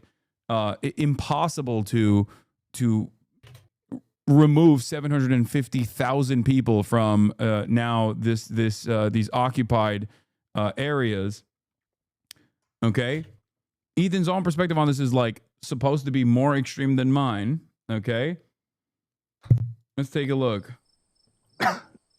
Yeah. That was kind of a crazy story. Yeah, my officers and like the soldiers in that brigade, they would go every night on a raid in Ramallah to arrest terrorists. So one time I wanted to go with them just to experience it. Why? You just were all of a sudden had an urge to go with them? I just wanted to see what it's like. Right. I wanted to see it. They took me with them one night, even though they weren't supposed to. You're driving in this like Jeep that's bulletproof, so I was in the Jeep. As soon as we entered Ramallah, the people in the city started shooting us. Wow. And I heard like a bullet hit the Jeep like right next to my head. Did it like dent or just No, you you heard just it? hear it. I mean, it was just interesting. They were so someone. I'm also going to we will put on the speculation alert here and say that there is a very low likelihood that it was actually a bullet that hit their car, but instead was either a stone or at most a stone, at most a rock. There's also something else to note about Ramallah specifically. It's in Area A of the West Bank. So it's technically not even somewhere that Israel should be under the Oslo agreements. They have this clause called hot pursuit, which is like some bullshit law they put in. So they're actually allowed to go anywhere in the West Bank. But even in terms of if you believe in the two-state solution, right? Like it's not even just occupied land. This is an area where Israel specifically stipulated under the Oslo Accords that they were not to be. So if you are a big two-state believer, why on earth you would think it was okay to go to Ramallah and call it see it in this kind of way as obscene? Yeah. Someone actually was shooting the car when you went in there right away. Yeah. Huh. I mean, I walked with them to one house. Okay. I did get out of the car once. Did they arrest anyone that night? They did. Did they bring it in the same car with you? No. Was it like, how did you feel? Was it horrifying? It was strange. Very, very weird. How so? I don't know. Just. Yeah. Notice how I think they already talked about it, right? I think I might have missed it. They took me with them one night, even when they were not supposed to. But they were so someone actually was shooting the car when you went in there right away. Did he already mention it? Did I miss it? I mean, I walked with them to one house. Okay. I did get out of the car once. Did they arrest anyone that night? They did. Did they? Yeah. She said, I walked with them to one house. I did get out of the car, and also referenced the Palestinian that was arrested as it. Let's see what you have to say. I don't think it was appropriate. No, I don't know. Well, you haven't responded since this was directly contradicted. Maybe there's going to be a point where you actually shake away from the stupor that you found yourself in, where you just think that Ethan is. Whenever Ethan says no, that's not what happened. Maybe he's just simply lying. That's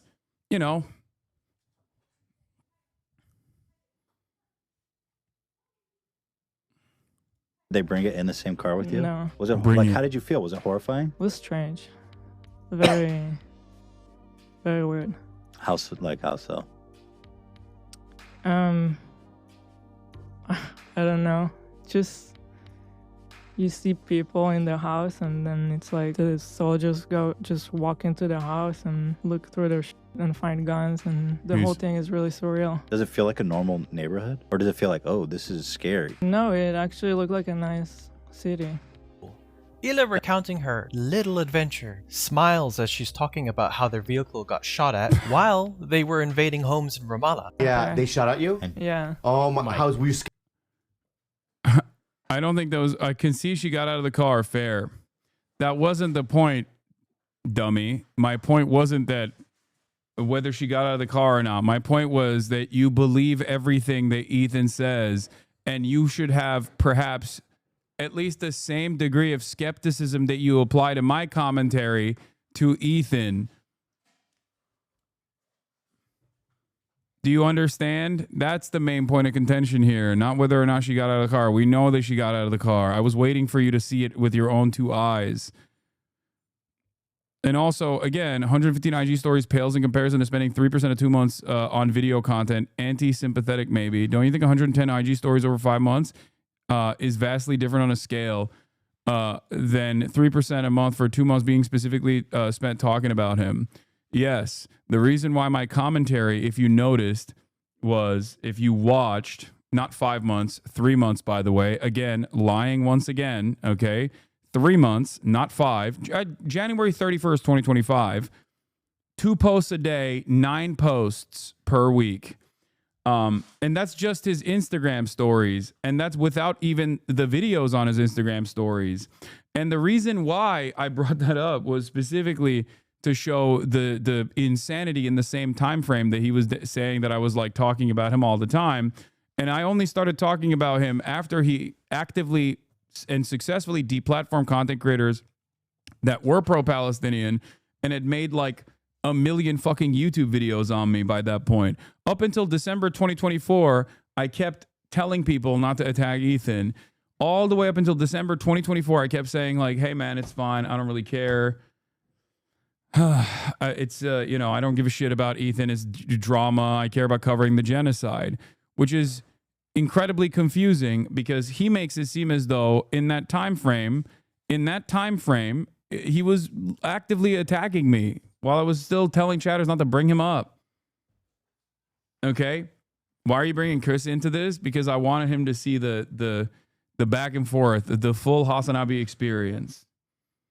Okay? I also just do not like. I don't mind. Like, I don't care at all. Like, Yeah. I'm very happy to be here. I don't feel brought into anything. This is like, obviously, I say things about Palestine online. I experience stuff like this on a much smaller scale. You know, it's not like some oddity of like people just saying, "Oh, you know, you're being disingenuous. You're being this. You're that." You know, it's Look, standard. this is look at his little warriors in the chat trying to get at least some kind of victory here.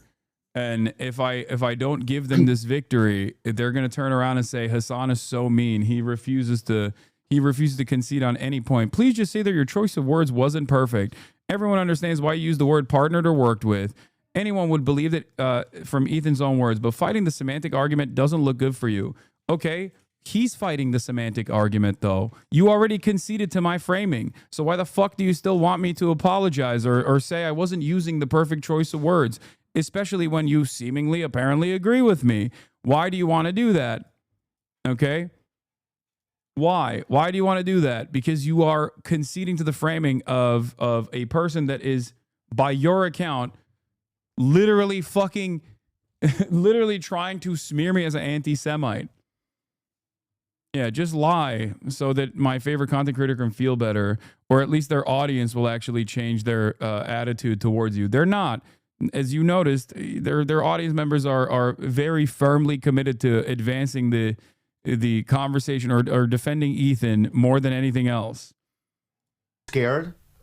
It was pretty weird. Yeah, we were in a jeep in a really risky area. Yeah. And then there was like a right here. No! No! It hit the jeep right next to my ear. Oh my god! Oh my god! Oh my god! And did you smile like you're smiling now, or? I think I did. Yeah. I think I did. Well, did you? Well, I mean, what do you do? I mean, do you crowd? You just did that? That's so funny. If we cut in the past and we saw that and she was doing that, that would be the funniest thing I've ever seen. Once again, I want to show this as well. This is the community that these people are coming from. This is the H3H3 Productions subreddit. Let's take a look. Okay. After seeing the title of Hasan's latest video, Asmongold thinks Hasan should be banned from Twitch for blatantly supporting terrorists. Once again, partnering with the largest right-wing content creator who has said very suspicious things about the Holocaust and Nazi Germany in the past, to actively deplatform the largest progressive content creator in North America. How did this happen? Not gonna lie, I'm loving the fact that these sociopaths are doubling down. All that tiptoeing around finally stops, and they just confirm what we all thought about them. 1 or 2 more double downs from Haas, and he'll be sharing links where to enlist to become a Houthi to his fans. If he was saying the same about black people that he does about Jews, etc., he'd have been banned 10 times over. Oh my God. These guys also are always playing fast and loose with these comparisons. Like, yeah, if hey, you say you like the HBO show Common Misconceptions, but if you were to say that about child pornography, you'd go to jail. Exactly. These are different fucking situations, not making a moral conflation between Jews and that. I'm not saying that in this analog, but yes, different things are different, okay? In this circumstance, my criticism is not against Jewish people, it's against Israel, okay? Israel and its genocide. Of course, if there was a nation state that said, we're doing this for black people, we're doing this for black people, and they were doing a fucking apartheid, if they were enacting an apartheid regime that was doing a fucking genocide, then I think it would be valid criticism. As a matter of fact, I'll give you one last example before we move back to the video. I feel like I'm harassing Chris here with this endless back and forth.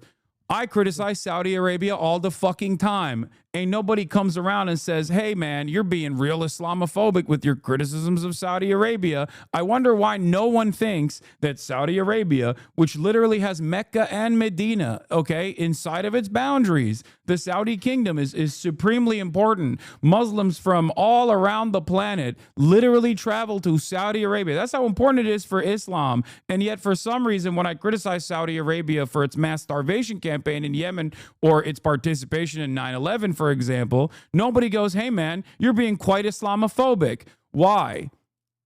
Because you can understand that that's not about Islam at all, but instead is about Saudi Arabia. So why do you make that own conflation? Why do you make that same conflation when it comes to Israel and Judaism and Jews in general? Do people regularly call you Hamas liker instead of Hassan Piker? I've not heard that one before. They say Hamas liker, they say Hamasabi. There's a lot. Houthanabi, they try to do that one, but that didn't really stick. Anyway, I just think it's a different scale. Okay, got it. There's still no word from her that Ramallah is actually a Palestinian city, not even in that moment when Ethan called it a terrorist city. Yeah. Despite the fact it was already under Israeli occupation during her time there. Ila recounting her time in the IOF was that she was bored working as a secretary, wanted to go on a road trip, and even admits she would have tried to get out of it if her new role was boring too, all while smiling. Then, any attempt from Ethan to bring at least some critical thought of this particular scenario of raiding a Palestinian home, we get this. Are there lessons, disciplines, things that you learned that you retained from that period in your life? How did it change you going through that? I'm not sure that it changed me.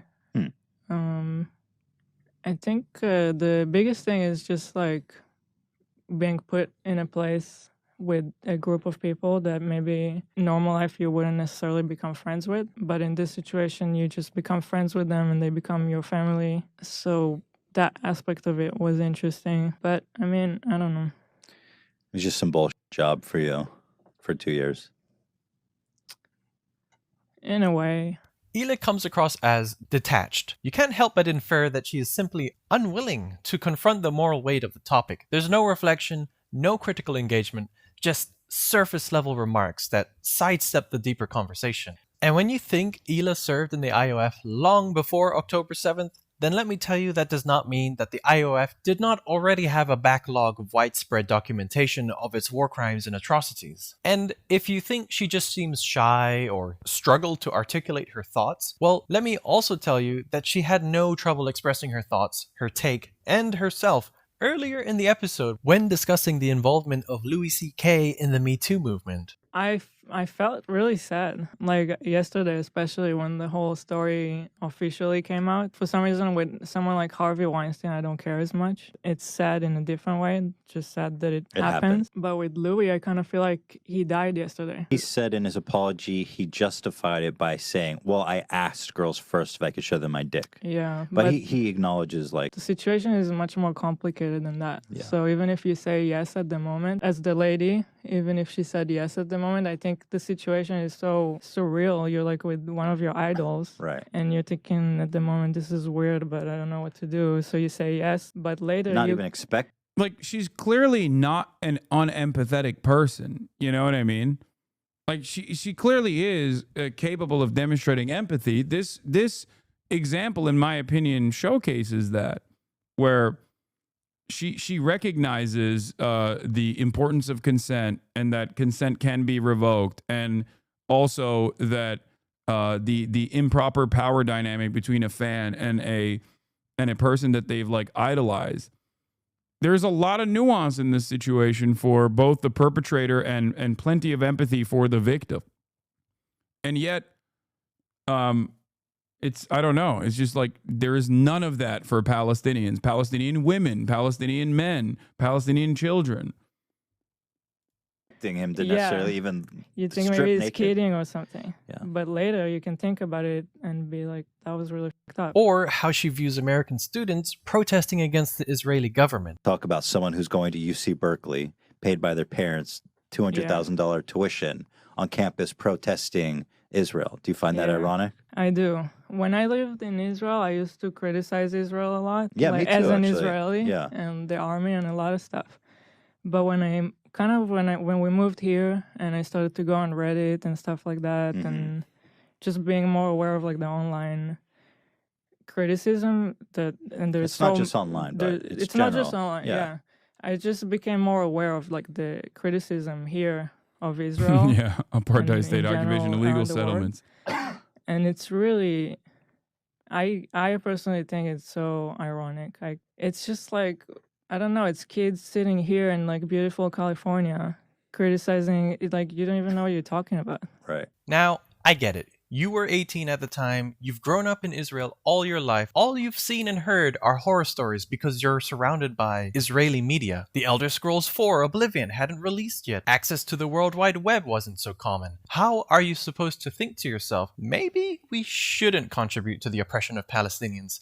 I don't want to go to jail and have a hard time getting a job. I have no idea that in 2025 I'm going to get paid to crash out live on a podcast. Like in this same episode when she talks about her perspective as a child in Israel. Let's say less specific criticism, a more general, like they build a wall and Israel should be a one state with Palestinians and Israel's all living together. They should reduce the borders and remove the gate. That to me seems like super ignorant. It is, because when I grew up, I couldn't really take a bus. I was afraid of blowing up. Right. And now it doesn't really happen. So the wall did help. So should we Can not you have a explain- wall? Can you explain about the wall for people who don't know about it?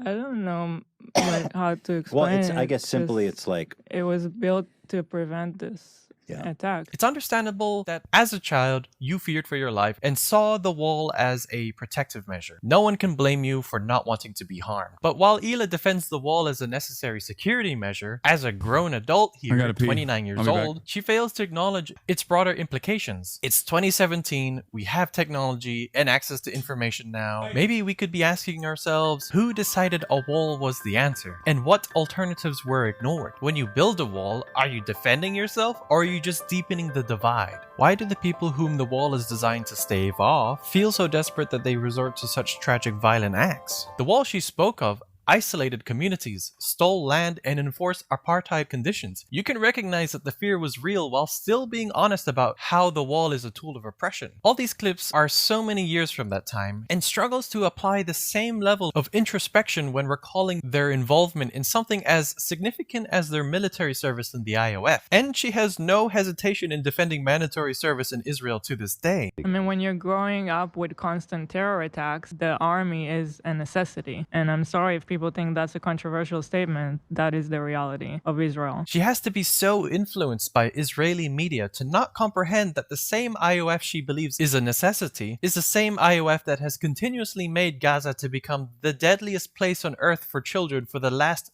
3 consecutive years. Every time she gets called out or criticized for things she said on the podcast, she gets super defensive and brushes off any critique or concern about this in such a annoyed, guilt-dumping and condescending manner. Let's remind everybody how old that was. That was like so long ago. Which Narc's greatest hits. Yeah, it this is. is Narc's greatest I think hits. he may- This is just like, I can't take this seriously, but I have to because this is crazy. This person doesn't know what they're talking about at all. This is where my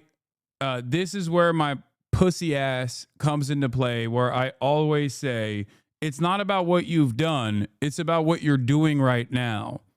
because I, once again, would be deeply hypocritical living in the United States of America, also a country that was built off of settler colonial violence, indigenous genocide. I totally understand how social conditioning plays a role in the development of people and how they in how they arrive at the positions that they arrive at and what they do.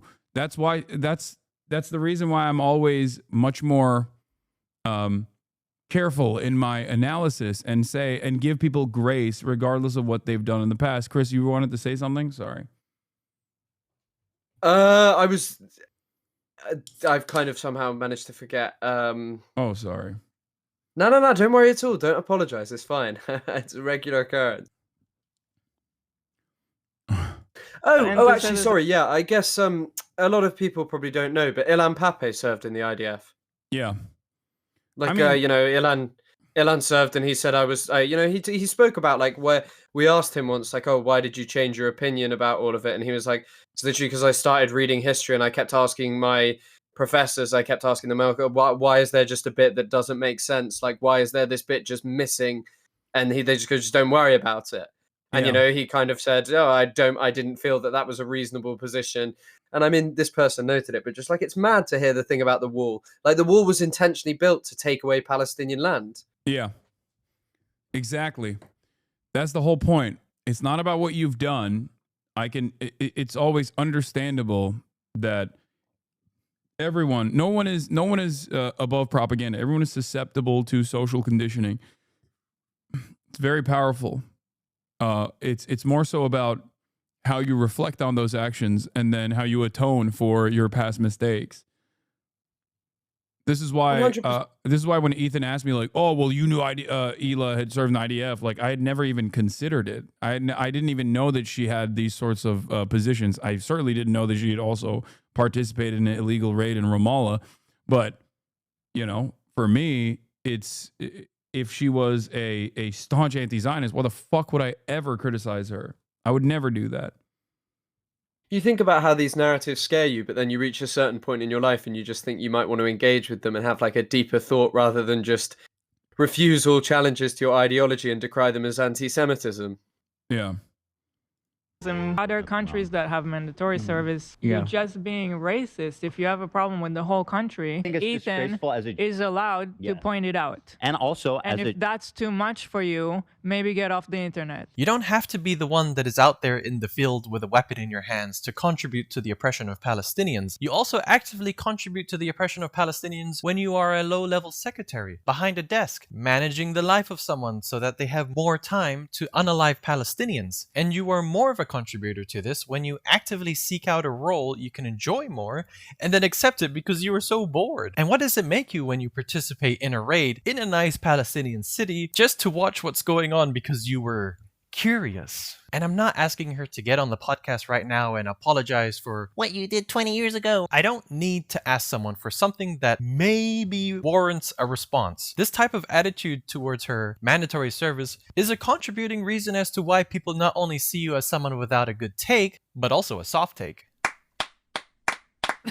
Thanks, guys. Subscribing is free. And despite the countless credible news articles that exist available at your disposal, just look at this clip of them reflecting on this podcast in 2023. Arrest anyone that night? They did. Did they bring it in the same car with you? No. Oh, different car. There's a few. It's November 2nd, 2023.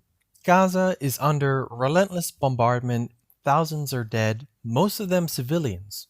And Hila, an Israeli who served in the IOF, is on camera watching an old podcast clip where she talks about her military service. You'd think in that moment she might say something, reflect, acknowledge, criticize, but no. She just sucks on a lollipop. This is the same person who insists no one else can speak on the conflict unless they're Israeli, not even Jews from outside the country. And yet, when given the chance to speak from that so-called position of authority, she says nothing while the bombs fall. However, Ethan has something to add. It's so complicated. Yeah.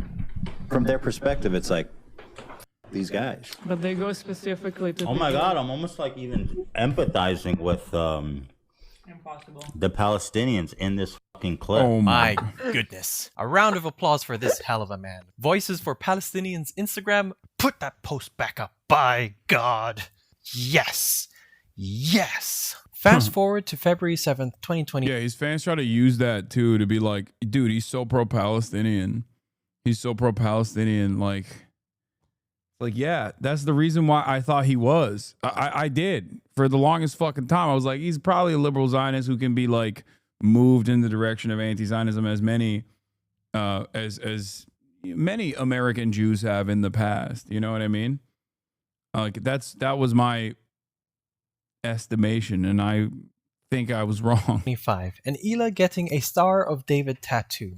Ethan says she's embracing her identity. Sure, that's one way to look at it. Although I must say that this pose with this tattoo could leave some people to wonder what's happening here. And when the backlash rolls in, with people calling her out for the tattoo, some even comparing it to a swastika, she's suddenly ready to speak. She's not silent then. She's fully here to talk about the anti-Semitism she faces and call people out. But where was this voice when the hard questions about Israel's actions were on the table? Where was the voice when it was time to acknowledge the responsibility tied to her identity? When watching this, it left me with a weird aftertaste. When she watches Hasan use the word genocide in regards to Israel's actions, Oh, it's not a war zone, so we can't say that it's a war zone? That's not woke enough? she gets snarky and defensive. The crickets are still cricketing about her lack of public criticism in regards of almost everything Israel does. But when it's time to defend her right to wear a symbol that, let's be honest, not only represents Judaism but also Israel, she's loud. She got the words to speak up. But when it's time to speak out about the actions of her country, the silence is deafening.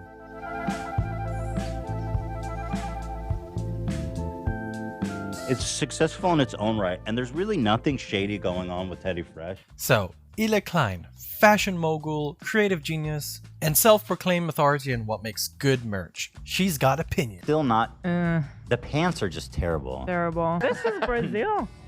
What? My goodness. Why are they not more swag? And especially when it comes to Hasan Piker's merch. Wait, so why is he dressed like that?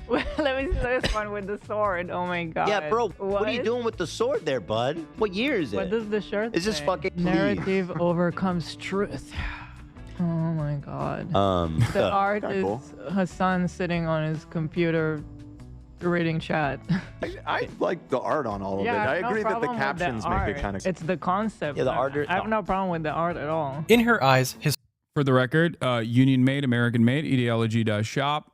And also every single drop that I do is surrounding a specific political issue that is like breaking my brain. And the last one was about misinformation. That's why I say it's some of the things that I say regularly, like narrative overcomes truth. You know, if you guys wanted to know.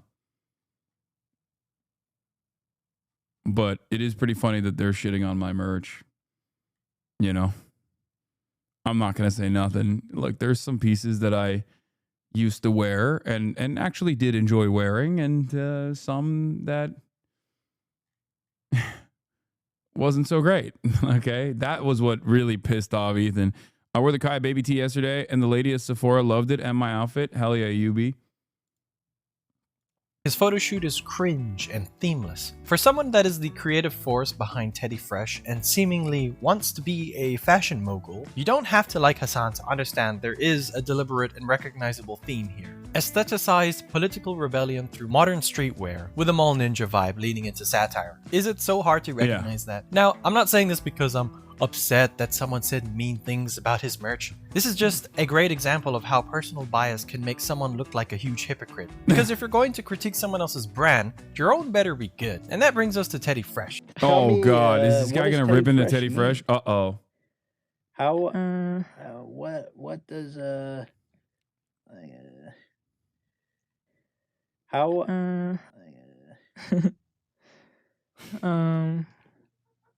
I don't know. It's a little teddy bear. Hila has always emphasized how much of Teddy Fresh is her original vision. The brand, she claims, is deeply personal, uniquely designed, and all her own work. In 2017, again, the same interview with her husband, she explained how she loves to draw her designs by hand. Say the Felix take to Chris? No, I will not be repeating the Felix tweet to Chris. He can find it on his own because, again, you guys are baiting me into saying another Felix Biederman thing. And every time I repeat Felix Biederman's statements on this broadcast and directly attribute those quotes to Felix Biederman, I get called an anti-Semite, okay? Well, I get called an anti-Semite when I'm not quoting Felix Biederman as well. And to be fair, quoting Felix Biederman, understandable that someone would sometimes say I'm anti-Semitic for quoting Felix Biederman. But, you know, I'm not doing that. I'm not doing that at all today. Could someone in the Then chat she was please still in link the process of understanding their own concept and developing Teddy Fresh. Now, 8 years later, I wonder if Ila found her concept. Because what we see a lot of in their marketing is this kidcore. Adult models dressed like kids and presented like kids and teenagers, paired with environments that contain things like a poster with the words on the wall. Referred to as a lolly. It's like a genre of hentai where the girls are very young.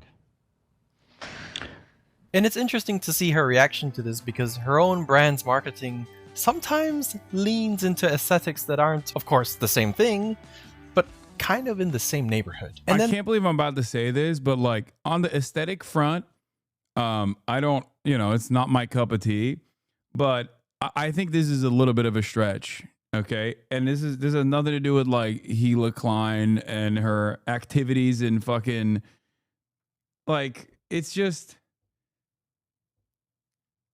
I think it's you know, it's a little bit of a stretch. It's a personal, like there is clearly some kind of artistic vision here. Okay.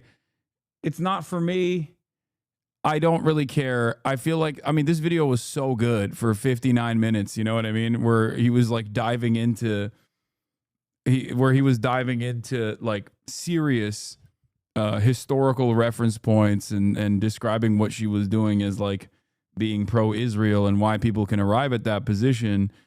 This part I don't really care about that much. And those themes paired with featuring young children, also with their faces unblurred, is undoubtedly critical. I just want to say that this is quite irresponsible and that if the issue is about how people present their merch, then Teddy Fresh needs to take a look into a mirror. Now let's talk a little bit of Control-C, Control-V.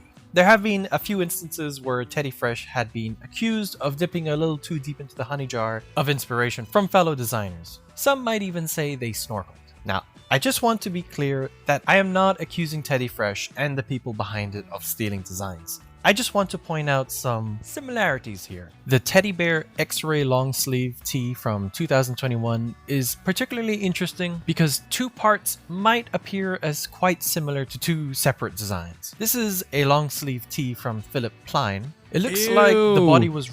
Oh no. Ew, Philip Plein. Oh my God. Chris, I don't know if you're a big fashion guy, but I always joke about how the only people that wear Philip Plein are like cryptocurrency sharks and pedophiles that live in the state of Florida. This is nothing to do with Teddy Fresh. I'm just shitting on Philip Plein for the record because it is, oh my Lord, it is like the ugliest shit. It is the Richard Mille of brands. What Richard Mille is to watches, which I also don't like, and maybe a lot of the big face enjoyers are gonna fucking get mad at me for that. But Philip Plein, as someone who enjoys the art of fashion, I can't stand Philip Plein. Yeah, I don't think I've ever even heard of Philip Plein. I'm, as you can tell, a bit of an unfashionable character. I'm wearing a t-shirt. Look at that skeleton rainbow Philip Plein. Exactly the type of shit that I despise with Richard Mille. That's what came up. This is the type of shirt. How much? Oh, fuck. I want to play a game with you. I want to show you. Hold on. I'm going to show you a Philip Plein piece of clothing, and I'm going to ask you how much you think it is. Okay? I was quite into fashion when I was like, I don't know, 16, 17. So I may do better than you imagine. Oh, really? What were you into? What brands? I quite liked Supreme when I was that age. Actually, that was when I was a bit younger. Oh, you were. I guess I do like Stone. I do like Stone Island a lot. I'll be honest. Of course. Oh my God, you're such a fucking oi bruv, dude. That's hilarious. Have you not seen the Have you not seen the photos of me getting the badge in, mate? It's quite a regular occurrence. The fucking badge. All right. Yeah, hold get the on. badge in and bash someone up. So how much do you think this shoe costs? Oh, it's got to be at least $1,000. I mean, yeah, you nailed it. What if I were to tell you it used to be 5,670? What, like resale or 5,670 euros. And you can buy it with Bitcoin. The Philip Klein outlet where you can directly buy it with Bitcoin. Nice, Oh. nice. Oh, the iconic high top sneakers. Yeah, I mean, it just looks like there's what were those dog shit shoes with spikes on years ago? That were like very popular. I can't remember what the fuck they were. They were very much like a thing that was very popular when I was very interested in clothes. You said Miskiv has better style than you. A chatter said Miskiv has better style than you. I have to respond to them. Someone is saying in the chat Lanvin or Louboutins maybe. Yeah. I think they were. Oh my god! When I lived in Miami, I owned a pair of Creative Recreations that kind of looks like this shoe. By the way, it wasn't bedazzled, but yeah. I mean, when I was younger, I used to just sort of buy things because I liked them. I had a pair of Stone Island shoes that were like a collab with Nike that were literally like Crocs and they had buttons on them. And I also had a Supreme coat that changed color, a Supreme Stone Island coat. So I engaged in some pretty offensive fashion when I was younger. Perhaps those shoes would have completed the outfit, though. Yeah, for sure. Ripped directly from this design by Philip Do you Klein, like except ERD? for the head. Yes, but you will never catch me wearing ERD, obviously, because if I were to rock a ERD shirt or an ERD hoodie, which is incredible design, some of the ERD designs are incredible, people would literally assassinate me, okay? Some of the ERD stuff is good, but I would get assassinated for good reason. They're like $5,000 hoodies that are incredibly distressed. And each individual hoodie is like is unique. It's like a one-of-one almost.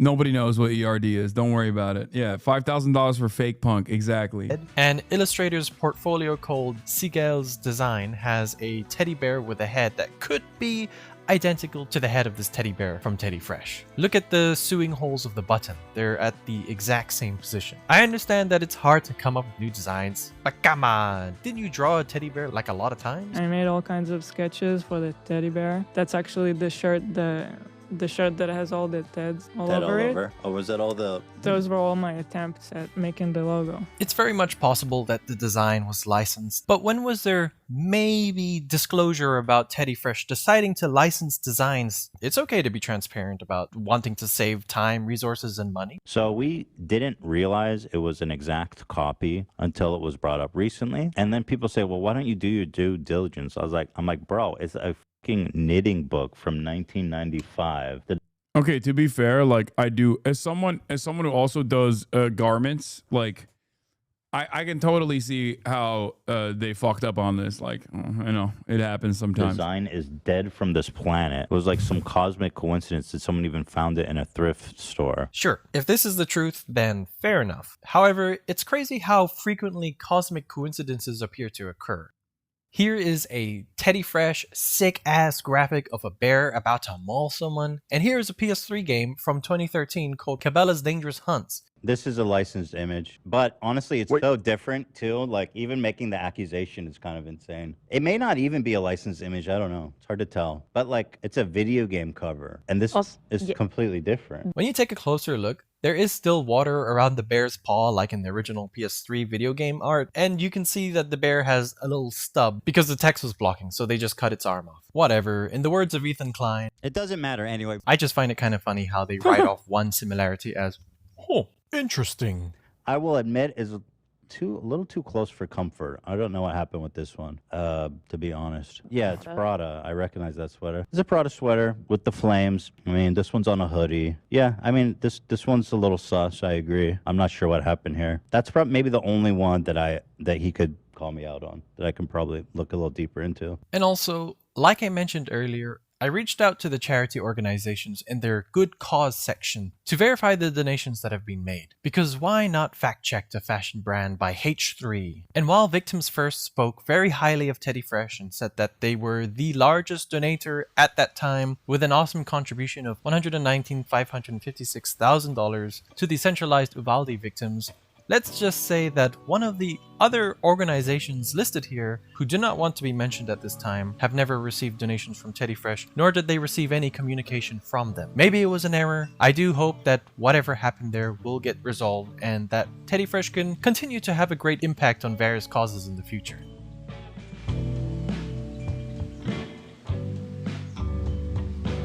By the way, she goes, Ethan needs to be criticized for being pro-Israel, and also Hila said bad crazy stuff. Okay, well, clearly you're going to have evidence to support that, right? Absolutely. Please fasten your seatbelts, stow your disbelief, and prepare for a smooth descent into some absolutely wild podcast commentary. Here, Hila and Ethan are reacting to iDubbbz's Content Cop video.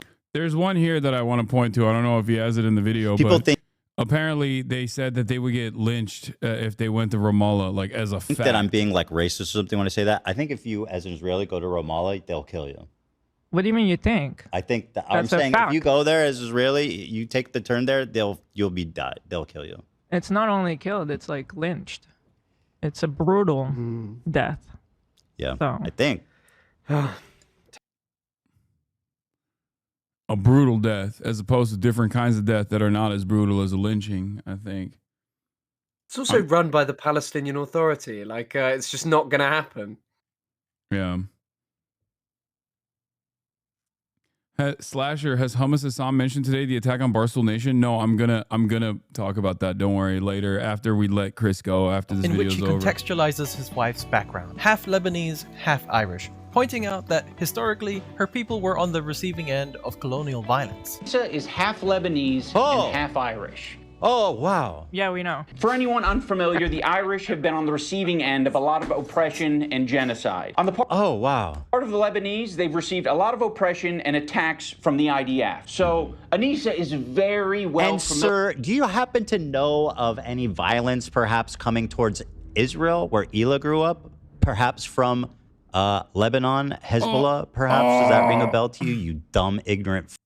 How dare you attempt to lecture? It's kind of funny because like a couple days after this clip, he literally, or a week after this clip, he's telling me that Hezbollah's inception was a noble one. Like, his positions swing wildly from one pole to the next. You know, one day it's like it's a war, next day it's a genocide. One day,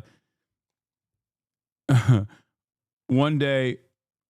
Wait, Ethan is posting IG stories about a Daily Caller article on you right now. Daily Caller? The Daily Caller? Tucker Carlson's operation?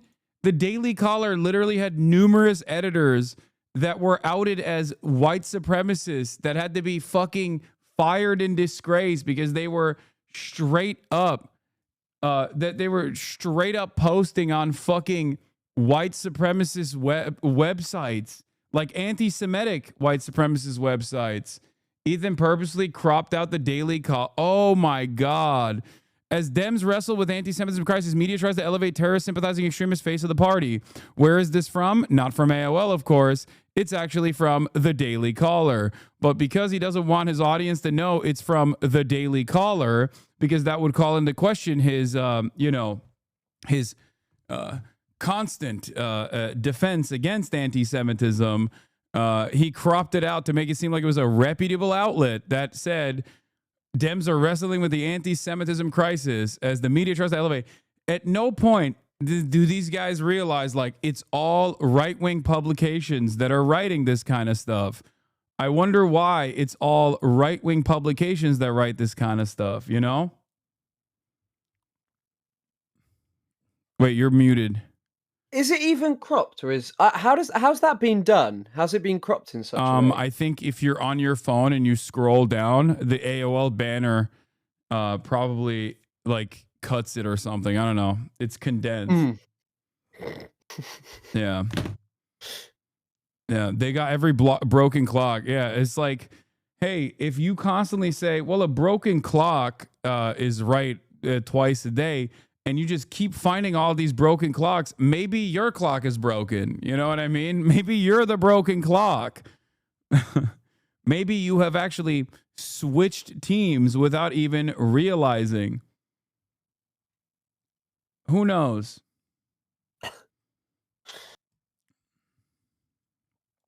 me on this conflict. Familiar with the propaganda and the shit coming out of Israel. Choosing now, out of all the times, to be like, please defend me. No, we're not going to fucking defend you. Okay, so this is very interesting. He says on the day that CPS was called and we're understandable. Wow, and he also then shared Sam Cedar being criticized by the Daily Caller.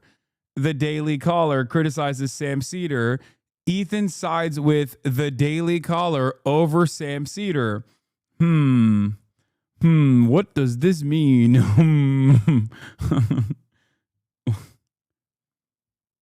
Anyway. Heated. He goes, no, I'm not going to defend you. Why? Because you're Israeli. You're Israeli. That's literally what he said. I mean, His he argument. made Do sure I have it to wrong? include the flags so a 5-year-old could understand what he was saying. So yes, that's what he was saying. I feel like that's exactly what he's saying. And correct me if I'm wrong. He put the Israel flag and he said, no, she's not going to defend you. Yeah, I just don't want people to be like, that's not what he meant. I mean, I don't see it any other way. Stop hallucinating anti-Semitism. There is so much to unpack here. For example, Hezbollah was formed in 1982 in response to the Israeli invasion of Lebanon. How on earth can you, Ela, sit there and let Ethan talk down generational trauma while flipping this around into a narrative that makes your home country look like the victim in all of this? You, who once claimed that non-Israelis can't speak out without authority on these matters. I honestly wonder if you even realize that it was Israel, your own country, that occupied Lebanon for 18 years during your lifetime, or that in 2006, following the killing of 3 Israeli soldiers and the capture of 2 by Hezbollah,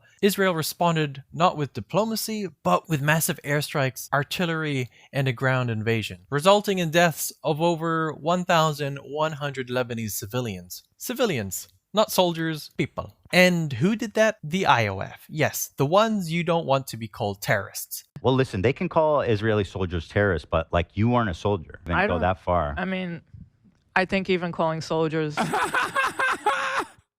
terrorists is not accurate. The army, people should serve in because it is honorable. A singer or something, and then they still go into the army and everybody will commend them. Like, that's really nice. You know, you're paying your duty. And you guys sit there and you laugh and say, oh, wow. Yeah, we know. For anyone unfamiliar, the Irish... And I honestly find it remarkable how Ela can say, stop hallucinating anti-Semitism. Right after victimizing herself because he showed the Israeli flag, even though he was only talking about the IOF in that moment. I mean, His he argument. made Do I have sure it to wrong? include the flags so a 5-year-old could understand what he was saying. So yes, that's what he was saying. He put the Israel flag and he said, no, she's not going to defend you. Stop hallucinating anti-Semitism. Now, I want to be very clear that obviously Ela and Ethan have the right to criticize Hamas. But it sure is interesting to see what they criticize exactly. Like here when they pause right after hearing that Israel's occupation must end in all Palestinian land. The occupation must end in the Gaza Strip. No, I'm talking about all Palestinian lands. Once again, that's funny because it's exactly related to what what he accuses me of spreading Israeli propaganda about. My point is when Israelis hear from the ocean to the sea, they hear all of Israel. And guess what? That's what the guy from Hamas is saying on the Mediterranean Ocean. From the ocean, the Jordanian Ocean, I guess, because it's from the river to the sea. From water to water, man. That's the screen of the clip you showed. I don't understand. If a movement is for peace between 2 people and one people is telling you they're not comfortable with the statement, shouldn't we change the statement to something that both Bro, people I can't can believe get they're behind? still on the fucking from the river to the sea, Palestine will be free as anti-Semitic shit when the ADL literally has prominently featured that in their anti-Semitism report. And also, the goddamn federal government is black-bagging people. Attorney General of the state of Michigan, Dana Nessel, collaborated with the FBI to go into the homes of 8 Muslim pro-Palestine student activists. They did home raids and claimed that it was like because they were doing anti-Semitism. And it's so fucking funny to me that these guys are like, yeah, we're pro-Palestine, by the way, but also we are totally aligned with the Trump administration on how damaging this statement is, like this emancipatory slogan is. It's crazy. I mean, also just on the topic of the whole ADL thing. I mean, I was talking about it, or when I spoke about it on my stream, I was just saying it wouldn't really matter. The two have the exact same goals. They spread the narrative about you that the ADL then latched onto and realized would gain way more capital because Ethan has a load of rabid fans who are willing to spread their narrative that aren't just the same ADL morons who do it normally. So it's kind of like, oh, look, here's legitimacy from a massive Jewish YouTuber saying that this is really offensive to me. And yeah, his former podcast co-host, like, that's crazy. A guy that knows him personally, like, he has so much cachet on this to fucking be like, I knew him. Like, I knew him, and he's anti-Semitic. Like, that's so crazy. Well, but then, of course, if he were to say that, then the question would come to the first question that would come to people's minds is, you had a political podcast with him for 2 fucking years, and the dynamic of the political podcast that you had with him was that he was the goofs and gaffs guy. Okay, you were the goofs and gaffs guy, and he was the guy who teaches you about politics. Like, what the fuck? I'm not so sure about that. I've seen the content, Nuke, and you clearly tricked him. You know, he was a poor young man who you tricked into. I you hid your power level. 40-year-old with my sex appeal, and exactly. Yeah, you know what he did on the context, Nuke? By the way, he shows my first conversation ever with him, where I talk about what I always say is Democratic Socialists. I believe in incremental reform in the interim, right? All this, the same spiel that I give all the time, because that's what I believe. That's why I support Bernie Sanders. Like. And that's only for a country like the United States of America, in order to build a resilient resilient base of support, and develop labor militancy. But he, you know what he did that was so disingenuous in that process? He cropped, or maybe he didn't do that. I assume someone else who's smarter than him did this, but they cropped the fucking Lenin bust behind me. Vladimir Ilyich Lenin is prominently featured behind me, and so is a fucking USSR Ushanka when I'm having that conversation with him, right? When I'm talking about how, like, you know, this is not enough. Like, it's obviously it's not, you know, the end all be all, but like social democracy in the interim is like perfectly permissible for and still considered radical politics in America. And he basically, someone framed it so that you couldn't see all the fucking communist iconography behind me so that he could make a better argument that I was tricking him, because I feel like even the dumbest person would have looked at that if they showed the full frame of that podcast and went, what the fuck are you saying? He has a USSR Ushanka behind him. Yeah, I mean, it's all a very interesting narrative, you know, that you are and aren't anti-Semitic, that he was tricked by you as, you know, a man who's like lived his entire life. He's lived in multiple different countries as well. He lived in Israel, for fuck's sake. Surely you must have some understanding of politics, you know? And yeah, the whole narrative is, oh, I didn't know I was tricked by this man. No, because they'll say, well, people will say that Israel's the aggressor, so they shouldn't have to adjust anything. Yeah, but that's like watered down American version of what's happening there. That's the watered down American version. Israel is the aggressor. A moment of striking honesty from someone who is often quick to silence criticism. I wrote a bunch of conclusions for this video, but to simply summarize it, my takeaway with Ela is that no one can win. Thanks for watching the video. Bye-bye. Now, just to add one thing, if you believe Ethan's views and his moral stands were maybe indoctrinated by his wife, let me show you one final clip. So it's really frustrating because like the way I always thought about it is like I was just born here. I don't care. Like, I don't know the history and I don't care. We're all like, just people here. Yeah. People and now I have to choose sides and I have to and I was saying that's why the reason I left is because like I'm like, this isn't my fight. And Ela, I think since before she knew, thought it wasn't her fight. She never belonged there. And it's like, I don't really want to be involved in this, because when you live in Israel, you start to learn things. Or maybe I don't know if it's a brainwashing thing, or you're with the club, right? You're with that tribe. Mm-hmm. Yeah. So it gets through to you. Yeah. So before I went to Israel, I was very pro-Palestinian, because I went to a very liberal college. I went to UC Santa Cruz, and there it's like, they literally have protests on the campus of like Israeli soldiers executing Palestinians. Wow. And I was like, okay, yeah, that's totally what it is. Yeah. But when you go there and then you learn, because you I can't believe he's walking through the steps of like indoctrination, where he's like, I had the correct moral position on this issue when I went to fucking school. Okay. And then after that, I did Birthright. And it literally, like, he is the success story. That's the whole purpose of Birthright. This is the whole purpose. Also kind of disproves the whole point of needing to go to have a good opinion on this. Surely it proves that going in changes your opinion and ruins it, basically. You know, if you still maintain that you're pro-Palestinian now, and you say that going influenced your opinion in a certain way to make you feel a way about a fight that wasn't yours. I'm not going to lie. I do now believe that maybe I groomed this 40-year-old man. Because, like, clearly he got groomed by the state of Israel into changing his moral compass on the matter.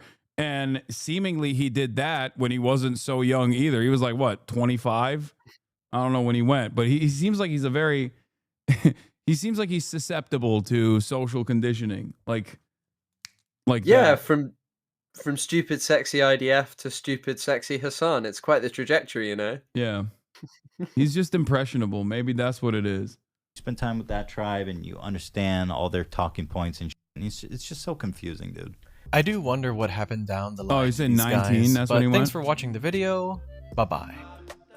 All right, that was a great video from. We're not going to watch this right now. Jesus Christ! But that was a great video called Hey guys, "Selective Outrage." The silent podcaster Hila Klein from the Soft Take. They've done. I think I watched another one of their videos that was a kind of a banger. But thank you, Chris Kunzler. Where can people find you? TikTok, YouTube, or Instagram. All of them are just my name. Thank you very much for having me on, Hasan. Just want to give a shout out to the Qatari government for making all of this possible, paying us to spread pro-Palestine propaganda. Yeah, exactly.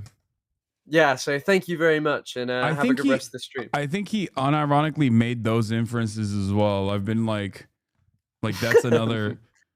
It wouldn't surprise me. Well, I don't know if he actually did or not, but yeah, it's TikTok. He's on TikTok. You stream on YouTube as well, right? A little bit. We'll see how that is. I'm planning on making more videos, especially in the coming weeks. So yeah, just YouTube's the sort of platform that I'm on most, but at the moment. But yeah, TikTok as well as the main one, really. All right, perfect. Thank you very much. See you later, Hasan. Thanks, Chris. Chris Kunzler, everybody. That was great.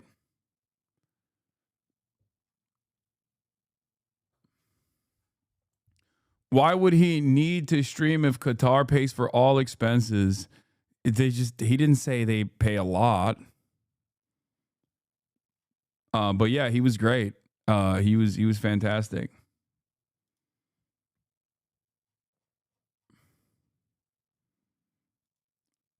What is this? I truly enjoy that this current round of media attention on Hasan is a direct result of the over-the-top media coverage, which has horrified even uninitiated onlookers. They flew too close to the sun with such wax wings. Hasan thinks he's to be charged likely for giving material support to terrorists. The funniest part is this seems to be a reaction from the New York Times puff piece. He flew too close to the sun with that one. Think he would be worried about jail if Kamala was president. Says, Dan can't tweet. Stalker man. Dan Stockman.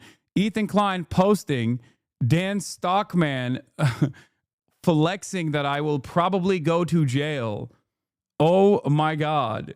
He's flexing Fox News coverage. Oh man.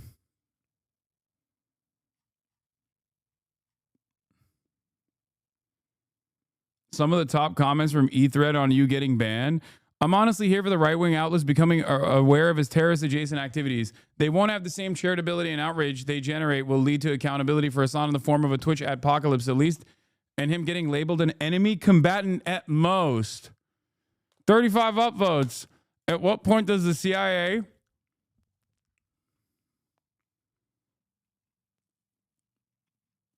That's fake. He did not post a Dan tweet. The thing he wrote is true. That's an edited story. The actual story is just another screenshot of the Daily Caller article. Oh, my bad. The story you showed was edited. I apologize. I got duped by which chatter was it? Which chatter sent me that link? I'm going to find it. I'm going to find it.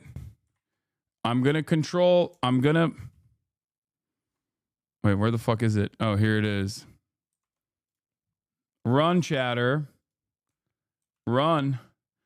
It's coming.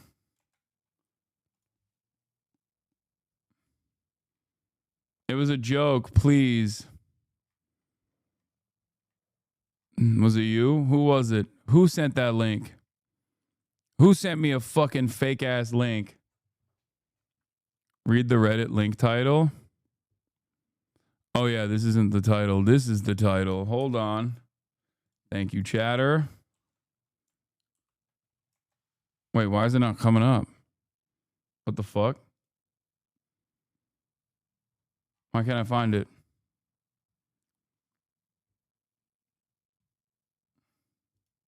No, that's a band. That's not a stan. Where is it?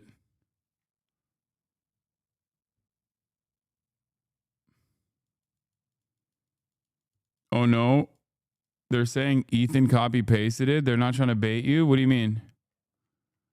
Oh, they weren't. Maybe they use a shortened link. No, Ethan copied Dan's wording. Oh. Okay, that's the point.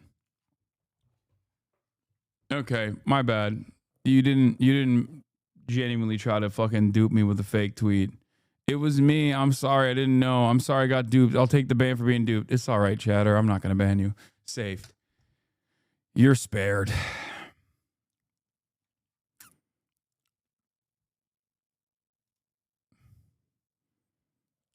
Yeah. I like that Ethan is posting about like right-wing outlets criticizing me as though this is a new phase in my career. Okay? You know what I mean?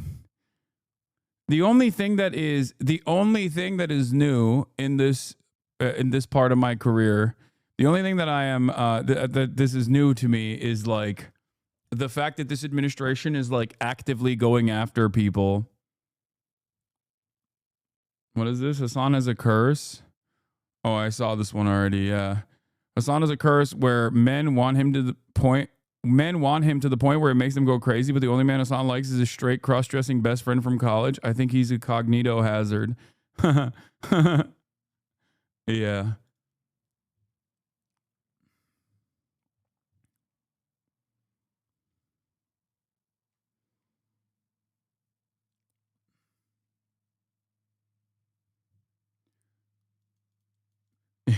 Hasan, been following you since 2019 and have never once seen you criticized ever. I know.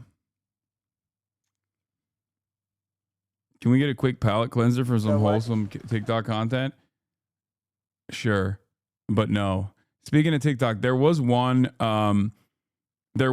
former Ethan Klein foot soldier, rehabilitated Ethan Klein foot soldier that I want to elevate because I saw her take and I thought it was pretty good and I wanted to show it to you. And then we're going to move on from this because there's a lot of stuff happening.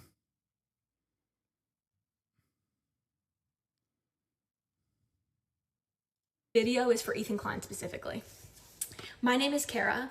I'm a Fallen Age 3 fan, as you would call it. I used to consume your content daily. You were one of my favorite content creators, and from my earliest, literally... What is this? Would you mind clarifying your perspective? In my opinion, certainly the settlers literally living on the land, living Palestinians will have to be moved, if only elsewhere in a free Palestine.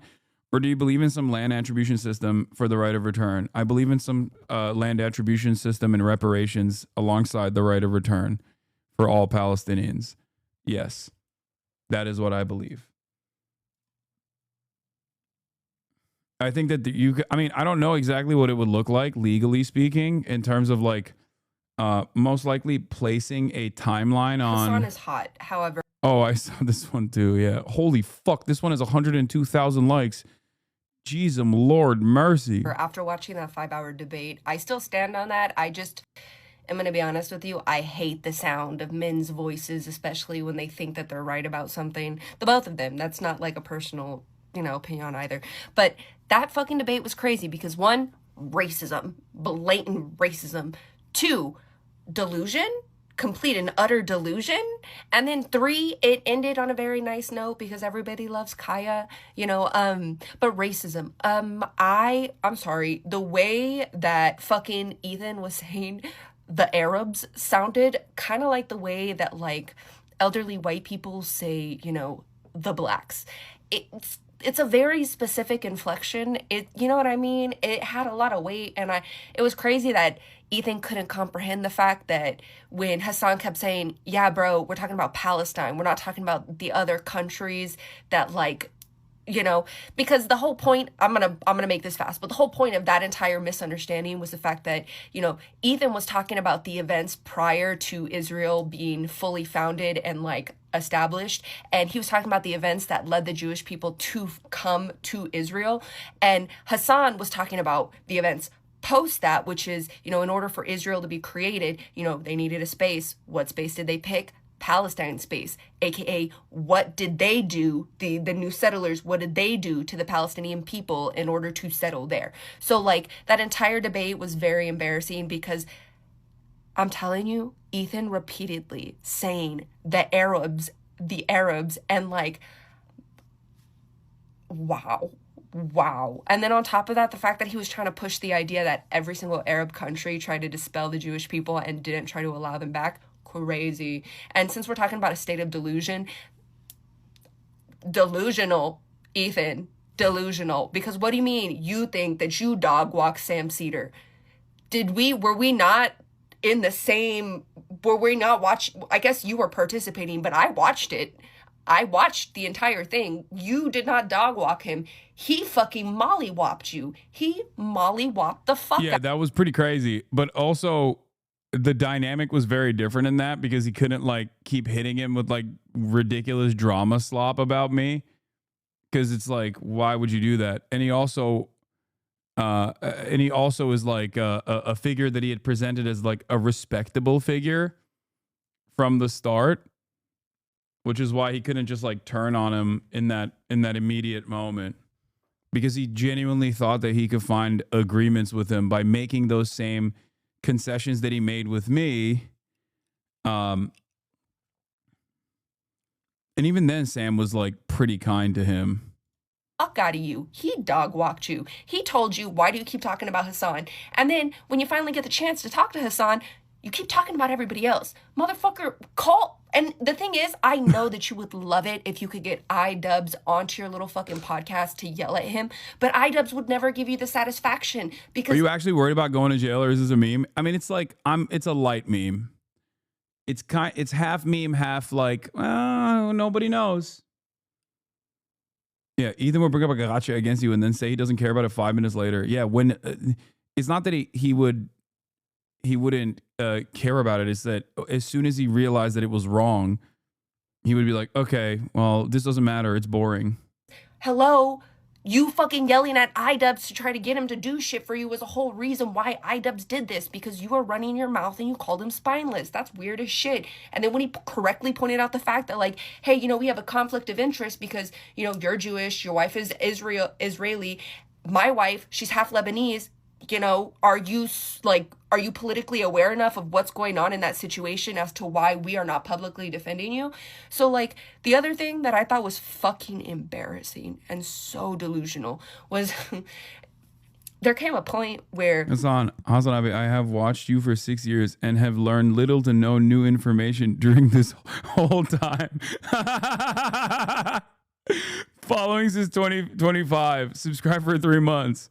I have watched you for 6 years, and I have learned nothing.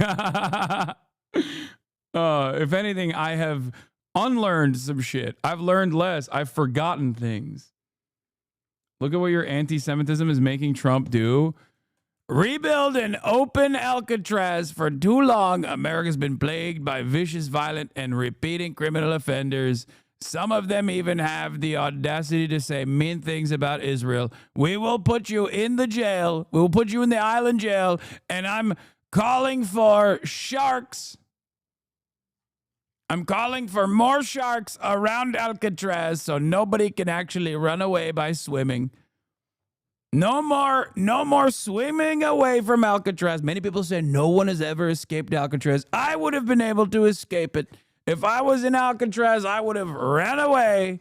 I would have swam away from the sharks, and then I would have gotten on a boat, but not if the boat has an electric motor, because everybody knows between the boat, God forbid it sinks, between the boat and getting electrocuted or the sharks, I'm not so certain I would take the boat. I would probably take the shark, which is my biggest enemy. I would take the shark.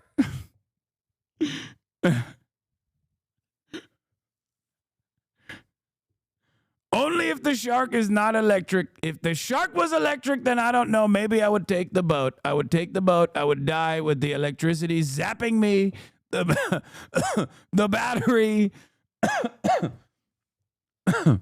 Everything's computer. You know, Ethan thought that the conversation was going to come to a close. He thought he was going to get like the final say, so he started doing that little broadcaster voice. And I'm not going to hold you.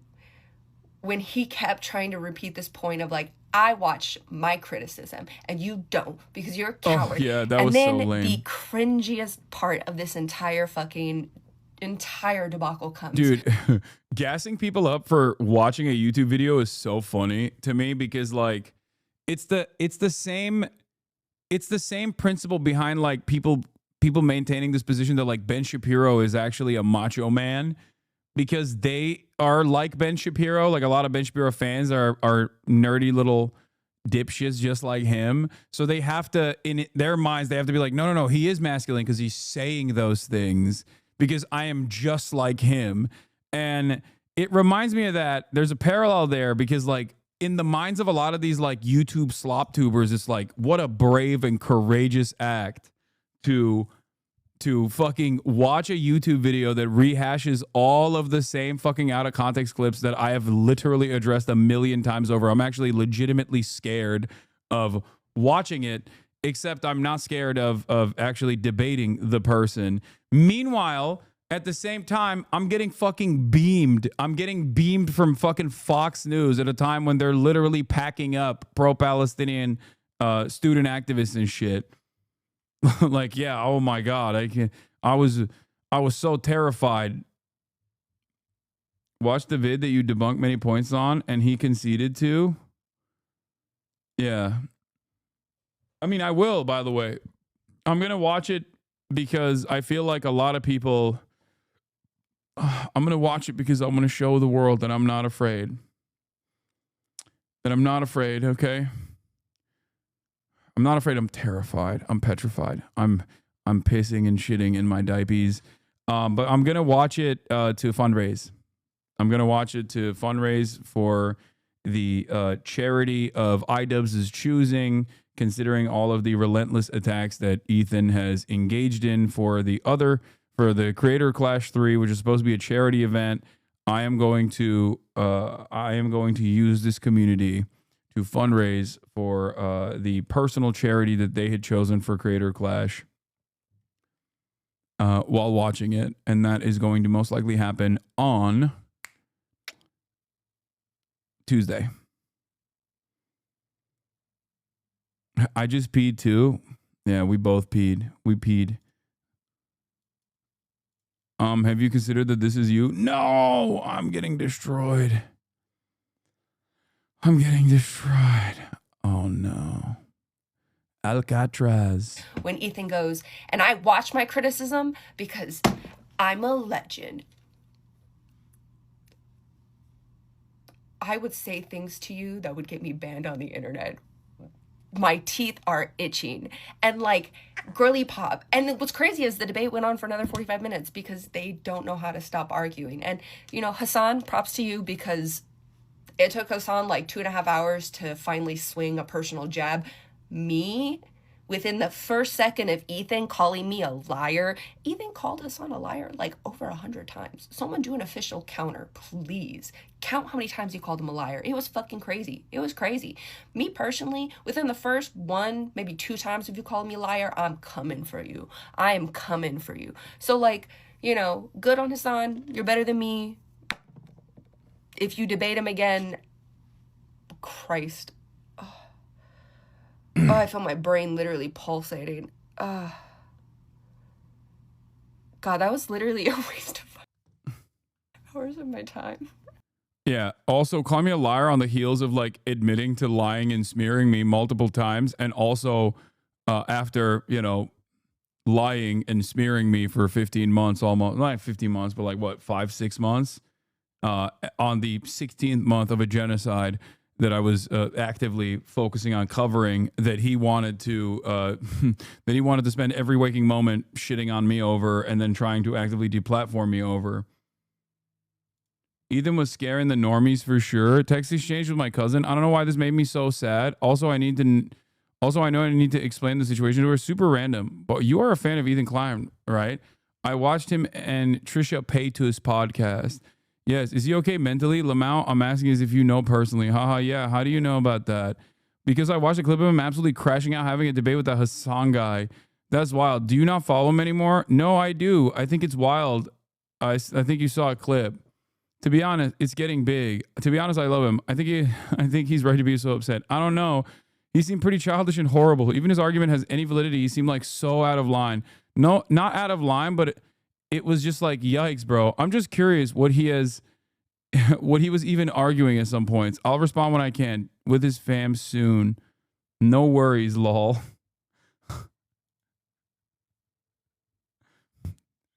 Like, it's crazy.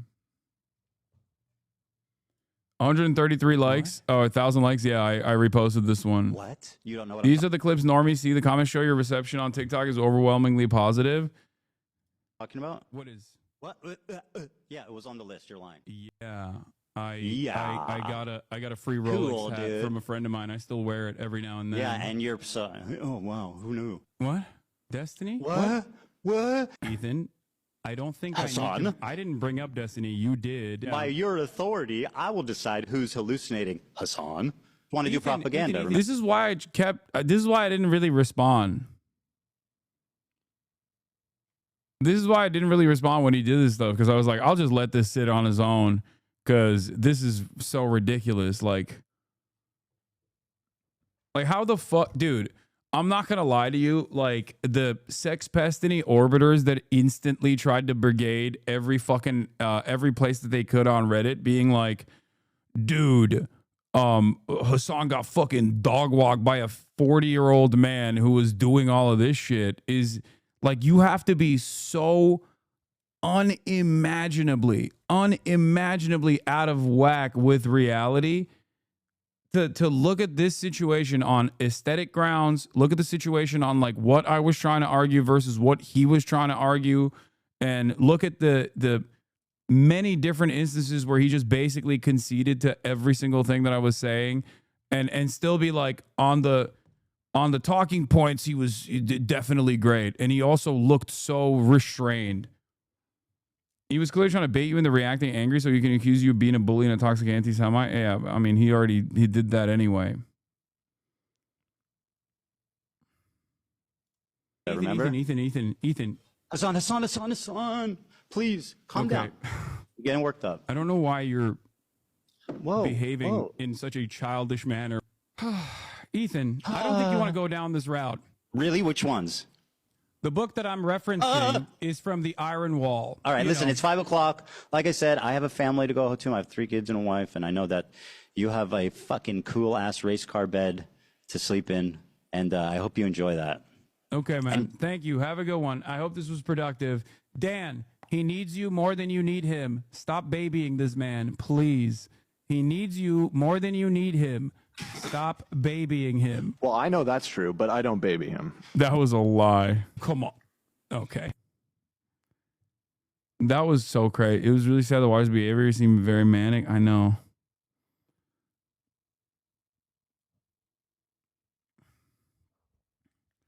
Aren't those childish things he's doing debate tactics? What? To fucking a tactic to look worse? Like, I don't understand. Like, having some composure, I think, is probably better, right?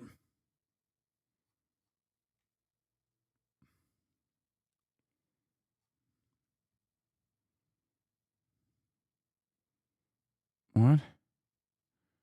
Stop sending me acid communist links when I'm getting fucking, when I'm in the process of getting clapped here, okay? Okay, never mind. Your father's brothers and U.S. soldiers bled, sacrificed, and died for oil companies. They fanatically murdered babies for their own personal gain. You are the terrorist. What is this?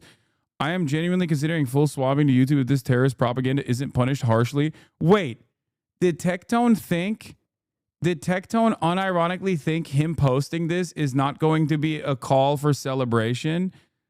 Wait, what? Oh my God. Now people are going to advocate. Now people that wanted me to get banned yesterday are going to turn around and be like, actually, never mind. We should keep him. Oh my God.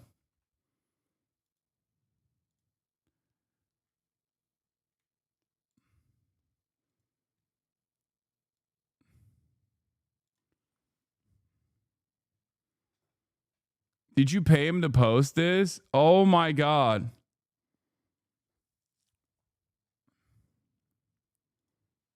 Oh no.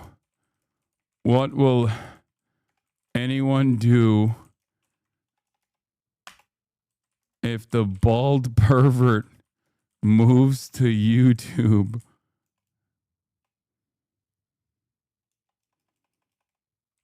Leaves the Twitch platform for good.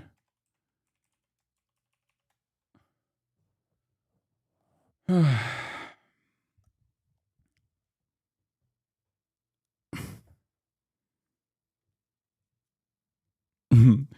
mean, didn't you join a Diddy party? No, I didn't join a Diddy party, dumbass. I went to an after party and I thought that it was fucking weird and gross. Like, that's not the all terrorism is always bad. Terrorism equals very bad.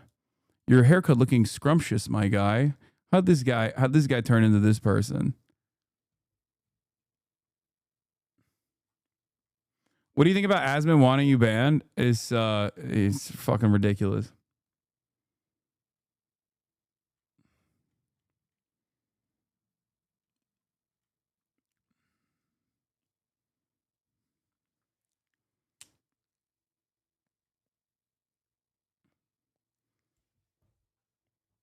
I still don't understand the race car bed joke. The joke I think is about me being childish. I think it's like a Simpsons reference. I don't fully understand it either. Or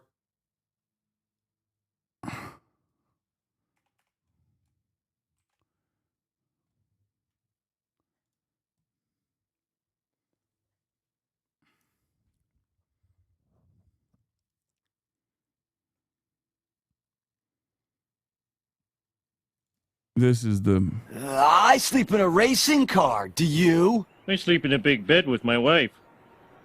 Oh, yeah. I think that's what he was. Yeah, that's what he was referencing. That's why he kept saying like,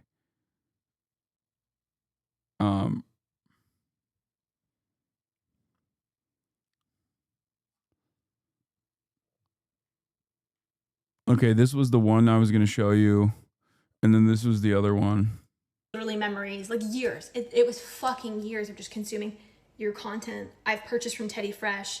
I loved the whole team. It just felt like a community. I was a lot younger then. I'm old as fuck now. But what shifted for me did occur post October 7. This idea, and it was talked about in this debate, that Hasan has basically facilitated a space that he does not control or moderate when it comes to hate that goes Ethan's way, first of all, is a sentence that we could say in the inverse, but maybe more prominently and importantly.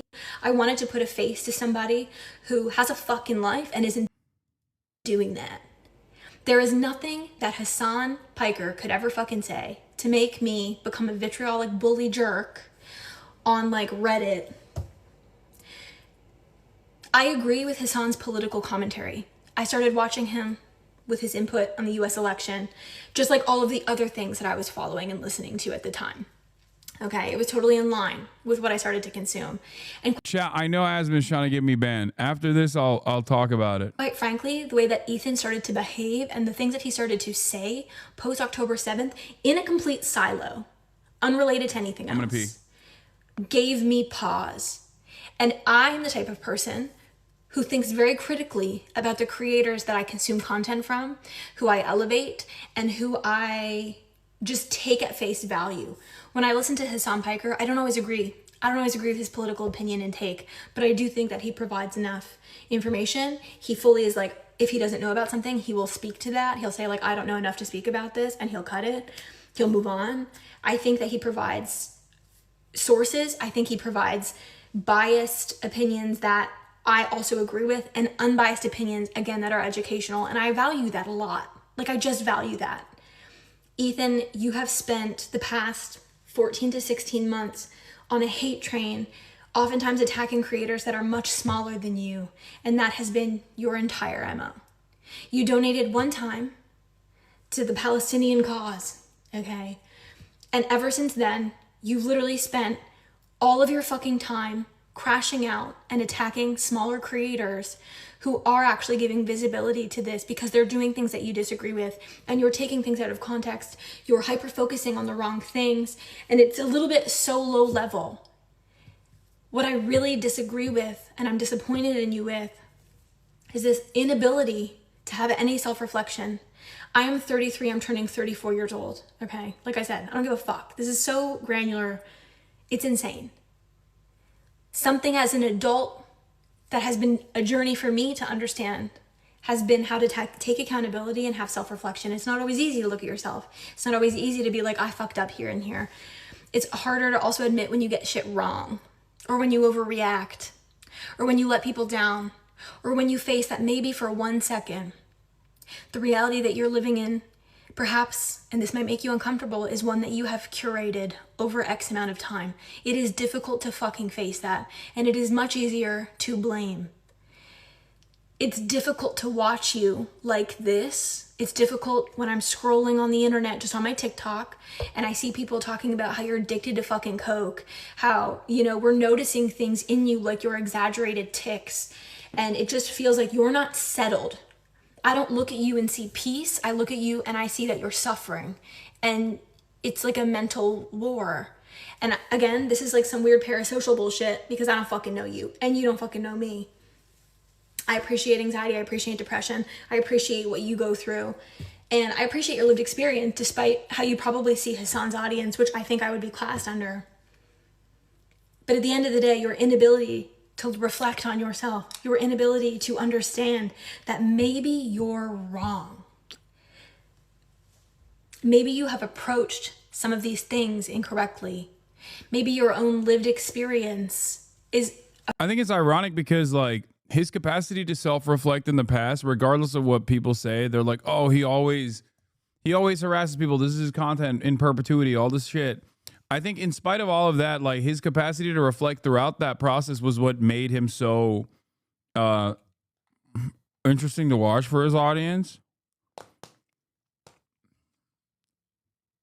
And grew his audience in general. A frame and a lens at which you are approaching everything first from. And it's an incredible ego that has created a blind for you.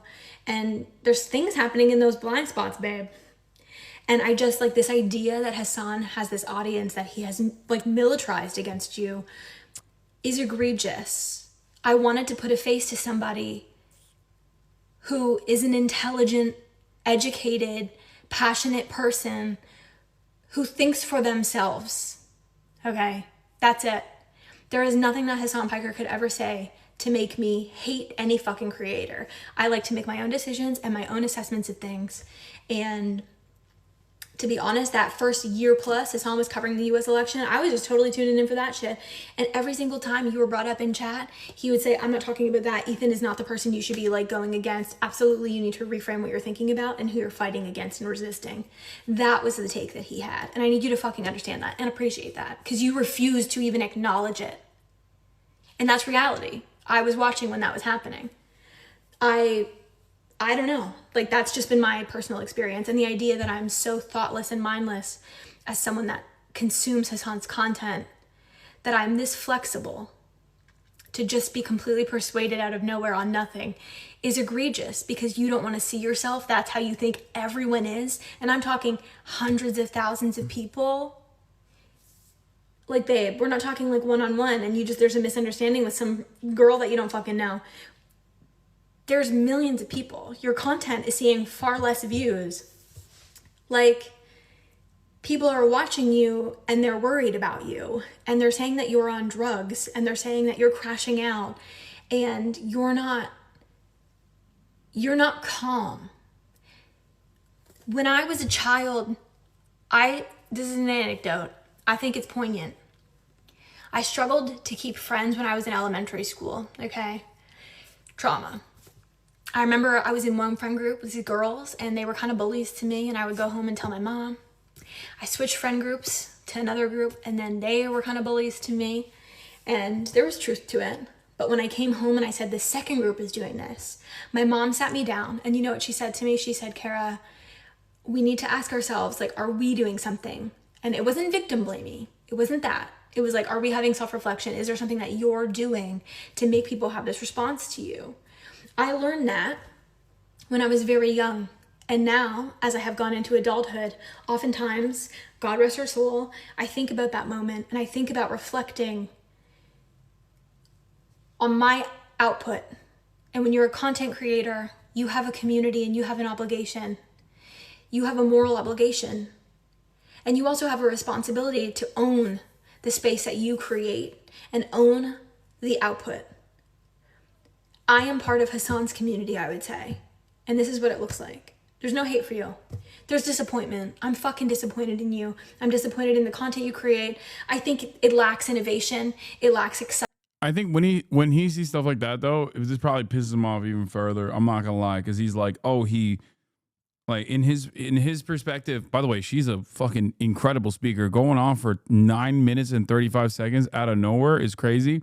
But I think when he sees this, he's like, oh, Hasan brainwashed you into hating me. Like, that's what he thinks.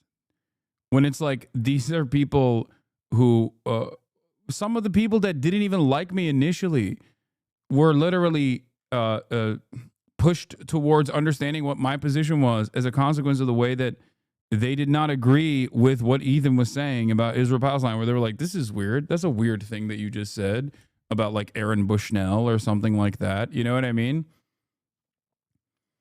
And it's like death by 1,000 cuts, where slowly but surely, I feel like a lot of the people in his community that were very progressive, all the girly pops especially, that came in for a progressive audience, that became like a very progressive audience that, you know, loved the drama, loved the goofs and gaffs, but they realized, like, this is not, you know, it doesn't seem like he's saying stuff that I agree with, you know?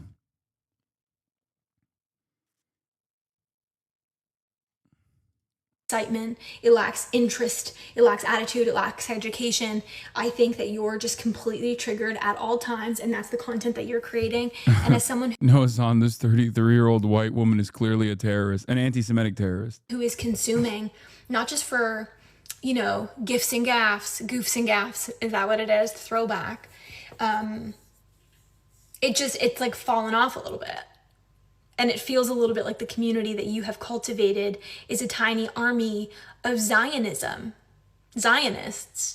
And I don't want to believe it, but that's what I'm fucking seeing. And it's like anything that you do, they struggle to criticize. They just are 100% for you. And the difference between these communities, if Hasan says something that I fucking fundamentally disagree with, I'm going to hold him accountable for that. And if he went so far as to do something that I did not appreciate on like a deep level, it is content that I would no longer consume, not even remotely. And like I said, I don't even consume all of it just because it's not interesting. Like, I don't give a fuck about a video game. No offense, Hasan. Love that for you. But I just think when you're having these conversations with all of these creators and you're the common denominator, at what fucking point in time are you going to sit down and have any self-reflection in yourself, literally to say, why am I getting cooked here? Why am I getting cooked here? Is the reason why what I'm getting back is this hateful bullshit. Majority of the people who you're receiving this hate from, yeah, some of them are fucking internet losers, okay? Some of them are people who really used to idolize you and love the shit you put into the world and are so egregiously disappointed in what you're putting out now. And I just like self-reflection is really so beautiful. I don't know if you're in therapy. I recommend it for you. I don't know if you're like mentally okay. It's okay to take a break.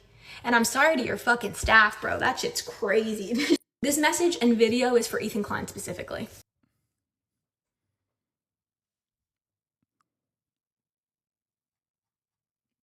It's a shame if Ethan ever saw this, he would take your incredibly valid and well-reasoned criticism and just spin it into anti-Semitism, gaslighting, and dog whistles. It's reality that Hasan defended Ethan from hate. We were in the streams. Ethan will dismiss those clips as disingenuous, that Hasan is actually secretly plotting his downfall. Paranoia. Yeah.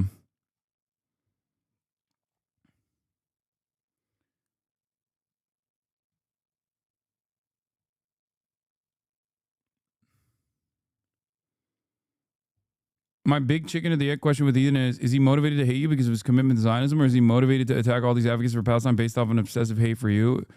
Is the root issue interpersonal or is it ideological? Probably a mix, but I'm interested in your thoughts. I think it's a mix, but it's seemingly what he was quick to concede on in our conversation. What he was quick to concede on in our conversation leads me to believe that it's not, like, it's definitely on the side of personal. Like, it's about feeling wronged. It's about misplaced anger. It's about it's about operating under the assumption that it's about operating under the false assumption that, like, I was, like, what he said over and over again, like, you brainwashed me and my audience, and that's the reason why I'm coming after you now. I think it's because he couldn't figure out, like, that his audience individually and personally started leaving and saying, like, no, this is not for us. This is not for me because of the things you're saying. Like, the Zionism or anti-Semitism aspect of it is, like, as I've said before, there's real anti-Semitism out there, and he's certainly experienced it a ton. So I think that was the reason why he also packaged a lot of the criticism that he was getting with what he perceived as, like, real anti-Semitism. Because he was like, I'm saying all the right things. I don't understand. I'm saying all the right things. I'm saying all the right things. Why are they still yelling at me? It must be because I'm Jewish. And where is this anti-Semitism coming from? It's coming from Hasanabi. He's the one who's grooming. He did. Asmongold denies Hasan's. Wait, I went on the timeline. First thing I see is Hamas University, which I think is a fucking really funny type of merch. And then this. That's it. And so anyway, and let's call you. I'm not going to talk. Like, why would I talk to Hasan so he can lie and make up a bunch of bullshit? Like he. What would I lie and make up a bunch of bullshit about Asmongold? By the way, like, this is. I like that this is his calling card now. Which, by the way, every single person that loves debate will also absolutely champion this and be like, no, it's not because he's scared, but because he's actually based and you're a liar. Because for a lot of these people, like, even their most favorite thing being debate, being denied to them is still okay as long as they can use that as a cudgel, as they can use it as a fucking sword to wield against me. He did with Ethan. I'm not going to talk to Hasan. I'm not going to go and... Did he actually say I lied a bunch when he was reacting to my Ethan shit? Asman also watched a SLUR saying that the famine in Yemen was caused by the Houthis and not the Saudis. Oh my God. Be like, okay, let's explain what it is. I'm watching the clip. I'm not going to explain this. I'm not going to have somebody lie to me. I have no interest and not even a slight desire to have any conversation about it whatsoever. Yeah, he would destroy me, and I'm scared. I'm scared of his intellectual prowess. I'm actually very excited that he won't take up my offer of besting me in the marketplace of ideas. And it's certainly not because he has basically carved himself a nice little niche as the top political content creator, and if he were to actually try to have a conversation, a contentious conversation with someone who knows not that much, but just like definitely more than him, he would look like a silly man. And in a way where his audience would recognize it and would not appreciate it. For the record, there has never, ever, ever been a moment where I have been, especially when I'm directly talking to Asmongold. You could say I've been uncharitable when not talking to Asmongold, but about Asmongold. But when talking directly to Asmongold, I have always maintained charity, reacting to the charity that he has given me and my positions in the past. I didn't even call for his ban when he said the fucking Palestinian shit. Like, they're inferior culture. I never called for his fucking ban, even though his community unironically was like, oh, he wants them to get banned. He caused them to get banned.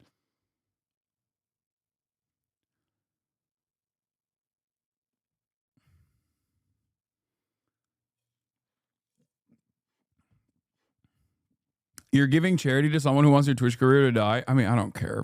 Yeah, I know. It's not, join the line, you know? You are expressing material support for a terrorist organization. You do so on a daily basis. Whoa! And that's it. It's literally that simple. It's obvious. Based. I'm expressing material support for a terrorist organization. Yeah. I'm arming and funding.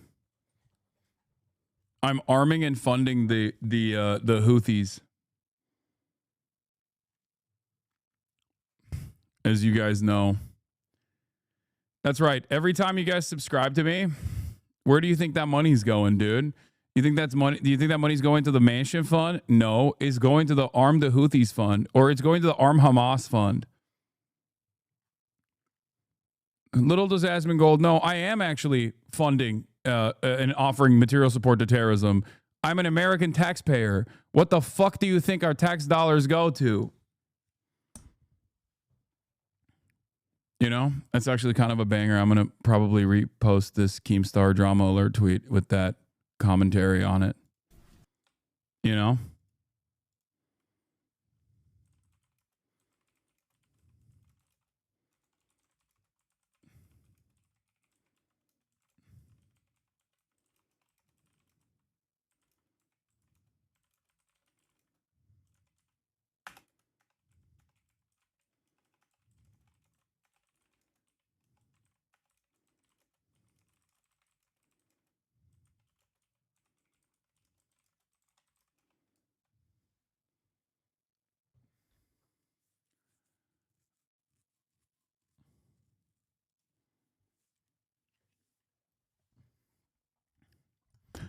So which is it though? Am I the one funding Hamas, or is Hamas funding me? Because that also is like,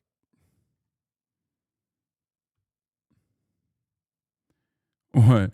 This is the funniest fucking response to this, by the way.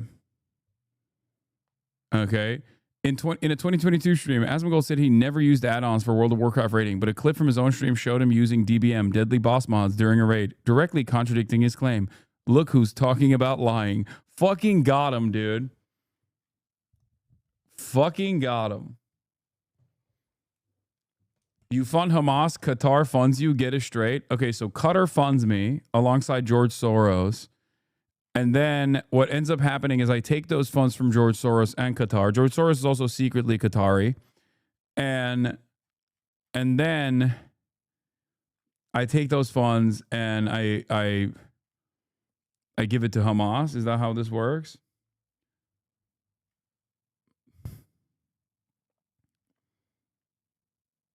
Both.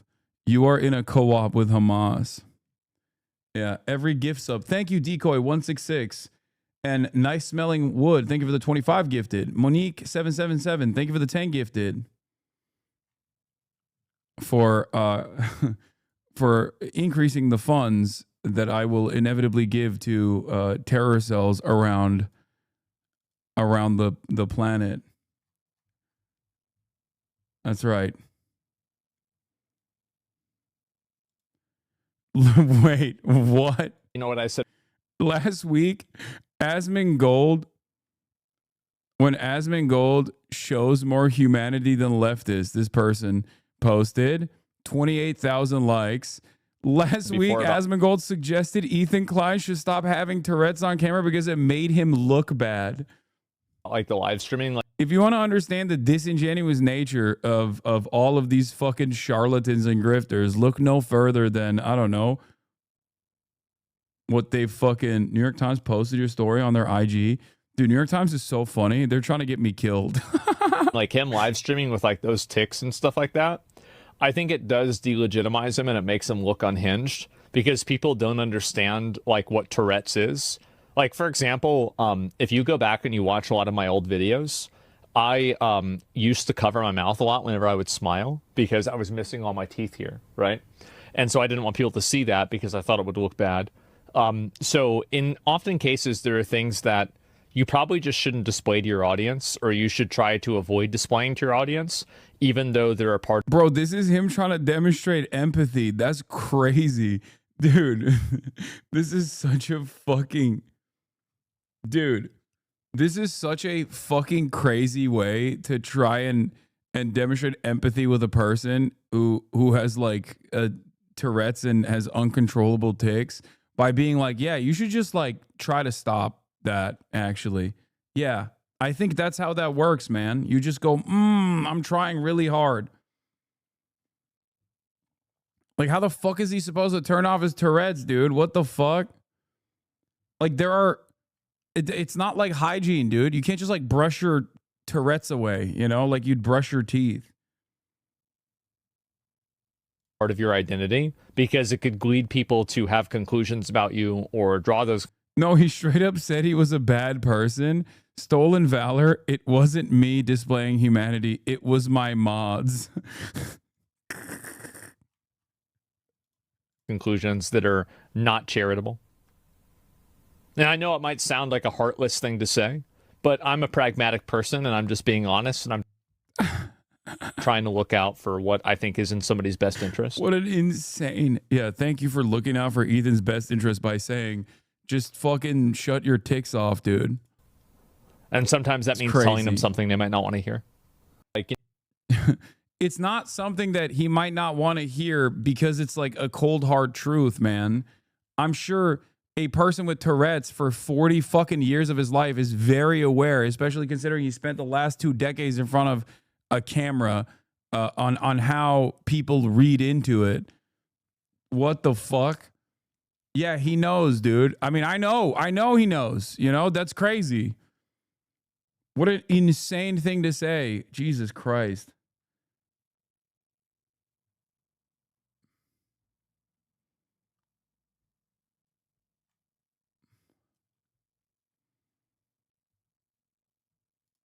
The NYT posted it on their feed. Please. Oh, no. This is going to get fucking brigaded into oblivion, dude. Oh, I can't wait. You still have time to delete this headline. Love Hasan, but this is how you introduce him? Oh, never mind. Hasan's a legend. Very handsome legend. Now that we've shown this, by the way, I know hella people are going to go in there and write fucking awful shit. So if you're watching, you know, go show the New York Times some love, at least for this article, please. And that's not brigading, by the way. I'm in the article. If you don't like me and you direct your audience to go and write mean shit under that article, that's brigading. Do you understand? It's not brigading when you're like, oh, you know, positive article, go show it some love. I'm in it. Okay?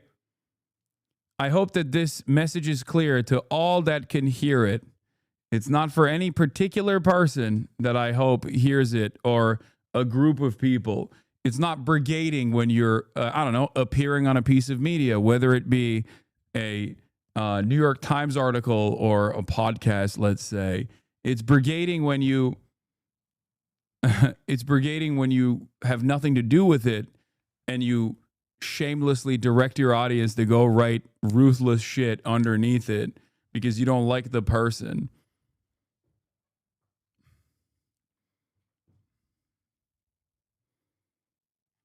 Anyway, oh, I didn't even get to the fucking Asmongold tweet that I was gonna get to. Yeah, Asmongold was also trying to get me banned. I said free speech defenders when you say anything that isn't a slur. Check Hasan stream title. He's so happy. Also, what about this implies happy? Like, what the fuck? I say Houthis show the limit of Iron Dome. Like, that is literally the condensed. That is a condensed news title on my Twitch stream, which was like. This is literally just like a condensed news title of this, okay?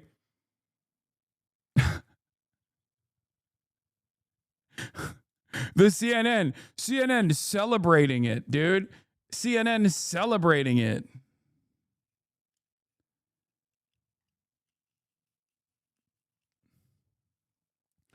You're a loser. You support terroristic groups. You're nothing but a loser. Keep crying, dude.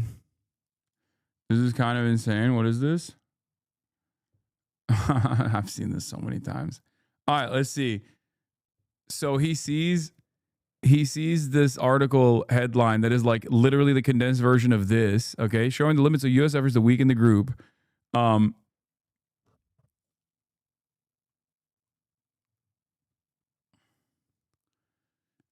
But in any case, let's take a look at what Asmongold said when he read this. What is it? Houthis show the limit of the Iron Dome.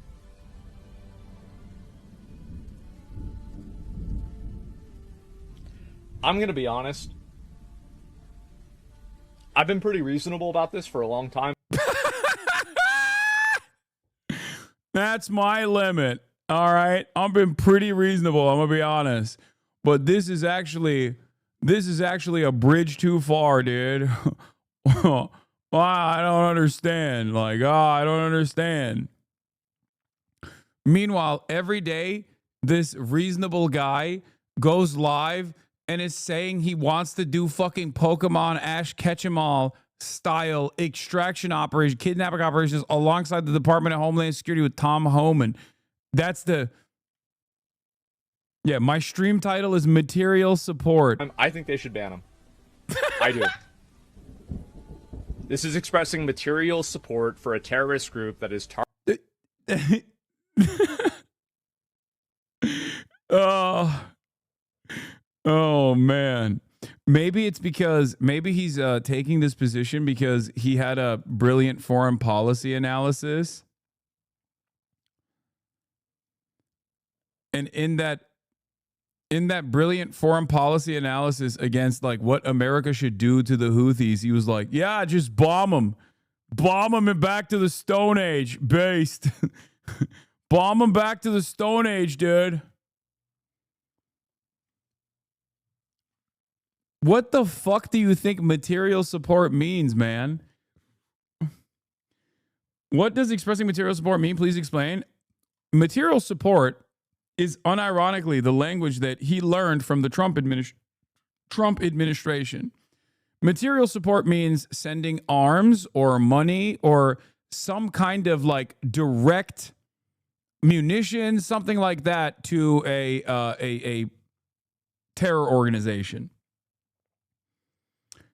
He learned about it when he most likely learned about it when he saw the Mahmoud Khalil arrest, because the State Department erroneously claimed that Mahmoud Khalil was offering material support to terror groups. He wasn't, and that is like at the heart of the point of contention. But yeah, Central Committee is right. Money, training, weapons, transportation, or any tangible or intangible property. And of course, that's not something that I have the capability of doing. That's not, it's just not something that I can do. It's impossible for me to do. And if I were to actually do it, I would have been in prison by now. Okay. What Asmongold is trying to do is repeat what the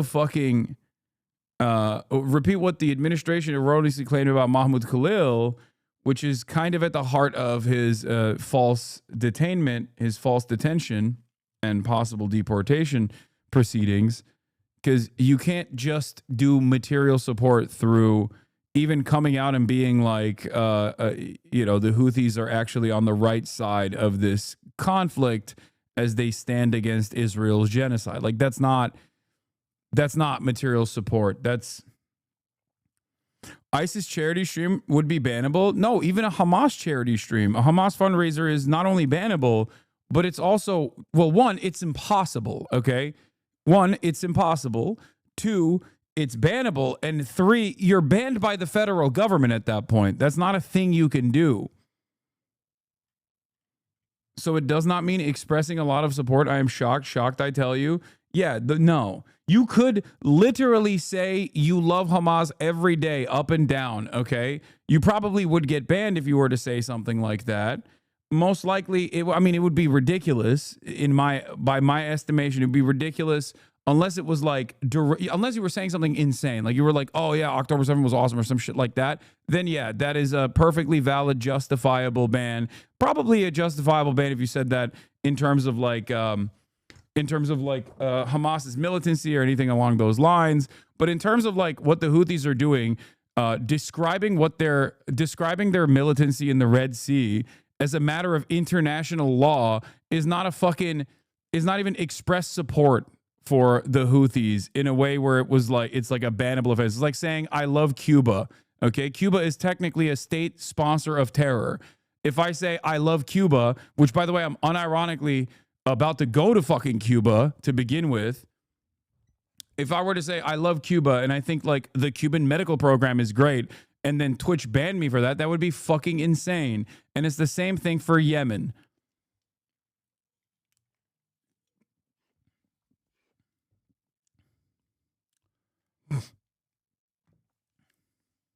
Sounds like you are scared you are about to be banned. Brother, being banned from Twitch is the least of my worries in this day and age, I think. Are you sure that's the smartest idea right now? Potentially. What is this?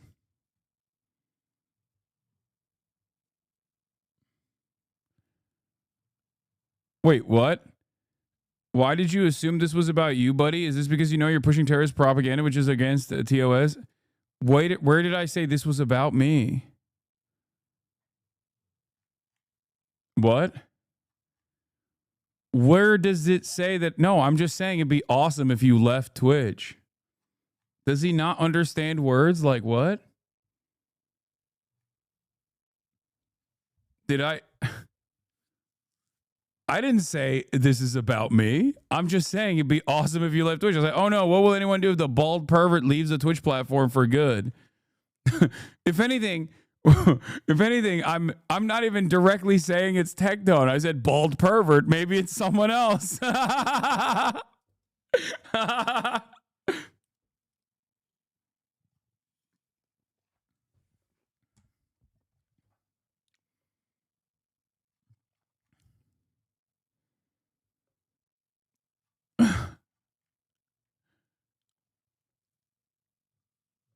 Check the replies. He did mention you under that post. He did. I mean, I don't really give a shit. Okay, you tagged him though? No, I didn't. I mean, obviously I'm mentioning him and obviously he's mentioning me. I'm just fucking memeing.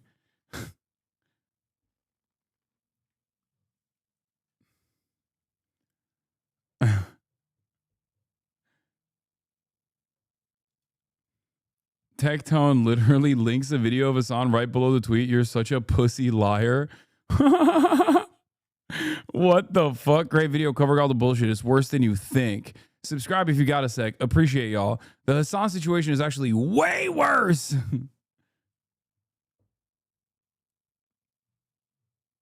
Free speech warriors, when they see something. Yeah, I'm sorry, man. I'm sorry that I'm sorry that I think Lolly is gross. I know.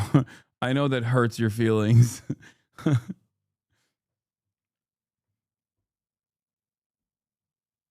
Didn't Tectone do some sexual assault or something? I think so. Yeah, I haven't really kept up.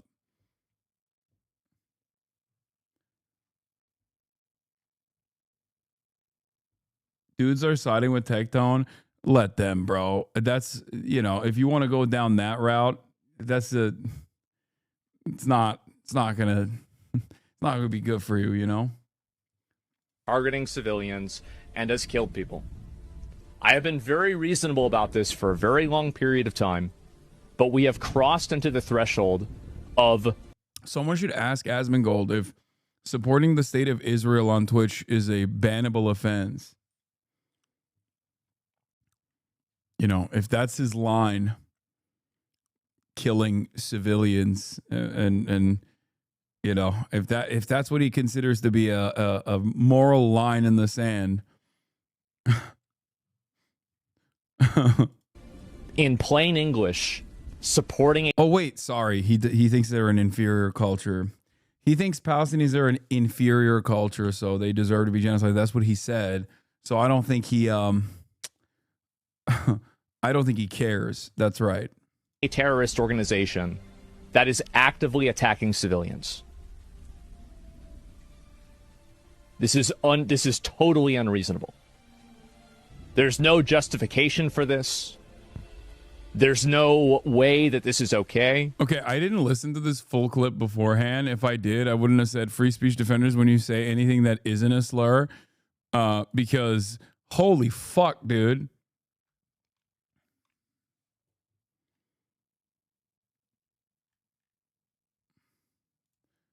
What is this? I need to prove that Asmongold is being paid to say this shit. I am once again asking you to do this. What? I don't think Asmongold is being paid to say this shit.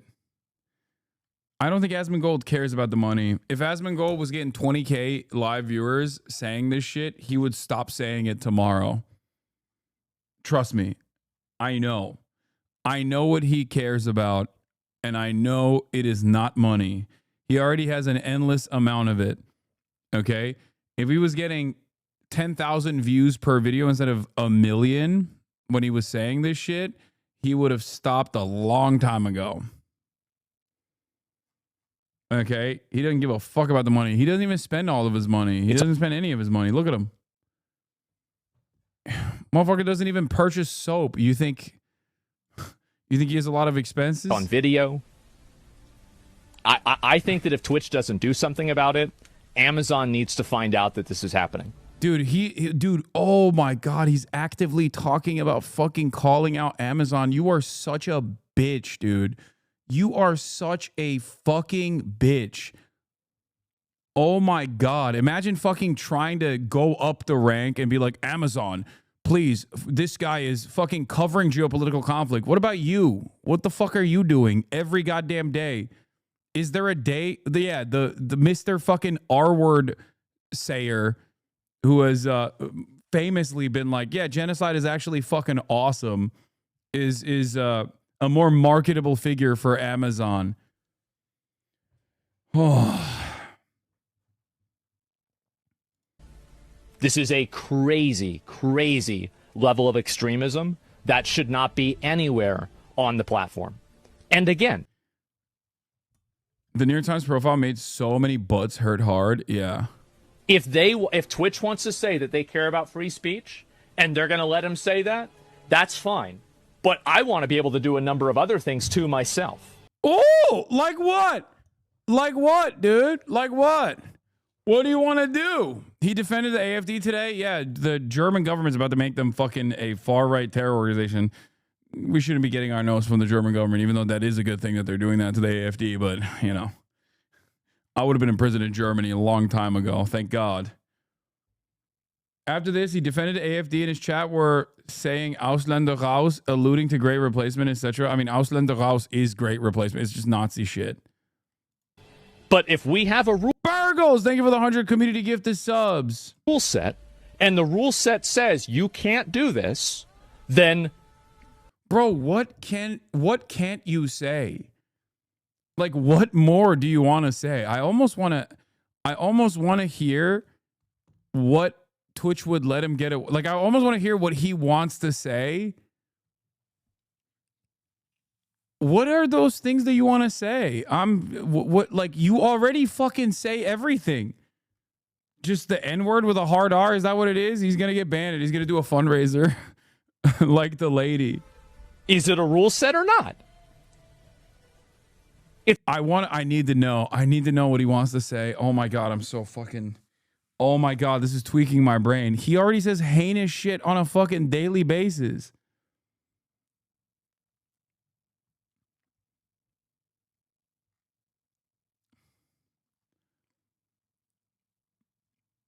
I don't know. I truly thought he had already maxed out on, you know, saying heinous stuff. Also, here's Asmongold talking about fucking attacking civilians. Oh boy. It's like, imagine you're in this fucking canoe. And you see this video, you're like, oh. Like, what kind of militant would be in a canoe? Ah, shit. Fuck, man. Oh, come on, dude. Yeah, I'm cooked. I'm going home, man. Maybe that's why he's mad, because he was like really banking on Trump's endless bombing campaigns actually being an active deterrent. He's talking shit right now. He's saying you're afraid of your community, so you can't concede any ground on. So you say wild shit. Dude, I yell at my community more than he does. He's so fucking bitch made. He literally can't even stream on his main channel because he was afraid of fucking criticism. What the fuck are you talking about? I literally say everything with my whole goddamn chest. The idea that I'm fucking afraid of my audience, the way that I'm audience captured, this meta is so clear cut a form of projection that is insane to me, because it's literally only commentators, only other people that engage in commentary, political commentary, actually say this all the time. And the reason why they say this is because they actually fear their audience. They might be, to a certain degree, audience captured. Because why? What do you mean? I fucking yell at the dinguses in my audience on a daily fucking basis. How many goddamn clip compilations are out there of me fucking freaking out on some chatter that's like being too woke? The entire purpose of woke of the day is when people speak out of turn and say some dumb fucking bullshit, presenting themselves as the moral authority of being the leftier than thou asshole that everybody hates being around. Like, what are we talking about?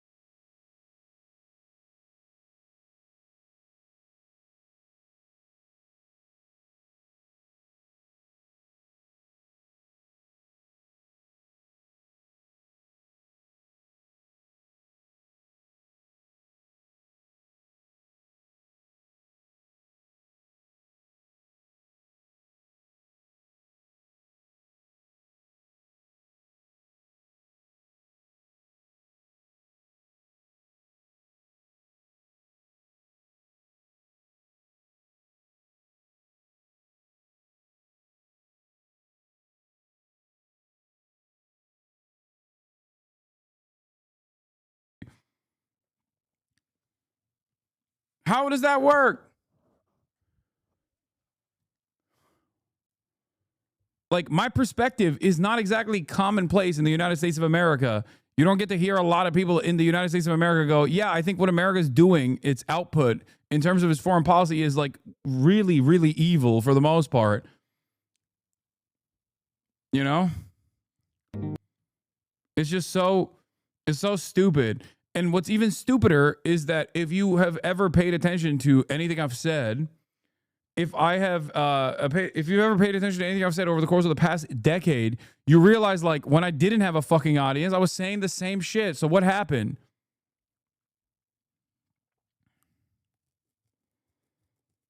I forget that I'm wearing an apolitical centrism hat, so a lot of people are probably going, what's this apolitical centrist freaking out about? His positions are commonplace. Common sense is not so common. Anyway.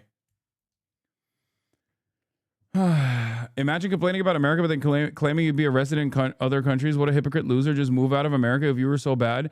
Hey, dumbass, I don't think you've heard me. I'm actually complaining that I might get arrested in the United States of America now.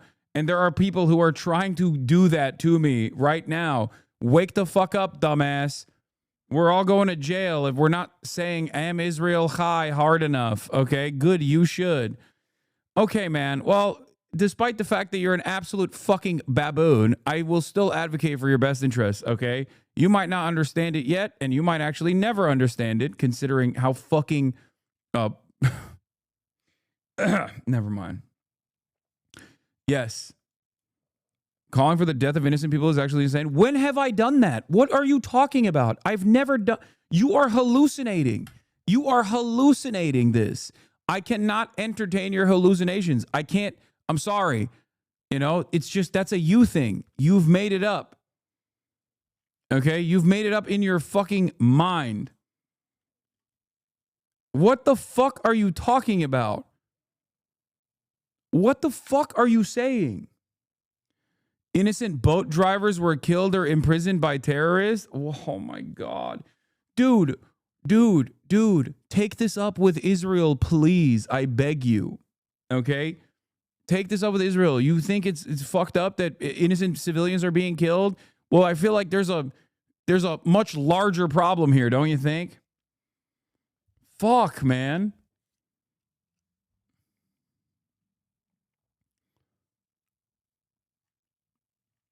Motherfucker said boat drivers, dude. It goes to show the mental state of Asmongold heads, dude. Holy fuck. Where's the Barstool tweet? I need to defend my boy Dave Porkboy, okay? It's time. It's time. We must defend Dave Porkboy. He's under attack. And actually, it is unironically an instance of like very real anti-Semitism that these dumb fuck frat boys were engaging in. Which is crazy because it's like, it be your own people, you know? It be your own fucking people, Dave. Hate to see it. I need to defend my dude Dave Porkboy guy. I mean, it's true. Yeah, no, they got Dave Porkboy of all people to be on the right side of an issue again. Okay? Which is crazy. Where is the fucking Colin Rugg post? Someone sent me that goddamn Colin Rugg post. Not the Dave Porkboy post, but I need the Colin Rugg post that actually details the incident that took place. I need to... I had it open, but I lost it. Please. No, not the Stool Presidente tweet. I need... Colin Rugg actually posted a Dave Porkboy statement, and he also posted the incident that took place. Here it is. All right. Colin Rugg, new. Barstool's Dave Porkboy vows revenge after seeing a "fuck the Jews" sign at the Philadelphia bar last evening. Portnoy says he's tracking down the people responsible and has already fired 2 waitresses. I'm gonna fucking make it my life's fucking mission to ruin these people. Like, I'm coming for your throat. I have been on a trail. Trust me. I've been on a trail. You think I'm gonna put up with this shit at my bar? I'm giving you 1 fucking hour. All right, emergency press conference time. So I'm getting ready to go to the Met Gala. And all of a sudden, my phone, the last hour or two, my phone's... He's going to the Met Gala? He was invited to the Met Gala? What is happening, bro? Yo, it is the okay. Wisdom. I gotta take the fucking hat off. I can't be apolitical right now, all right? I gotta defend my boy Dave. Okay? But before I defend my boy Dave, I have to say, Met Gala, end times. Dave Porkboy at the Met Gala is no longer a recession indicator. Okay? Wisdom was not invited to the Met Gala. The Bet Gala? Oh.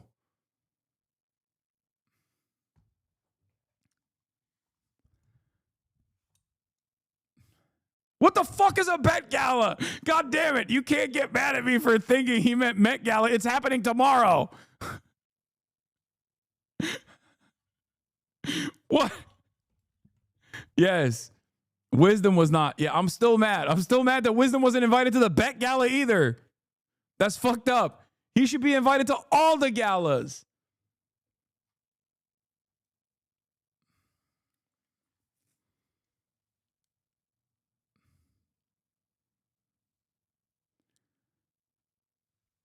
Hold on.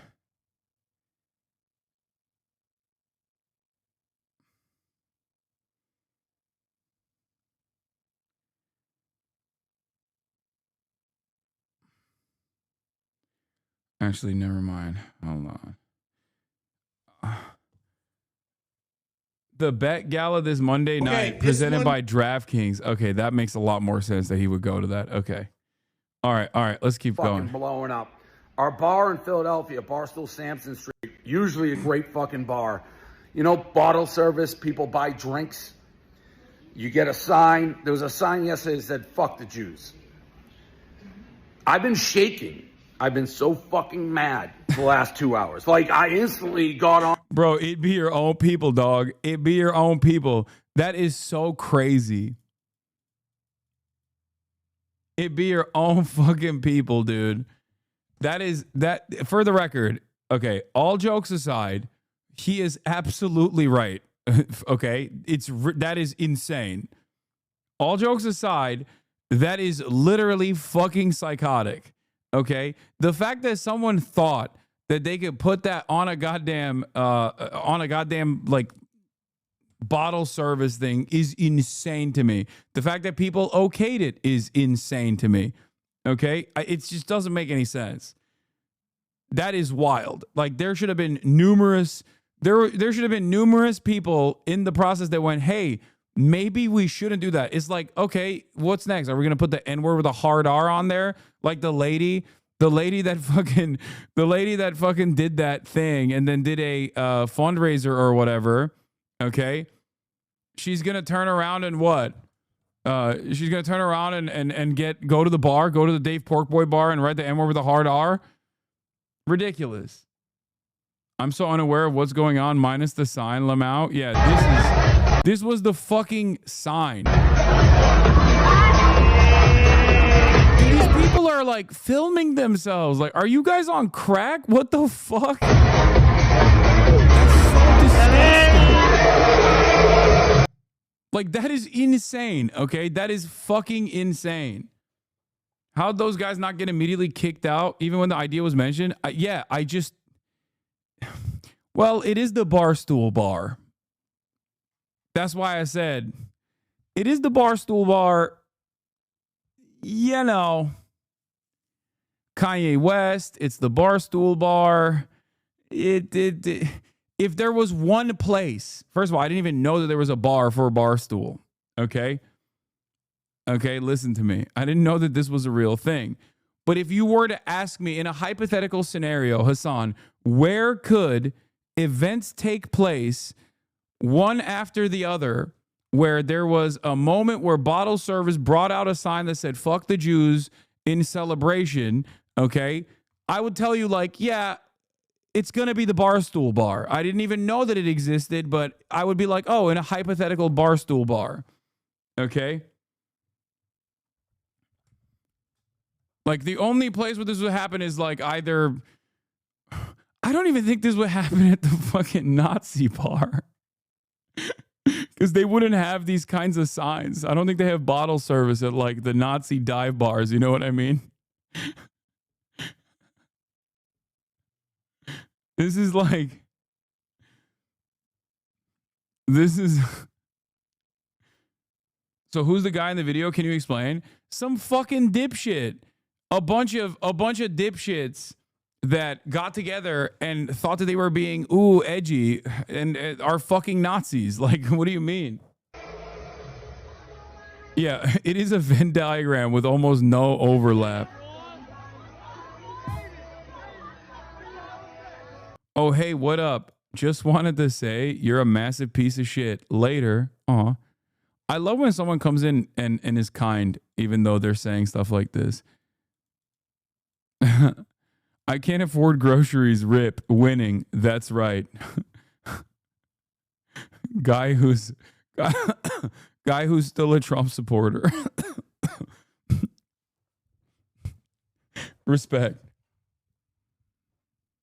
I hope you're able to buy groceries soon when the winning comes in, when the winning kicks in.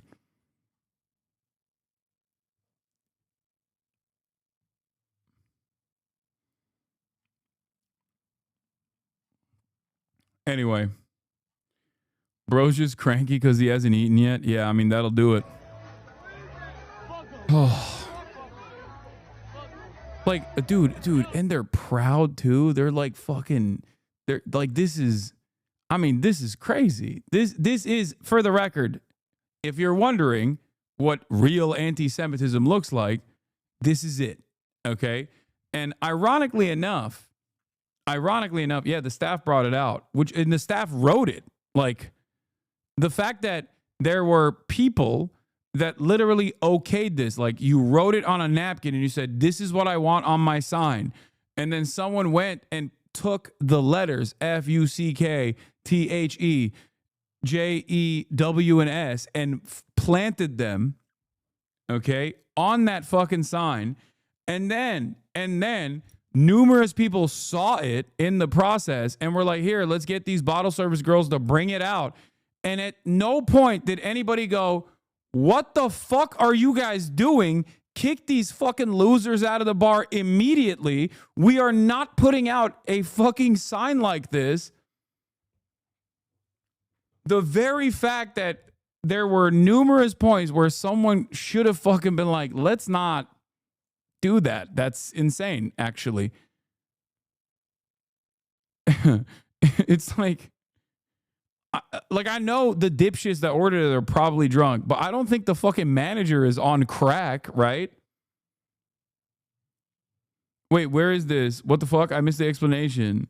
Okay, everyone that's asking for explanations right now, I know you just probably came here from the Asmongold stream, okay? I know. I assume he ended the stream because I started receiving a lot more hatred in the chat. So all of you motherfuckers are outing yourselves as Asmongold watchers, okay? And immediately you came in and fucking outed yourself, okay?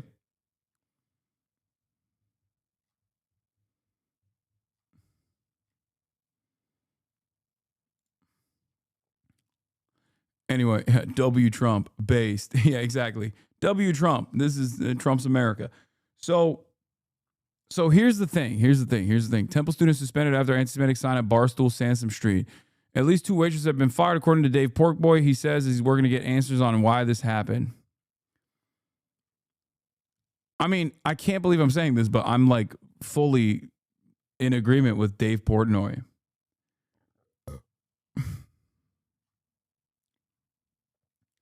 How is anyone going to act superior when they watch a dude who pisses in bottles and wipes his gum blood on the walls? I don't know. Anyway.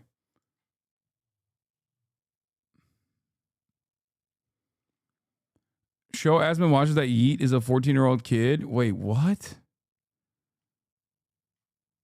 No. Ain't no fucking way.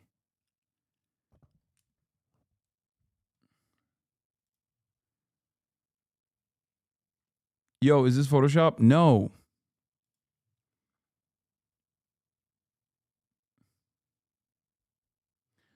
So, Yeah, this is bottle service chatters for nightclubs and I guess like bars as well.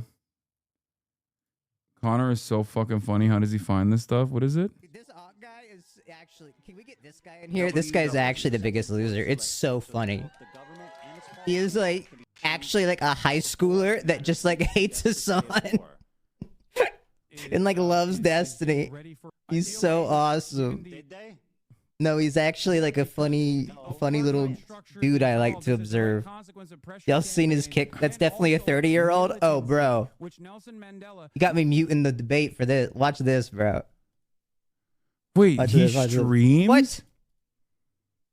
Oh, He has clips. streams? No, he deleted his VOD. He used to have his VODs up. Are you an individualist or a collectivist? Turn on your voice threshold. I'm not doing anything with a. Oh, that's Piker's nation. What is that? What do you think? What do you think? I don't know if it's a good question. I told you, bro. He's like 12. Dude, this guy is actually. Can we get this guy in here? This guy's.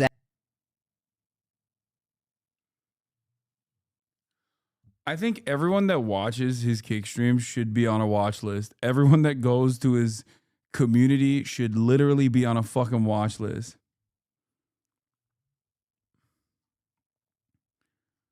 Bro, that's oh my god. That is crazy, dude.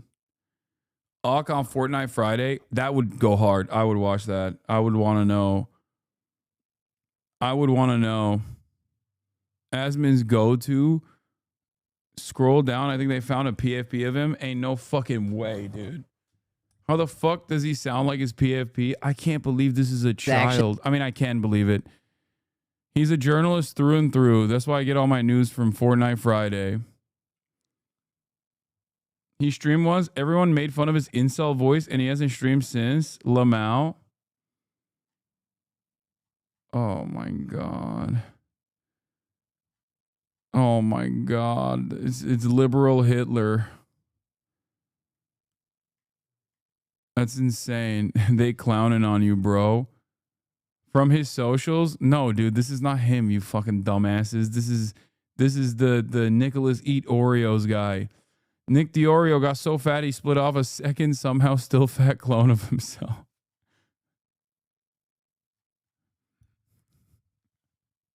That's ruthless.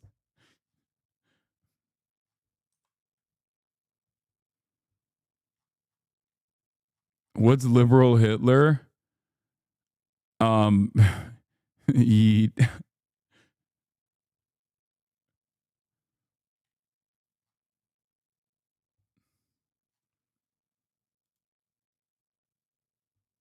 Actually, I agree with Diddy Dan now. They should nuke this platform. It would be for the betterment of society.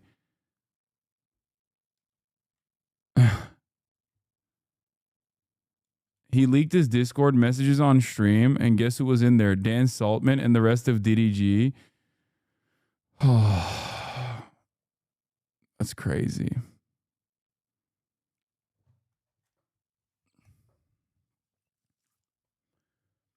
That's not surprising.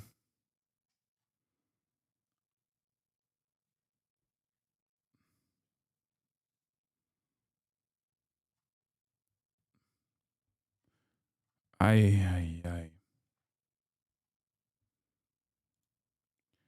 During his stream, why do you guys know so much? How did you guys? I mean, I get it. It's like fascinating to find out more about like such a insane person, but like, how the fuck do you guys know so much about this? They hate us. They call us names, but they can never call us liars.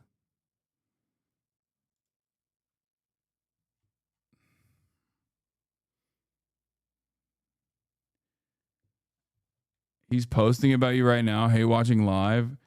Bro, look. All I'm gonna say is, buddy, I hope you have a wonderful life. Okay? One day you will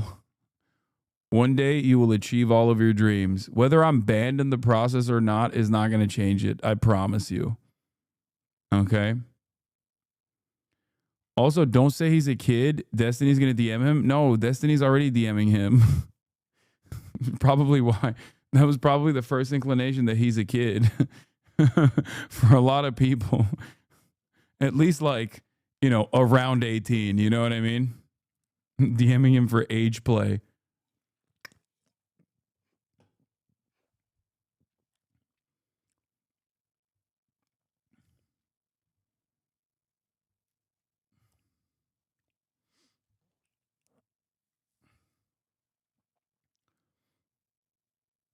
Eat actually showed Lolly on his stream too. Where are you guys finding this shit? Where are you finding this shit? How are you finding this shit?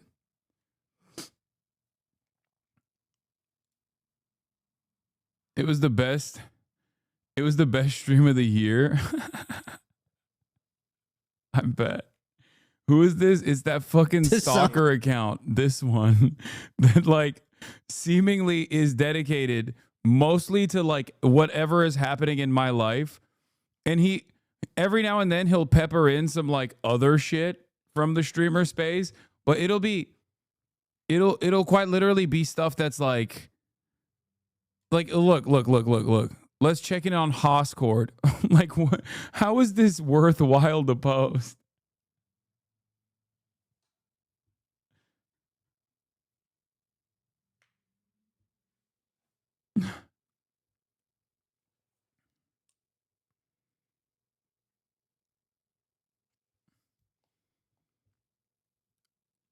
Bro's just trying to make some lunch money. Yeah.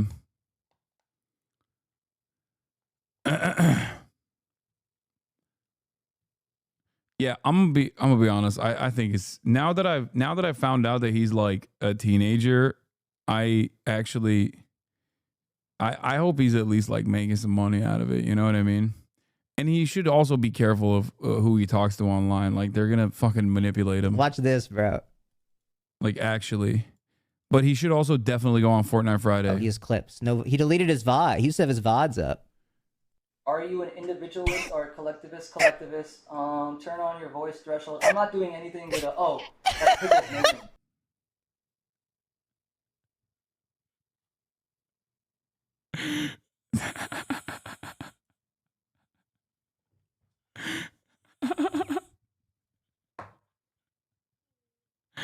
That's crazy.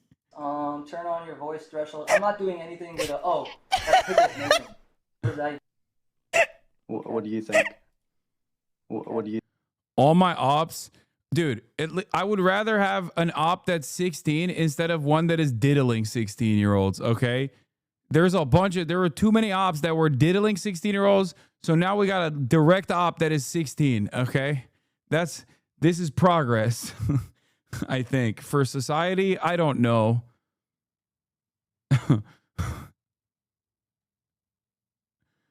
Oh my God, the stalker is a child. That is crazy. He keeps tagging the fan account. This is probably where your Fox News comment request went. Hasan now utilizing new attack method known as orbiterception to go after Hela Klein. Watch.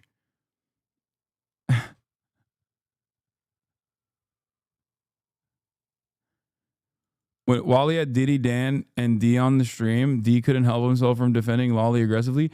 Oh my God, do you guys just like sit around and watch this stuff? That's crazy. This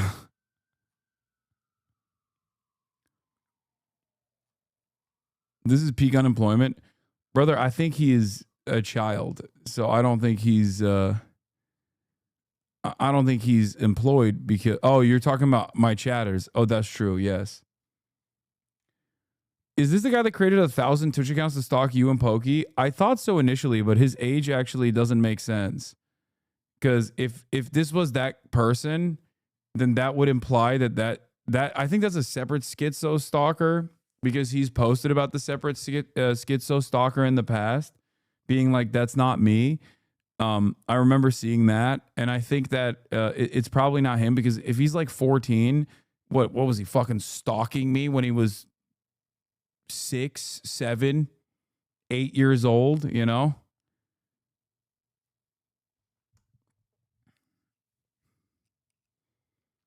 the "that's not me" routine. No, that completely checks out.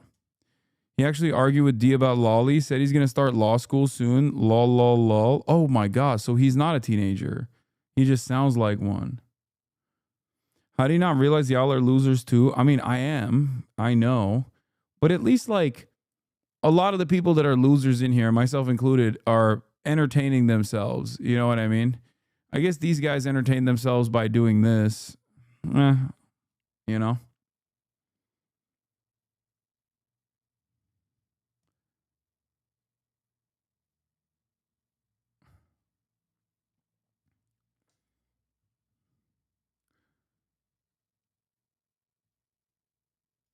Yeet is the guy who claimed one of your mods sent him a message to just jump. Crazy mole man. Then Yeet tweeted, but he busted himself. What?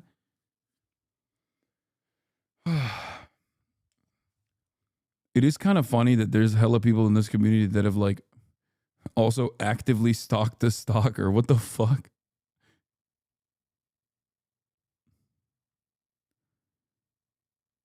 Bro, I love you calling out Yeet finally.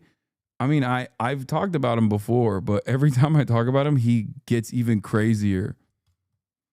So I just blocked him and moved on. Yeet's first stream was no lie the funniest stream I heard this year. Wait, there's like multiple people saying this. This was weeks ago. Peak stream. He's not a child, dude. He's 30 at least. Wait, he's not 30. What the fuck? No shot. How does D even have fans? Like libtard incels a thing? Yes. It 100% is a real thing. And it's absolutely a thing. It's people that want to be edgy but also don't want to get banned. What do you think? I don't know if it's a good question. I told you, bro.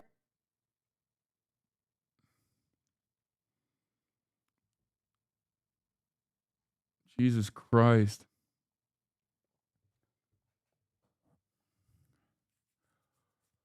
Maybe he is.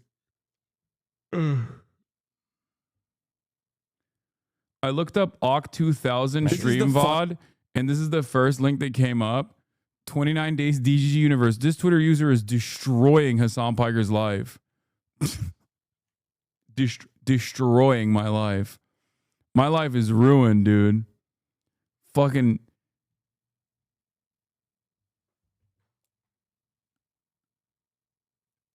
fucking 50-year-olds discussing on their very serious podcast what some fucking teenager sounding dude who's a stalker is doing.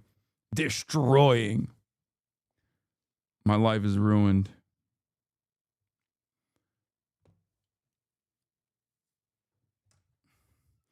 The one to be voted on Monday, saw on Twitter it was pulled and won't be voted on. Good.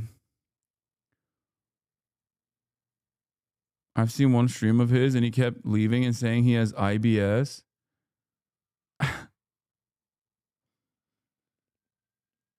Mudahar just tweeted and attacked you too. Oh, what else is new, bro? Get in line. You've always had psycho haters and stalkers. This is the worst it's ever been. And how are you handling it? I don't really care. All of the previous psycho haters and stalkers have basically gotten me ready for this moment. All right, let's get back to my goat because he's under attack. Okay. I have on good authority D fan at my school that D pays these clippers. I mean, that's not surprising. He needs to do PR nonstop.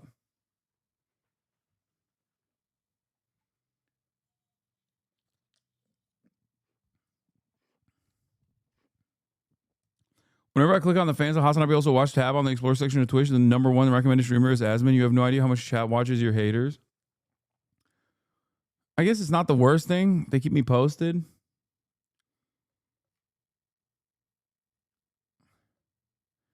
Yeet said on stream that this is his job now. Bro, I'm literally... Oh, that's crazy. This motherfucker's getting paid to stalk me. That is wild. All right. Look, hey. Listen. Make your money. Respect. It is what it is, you know?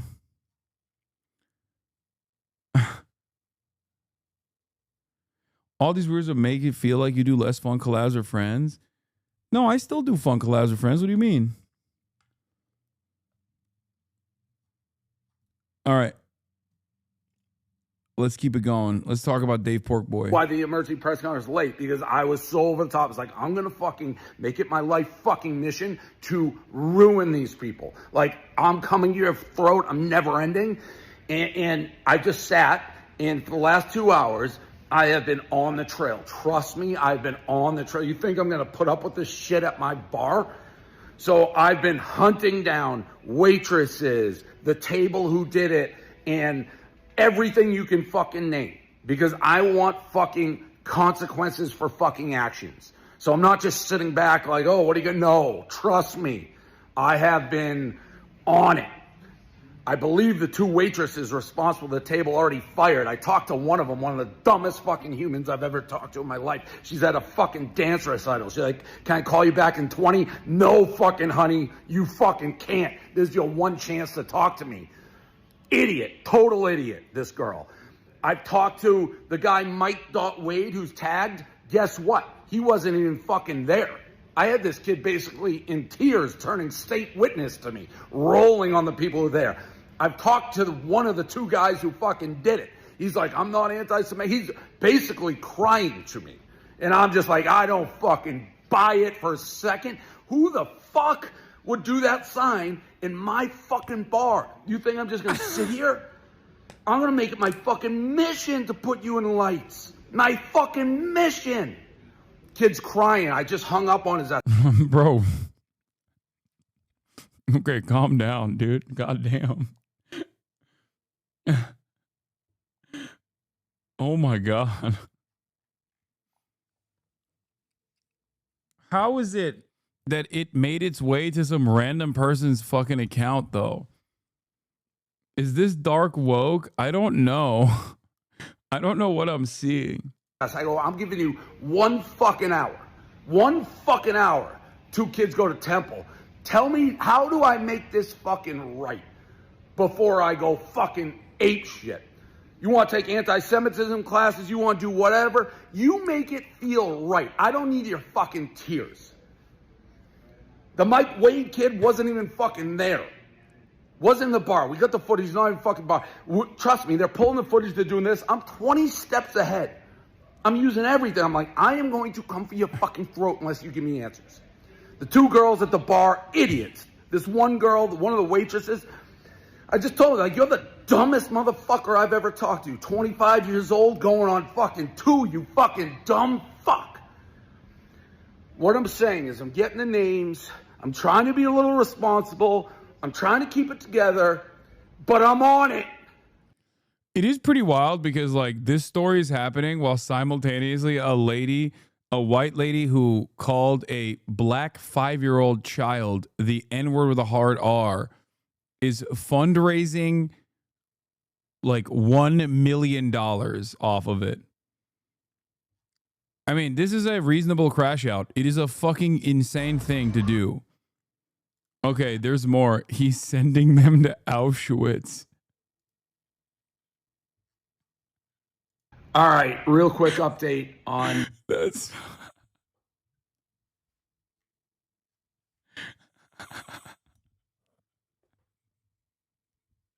That's awesome. He's making him do the Marjorie Taylor Greene. He's gonna make him write a book report, dude. That's okay. Low key. This is the best course of action. To learn about the Holocaust, right? Okay, dude, no. He's not literally sending them to Auschwitz to fucking kill them in a gas chamber. No, he's doing the thing where, you know how like when Marjorie Taylor Greene was like, Jewish space lasers caused the wildfires, and then Congress was like, you have to go to a Holocaust museum and write a book report and then apologize. And then she did do that. But it's not even a racist slur. It's just F and a group. Come, bro, get the fuck out of here, dude. What are you, fucking insane? Yeah, it said fuck the Jews. What do you mean? And the reality of the matter is, like, I think it's unacceptable across the board. There's just no, I can't think of like an instance where any kind of marginalized identity gets that grossly attacked. You go to a bar owned by a black person, and you fucking say like, you know, fuck black people or whatever, and get that written on a thing, you're gonna get clapped in the same fucking way. Yeah, he didn't say fuck the Chiefs, brother. Like, he didn't say fuck the Red Sox. He said fuck the Jews. Like, that's insane. Anyway, that was ironically what Felix's joke was. I can't banter. I thought this was what sports were about. I hear all sorts of nasty stuff about the White Sox, but the moment I talk about a way more established franchise, I'm the asshole. Fine, fuck me. Back to following kickboxing exclusively. Like, Felix literally did the joke that chatter was saying. Felix literally wrote a joke that chatter was unironically advocating for, okay? Oh, that's fucking so stupid. The fuck the Jews sign that was at my bar in Philadelphia yesterday. There 2 I hours go, quoting Felix again. I'm going to get in trouble. Literally could have cooked an egg on my head. That's how much steam and heat I had come out of my ears. And the more I thought about it, it's like these are young fucking morons who did this. They're drunk. It's like, you really want to ruin somebody's life? And let me be honest. I don't know what's going on in the world. Dude, he's so, oh my God. He's so fucking, he's so funny. He's like, I calm down. I don't want to ruin some drunk asshole's life. It's like, bro. Dude, he is literally, I'm not the biggest fan of Dave Porkboy, but these are the type of things that he does that makes me kind of feel positively about him, where he just has this like, he's just like, this is all things considered, okay? He's extending a hand of grace to someone that has done something completely unacceptable, okay? Dude, the Middle East, obviously. Like, he 100% has redeeming qualities. Like, look at him. Dude, he's so stupid. In the Taylor Swift shirt, too. They're drunk. It's like, you really want to ruin somebody's life? And let me be honest. I don't know what's going on in the world. I do, the Middle East, obviously. But I've been doing Barstool for 20 years. I've had more hate, more anti-Semitism in the last year and a half than I've ever had doing it. You're on Twitter, dumbass. You're on Twitter. You love the administration that literally partnered with the guy that did this. Everybody always turns around and is like, how could this have happened? This is my favorite fucking meta amongst conservatives who love Donald Trump, some of which are Jewish, that keep going, we're all trying to find the guy who's responsible for all of this anti-Semitism. It's like, bro, he's right there. He's right there next to Donald Trump all the time. Okay? Like, what are you saying? I'm so confused. Like, yes, Israel has played a role in this as well. But if you think it's not because of Twitter, you are fucking delusional. Twitter has basically unleashed an endless torrent of unstoppable bigotry that has completely changed the dynamic of every website. It's not just Twitter, because I thought foolishly that shit would at most stay at Twitter. I forgot that Twitter is integral to all of the other websites, because a lot of the people that are on other websites are also on Twitter. So they get their notes from what's popping on Twitter. What is popping on Twitter? Adolf Hitler. That's what's popping on Twitter. Ain't nobody's popping off on Twitter as hard as Adolf Hitler has been since the Elon Musk takeover. And it's so crazy that all these other guys that are aligned with Elon Musk and aligned with Donald Trump turn around and go, well, how did this happen? Oh, so much anti-Semitism. What happened? How did this happen? It's like, bro, look around. They're posting Adolf Hitler fan cams on the timeline, and it's getting 100,000 likes. What the fuck do you mean what happened? Holy shit. They literally are just like, no, I'm tunneled in. It can't be Twitter. It can't be Elon. It can't be Donald Trump. There's no fucking way it's Donald Trump. It's got to be something else. It's got to be anything but Elon Musk in the fucking website where he's actively talking to Nazis and constantly talking about how, he agrees with Nazi ideas. I don't fucking get it. I don't understand. It's got to be a secret third thing. It's got to be Hamas activists on campus. It's like, no! You fucking idiot!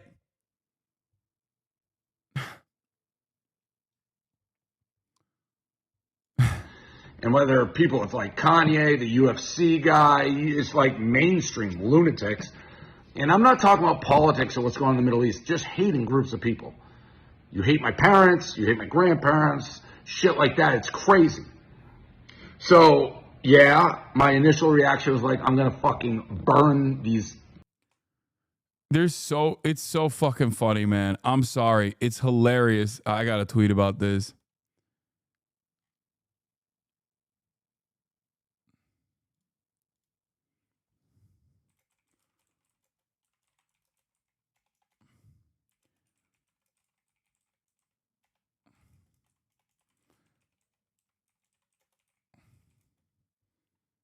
Hold on.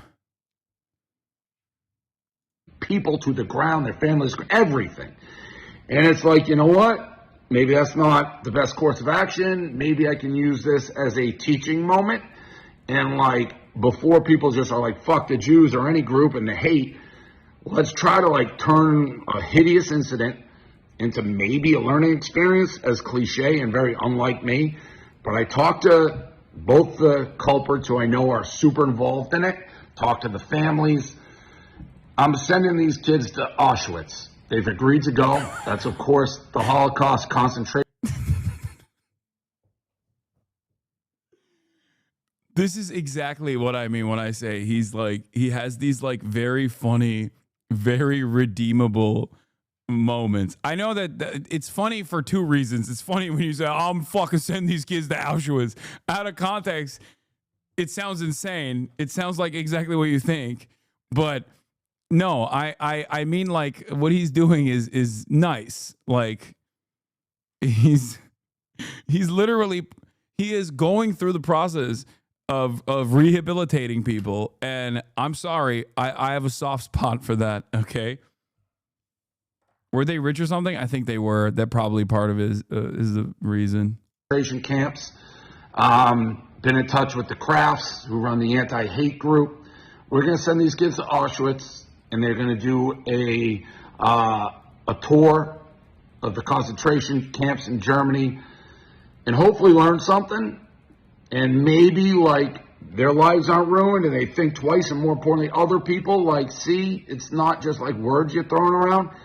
So to me, that's a fair outcome of this event. The two waitresses who worked at our place fired. One of them so dumb, Kelly, just the dumbest human I've ever talked to. And I don't know if she thought she was making a political statement, but it was basically her alone. Didn't go to a manager.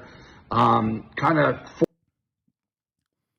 Does Dave Portnoy think Auschwitz is in? No. Did I mishear what he said? Did Dave Portnoy say he's sending them to Auschwitz and then say they're going to Germany? Does Dave Portnoy think Auschwitz is in Germany? He's so fucking stupid. Come on, dude. Yeah, Greater Germany. Lebensraum. That's what they were fucking saying. Well, what do you mean? He's doing his best. He's doing his best. He's doing his best.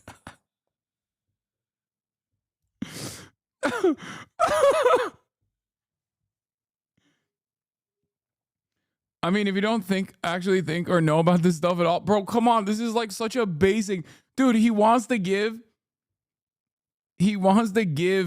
a Holocaust education to these fucking anti-Semitic kids. And in the process, We found out that he needs one. Are you joking? He's Jewish. How do you not know where Auschwitz is? You're fucking Jewish, Dave. How is that possible?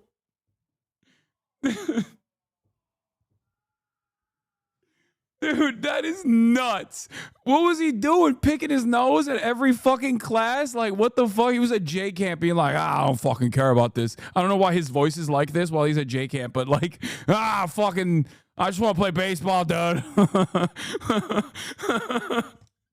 I don't fucking care. God damn, dude.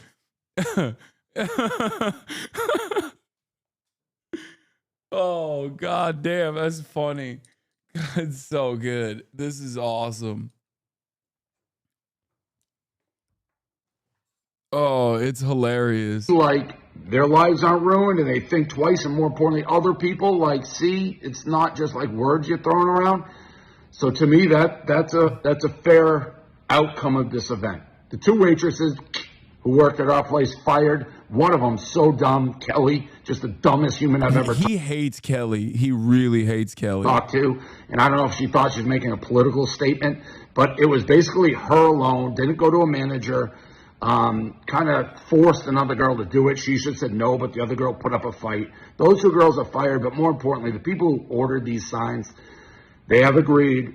I'm going to pay for it. We're going to send them to Germany to Yeah, no, he thinks, oh my God, he literally, I had to rehear it because, no, he actually unironically said Auschwitz, Germany. Auschwitz and learn a little bit about history. And we're going to send them to Germany, to Auschwitz, and learn a little bit about history and hopefully, get educated. And this is one of my favorite Dave Porkboy moments, actually. Like, there was so much, this was such a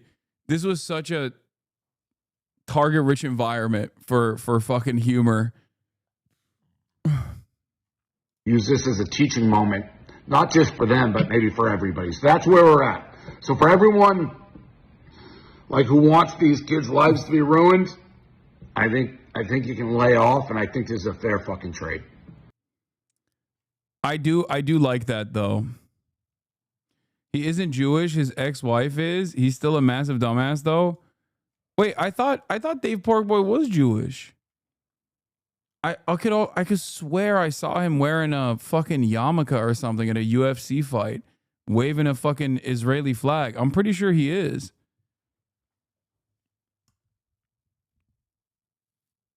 Because the Nazi fighter, he went to that fight. Yeah, also he said he's Jewish in the video. What am I saying? Like, that's your proof? Brother, what are you talking about? He also said he's Jewish. Yeah, he referenced his relatives and shit. He was like, you hate my parents, you hate my grandparents. Yeah, I don't know what. I get why you don't think he's Jewish, because he's like the Aiden Ross archetype where he's too Bostonian. It's like a higher order of priority. You know what I mean? He's too much of a Boston guy where it just basically, it all merges together and you just become a guy from Boston. You know? These kids are already ruined. Lol. The kid goes to my school and is suspended. His internship offer for the summer was revoked. The school put out a statement to the students. Yeah, the Boston genes are just overpowered.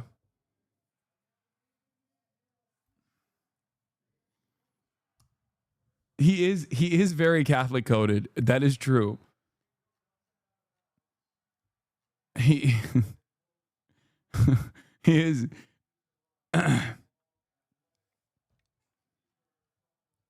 I love when Trump, Elon supporting conservatives will turn around and act all confused about why it's exploding. They're doing Adolf Hitler fan cams on the timeline. It's getting 100K likes. The owner of the platform sick hot twice at the inauguration.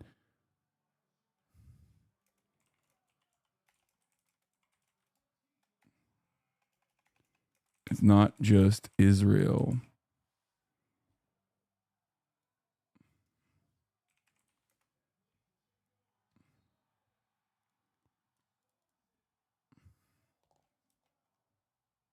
I'm going to send the tweet.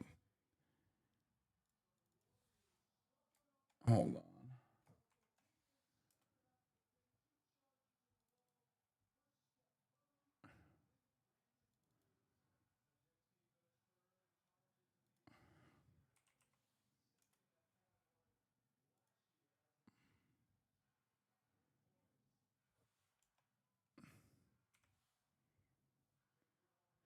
He's coded like the Mark Wahlberg of Judaism. Once again, an edgy comedian who has no problem peddling all sorts of racist nonsense in the past suddenly discovers what it's like that when they become the subject of derision. Yes. Yeah, like Michael Rappaport. Exactly. Exactly. I did not know Mike Rappaport was Jewish until the Israel stuff. I had no idea. I always just like pegged him as a fucking like a Irish Bostonian guy. Hasan is my king, but he never reads my chat. My king, I'll shave my head bald. Don't do it.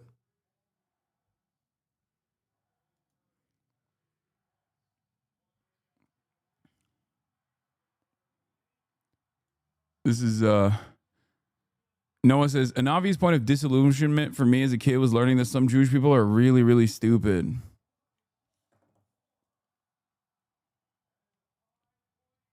This is why Felix was shocked when he found out Aiden Ross was Jewish. He was like, I didn't know that like our people had this archetype. Like it's a new kind. What was that reply? Again, what do you think? What do you think that reply was? Some fucking neo-Nazi. Because everything on Twitter is infested with fucking neo-Nazis.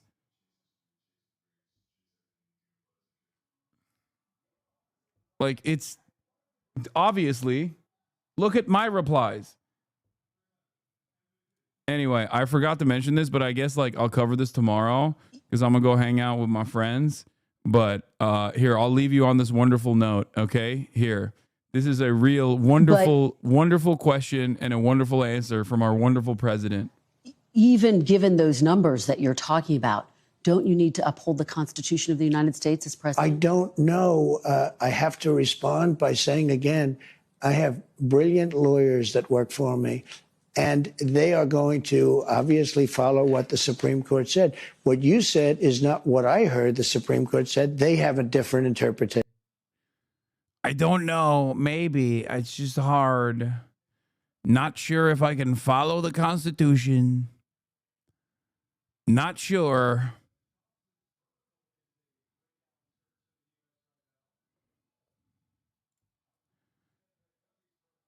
Anyway, that's all I got for today, folks. Okay. Shouts out to Dave Porkboy, critical support for my man. Love you guys, and I will see you tomorrow. On Saturday, we're fundraising. We're fundraising for iDubbbz and his charity for Creator Clash by watching the Context Puke. On Monday, shouts out to Chris Kusler once again. He was a wonderful guest today. Yeah. Love you guys. Did I say Saturday? I meant Tuesday. I don't know why I said Saturday. Anyway, love you guys. Peace. Tomorrow we are back to the regular ass news. All right. Bye-bye.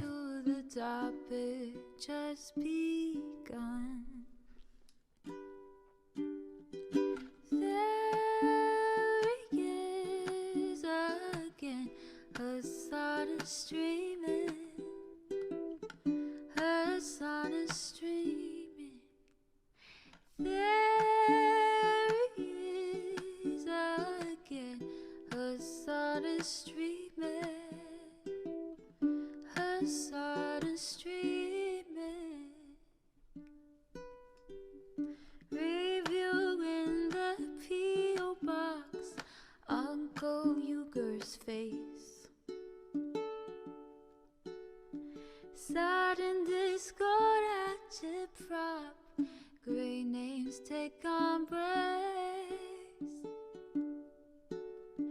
Tiny Bernie Sanders, LGBTQ Air Force. The whole left at your fingertips.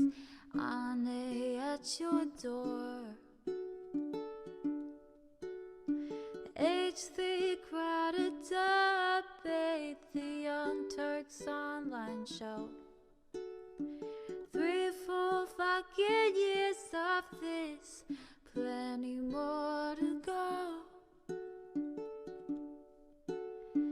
90-day fiance, he talks of champagne, bourgeoisie. A Trump rally live reaction, a mass riot at DC. There he is again, Hasan is streaming. Hasan is streaming.